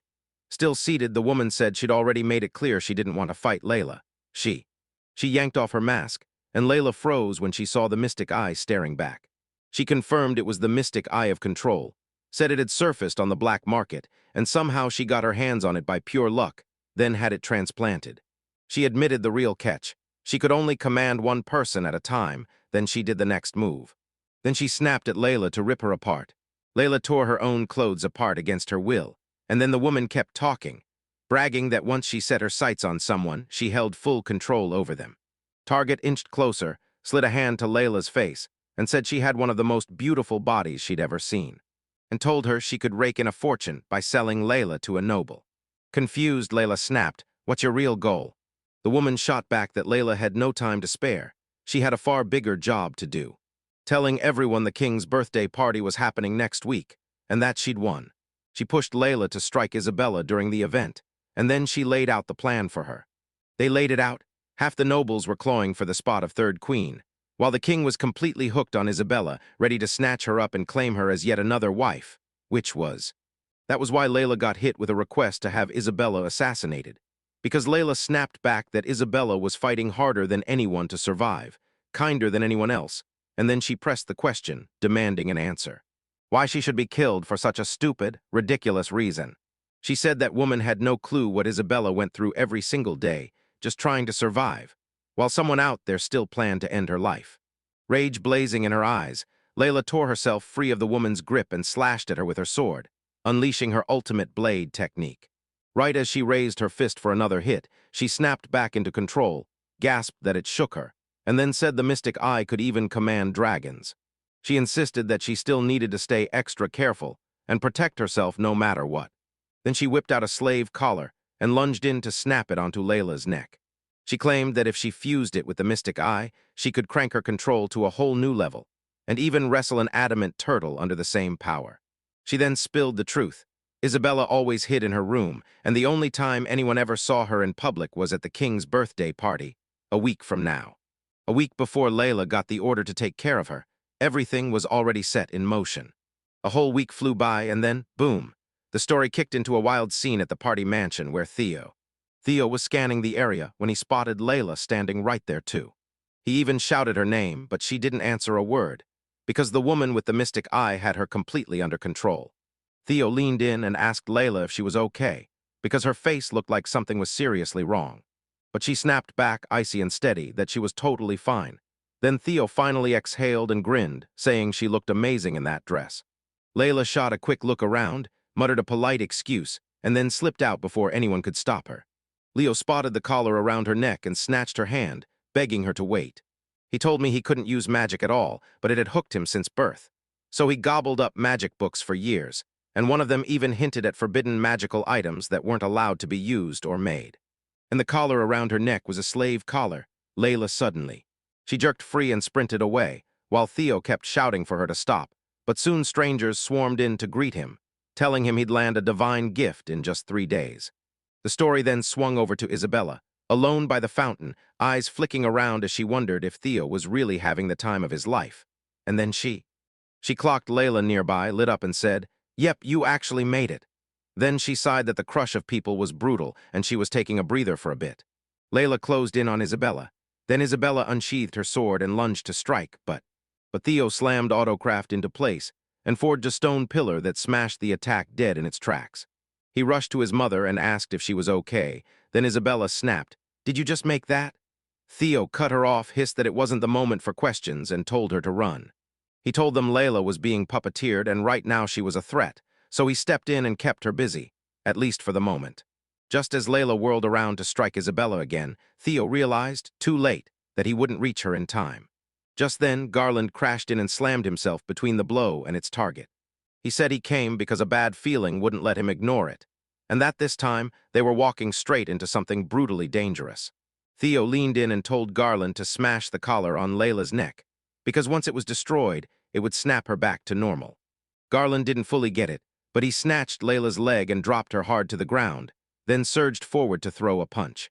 Layla snapped back and slammed him away, and Thea's jaw dropped when she realized Layla just casually bent the path of Garland's fist like it was nothing. Garland's gate hung wide open as Layla launched a kick into him, then snapped back to her feet, ready to keep moving. Garland clocked that Layla had blistering speed and crushing power, on top of insane combat skill, and straight up warned it was a nightmare combo. They had to get back up fast. Theo snapped back that they couldn't do it, because if his father learned Layla tried to assassinate Isabella, she'd almost certainly be dragged straight to death row, and that. Garland warned him that fighting Layla right there would glare at them from every angle. Exactly the last kind of trouble he wanted. Theo then pitched a new location, cracked his power, and whoosh, they dropped into a whole different space. Theo had everyone on edge, but he snapped in reassuring words, "Don't worry. No matter what hits us, we're bringing Layla back to normal." Isabella promised she'd rush for someone who could make sense of it, and until then, she ordered them, "No one gets hurt." Garland leaned in and grilled Theo.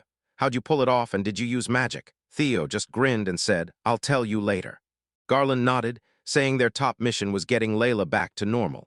And if they were going to do that, they might as well settle things with a rematch for that unfinished fight from earlier. They were closing in on the canal when Layla suddenly burst forward and slammed Garland so hard he ricocheted through the walls behind him, crashing into everyone. Layla spun him up like it was nothing, and when she declared she was going to kill Isabella, the shock hit him like a punch, adding, "And she made it crystal clear, anyone who stepped in her way would get slaughtered." Layla's real self was trapped inside her own body, like the life she was meant to live got locked away. Desperate as it gets, she prayed for it all to end, because she knew whoever was pulling her strings was about to kill Theo. Layla choked up with emotion and silently begged the universe for someone, anyone, to come save her. Theo's vision blurred and the world tilted as drowsiness crushed her. Right before she passed out, she vowed she'd rip that collar apart. As Theo struggled, Garland barreled in and launched an attack on Layla, snarling that she needed to stop messing with Theo and let him be. Layla yanked Theo in front of her like a human shield, then snapped out a kick and sent Garland's sword flying out of his grip. Then she snatched the sword, unleashed the elementary blow technique, and drove a silver slash straight through Garland, dropping him dead. Theo kept fighting his way through the chaos, grabbing at Layla as he insisted she couldn't let some magical item twist her mind, couldn't be convinced. She'd never choose that kind of control, and then he begged her to come back to them. Layla could still hear his voice cutting through the air, but she couldn't do a thing. And the moment it all felt like this, she realized she never should have met them in the first place. Theo begged her to come back, promising they'd hit the road together, Layla. Layla's voice cracked as she blurted that the trip was the most fun she'd ever had. And if she could, she'd have begged to run off and travel with Theo again. Theo panicked, wondering if his voice was even getting through to her. Then his vision blurred and he felt himself about to black out. And suddenly, at last the wall beside them crumpled, and Alice burst out, slammed into Layla, and demanded answers about what she'd done to Theo. Layla got slammed into the nearby wall, and Theo snapped at Alice what she was doing there, only for Alice to cut him off with, "Not now. I didn't come to save you. I'm here because Isabella told me to." Isabella then burst in and demanded to know if Theo was hurt. He was stunned to see her and shot back, "Why are you here?" Alice admitted she'd tried to stop Isabella, but she couldn't hold her back. Isabella rushed to Garland and demanded to know if he was okay. Garland grunted that it was just a few scratches, told her not to fret, then shoved her to run and escape, and she left. She couldn't believe he called it a scratch when blood was everywhere. Layla still had plenty of fight left in her, and then Layla's tears hit the air, and Isabella didn't hesitate. She rushed in to help. She called out to Layla, saying, "I know this wasn't easy for you," and that. Yeah, she could slice with a sword like a pro and act way more mature than her age, but the truth still hits hard. She's just a 15-year-old girl. Isabella couldn't believe what Layla was going through. It felt downright cruel, and everyone around her begged her to stay away, warning that getting too close would be deadly. But Isabella plowed ahead, declaring she'd set Layla free. Then she turned to Layla and told her to kill her. Garland demanded to know what Isabella was even trying to say, and Isabella snapped back that she no longer belonged to that world. So yeah, it made total sense why she'd help Layla, who still had a blazing future waiting for her. He told her to go, and at that exact moment Layla blasted forward at full speed. Theo froze in shock. Layla stopped mid-step, burst into tears, and begged forgiveness, saying her whole nightmare began the moment she agreed to be escorted, accepted the party invite, and couldn't wait to see Isabella again. Isabella shot back, "It's all good," and leaned in to remind Layla, just like she'd promised before, that the future still had endless possibilities waiting for her. Layla couldn't stand to let everything end like this. Isabella had been the first person to genuinely hear her out, the first to make her feel real joy, and Layla refused to end the life of someone who cared this much. Then reality snapped back into her like a slap.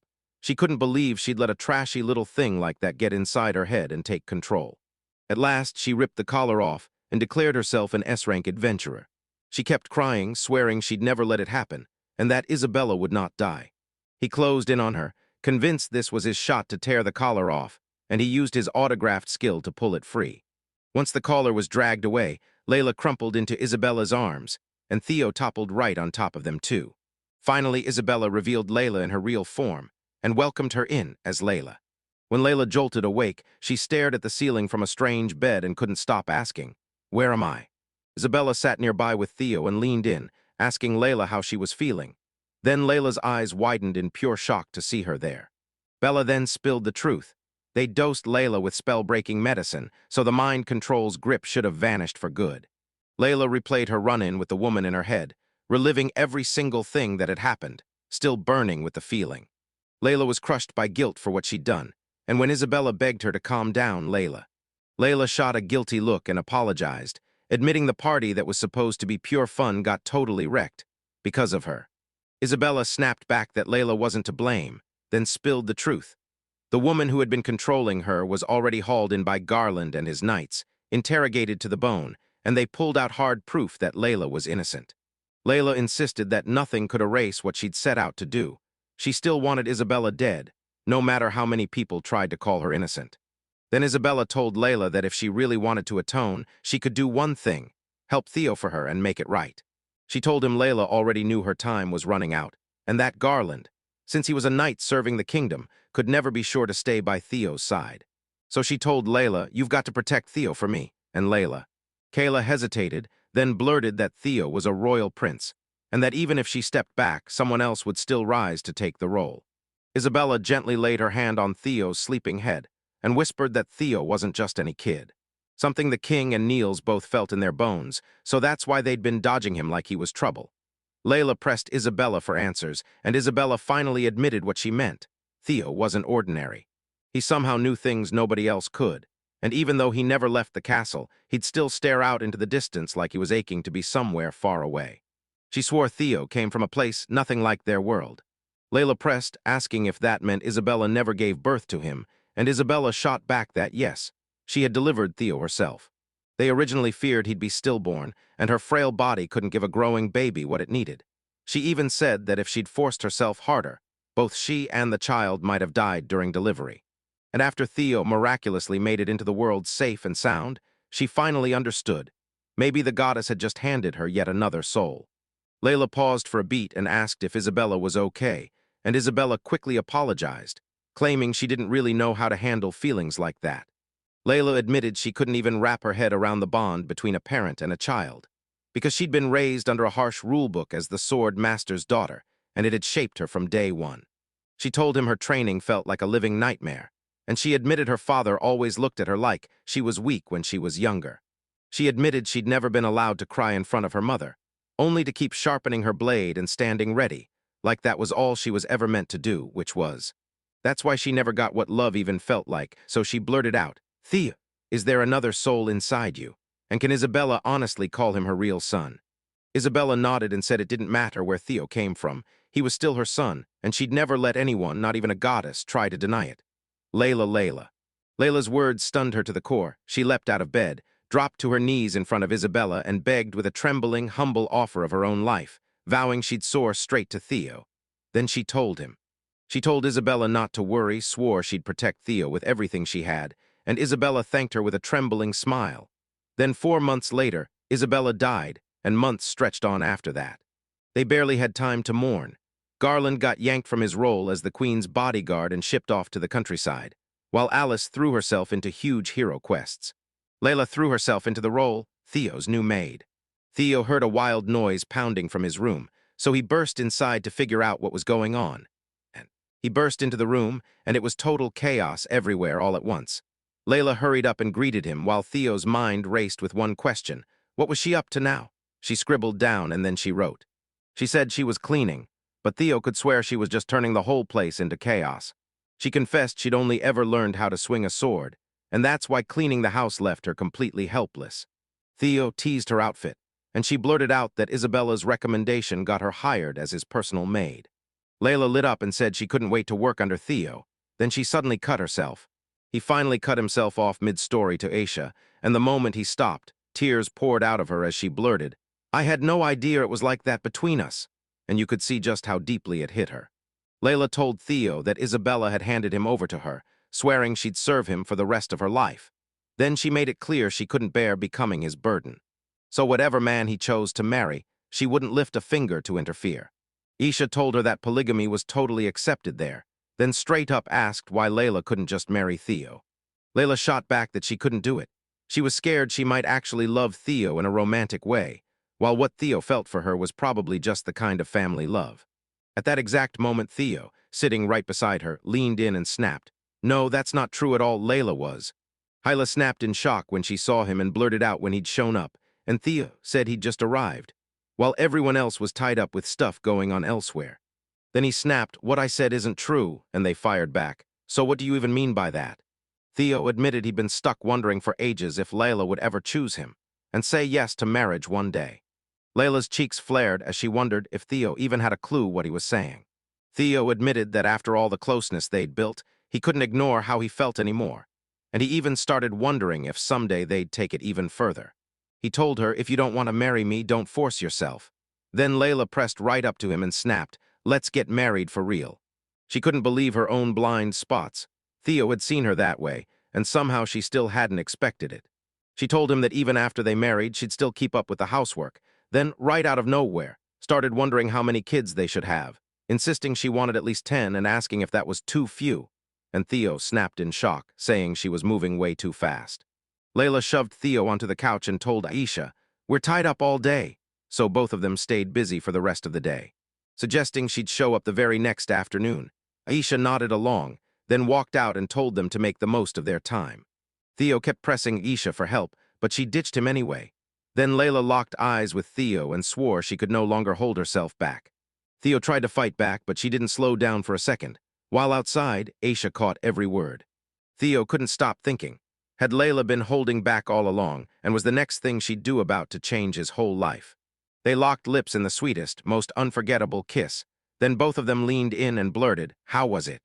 And if she'd finally gotten better since the last time. Theo nodded and told her she'd really improved. Then he slipped toward the door, saying they'd finally repaid her kindness. So it was time for him to head out. Suddenly, she grabbed him mid-bolt and pinned him to the floor, swearing she wouldn't let him escape until they finally went through with it. She admitted it was her first time, so she might not be great yet.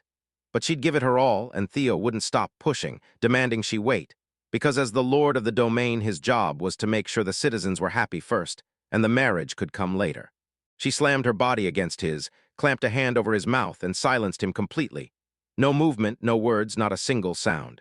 Later, Theo admitted that he'd actually dozed off that night, and woke up kissing her with pure, happy joy. Layla couldn't stop wondering if Theo had slipped into Anna's and Alina's room the night before, while Theo, meanwhile, stared in shock like, "Why are you grinding into my face over something this small?" Then he spilled the whole story from last night, and Layla shot back that Theo had actually gone all the way with them. So Theo snapped back that he'd only taken what they offered and never once crossed the line. Theo leaned in and reminded her that the goddess had yanked him out of this the night before, then told her it all went down the exact same way, step by step, like it had always been written, and that they'd just have to hold off until he finally made the whole village feel happy, because Layla wanted answers. She pressed him on how it even happened, and whether he realized what the villagers were feeling right now. She pointed out that ever since Theo stepped in, they'd been living rich, full, and thriving, but even then, the nightmare wasn't over. Poisonous air still choked the streets, and monsters still lurked around every corner. She said Theo was tackling those problems fast, and that he always chose everyone else first. Layla then started firing off a no-holds-barred lecture at him, about the goblin attack, the turtle, and even the World Tree incident. She also remembered when they first stepped into the land of death, how Theo could have let her deal with the monster, but instead he grabbed the fight himself, tearing it down so he wouldn't leave her carrying the burden. She told him this was one of his best traits, said she loved him for it, and then pressed him, asking if he should put himself first sometimes, or if he just didn't want to do that with her. Theo froze in shock, then blurted, "No, nothing like that. I swear I truly love you." He told me that once his mother died, Garland was shipped off to the countryside, and while Alice chased her big quest, he got banished to the land of death. So he swears he would have died alone if she hadn't stayed right beside him. He said she turned into his maid the moment he was left with nothing but loneliness, and somehow that made him genuinely happy. Then he paused and kept going. After everything she'd done for him, it would feel downright wrong if he didn't love her. So he told her it was totally fine and that she could do whatever she wanted. But since it was his first time, he quietly begged her to go easy. She stared at him with shameless, perverted hunger, then blurted out an apology, saying she couldn't stop herself and that she was about to take his very first time. While they were at it, Aisha sat outside in silence, soaking up every word and burning with shame. Theo later figured out the goddess never truly let him go. He only got released the next evening, and he told everyone it was the wildest experience of his life. And that night, the hallway was drenched for some reason. Now he couldn't stop wondering how it even got that way. The story swung to the border by the neighboring country, where Garland rolled up in her carriage and bragged to the merchant that he'd scored a huge profit. The merchant swore it all happened because of that slender young man. Thanks to him, they sold a mountain of blankets for more than double the usual price. They stared, clueless about who that person was. Then Garland grinned, smacked the merchant hard on the back, and said, "You're seriously amazing." He shrugged and said it wasn't some big move on his part. It was just the product that crushed it, and the exchange rate that gave him the kind of luck you can't buy. He said that since Garland was giving him a free ride, he'd better earn his keep, because the coachman bragged that all he needed was to deliver the merchant to the Fornia kingdom, and if the guy wanted, he'd drop him off in the capital too. The merchant snapped back that he'd rather head straight for the land of death. Garland's jaw dropped, and he couldn't wrap his head around why anyone would chase a place that dangerous. The merchant leaned in and said he just wanted to drop by and see his younger brother. The whole scene snaps to Theo, sprawled on his bed as he replays every second of what happened between him and Layla. He knew he had to get real sleep right then, or he wouldn't make it through the day. While he rested, he cracked his eyes open and found himself in this strange, cafe-like place where Then the goddess burst in out of nowhere, snapped her hand across his head in pure annoyance, and left him, making Theo realize he'd been thrown into the divine realm. She nodded, and Theo couldn't shake the feeling he'd crossed a line again. Then the goddess stepped in and confirmed it, summoning him to warn him about what he'd done to Layla. Theo caught her meaning and couldn't help wondering if she'd been watching him too. The goddess said he'd just racked up an insane stash of favor, and then warned him, flat out, to stop feeding that favor for a few days. Otherwise, his heart would explode, and every opening on his body would spill fluid. Theo shot back that he'd already clocked that warning, then immediately asked what she was wearing. The goddess told Theo she'd noticed his taste for maids, so she dressed up as one and asked if she looked good. Then Theo grinned and praised her as lively and full of life. The goddess's face lit up. She said she'd built a stunning cafe in the divine realm all by herself. She didn't even break a sweat. Being the goddess of the earth, the one who ruled over fire and forged creation, made it downright effortless for her. She said she made it as a reward for Theo because he always busts his tail, hoping a fresh pace would do him good. Then Theo shot back that she didn't need to reward him at all. She couldn't shake the feeling that Theo hadn't gotten it, so she closed the distance and told him straight. He wasn't supposed to act like that. He needed to just accept her reward. She leaned in close and pushed a bold plan, start by updating his favor. Then it hit him. His favor limit was already blown, and she snapped, saying that if she moved now, Theo would get exploited for good. She said Alice had already done it, and now Layla was blocking the path too, so she couldn't help wondering when her turn would finally arrive. She said that once it reached this point, she'd spoil Theo completely, and that he better brace himself. Theo replayed every memory in his head, and when the moment to leave finally arrived, the goddess handed him fresh god metal, like it was nothing, like she was just slipping him an allowance. And Theo couldn't shake the feeling there was no way she could be that careless with something that precious.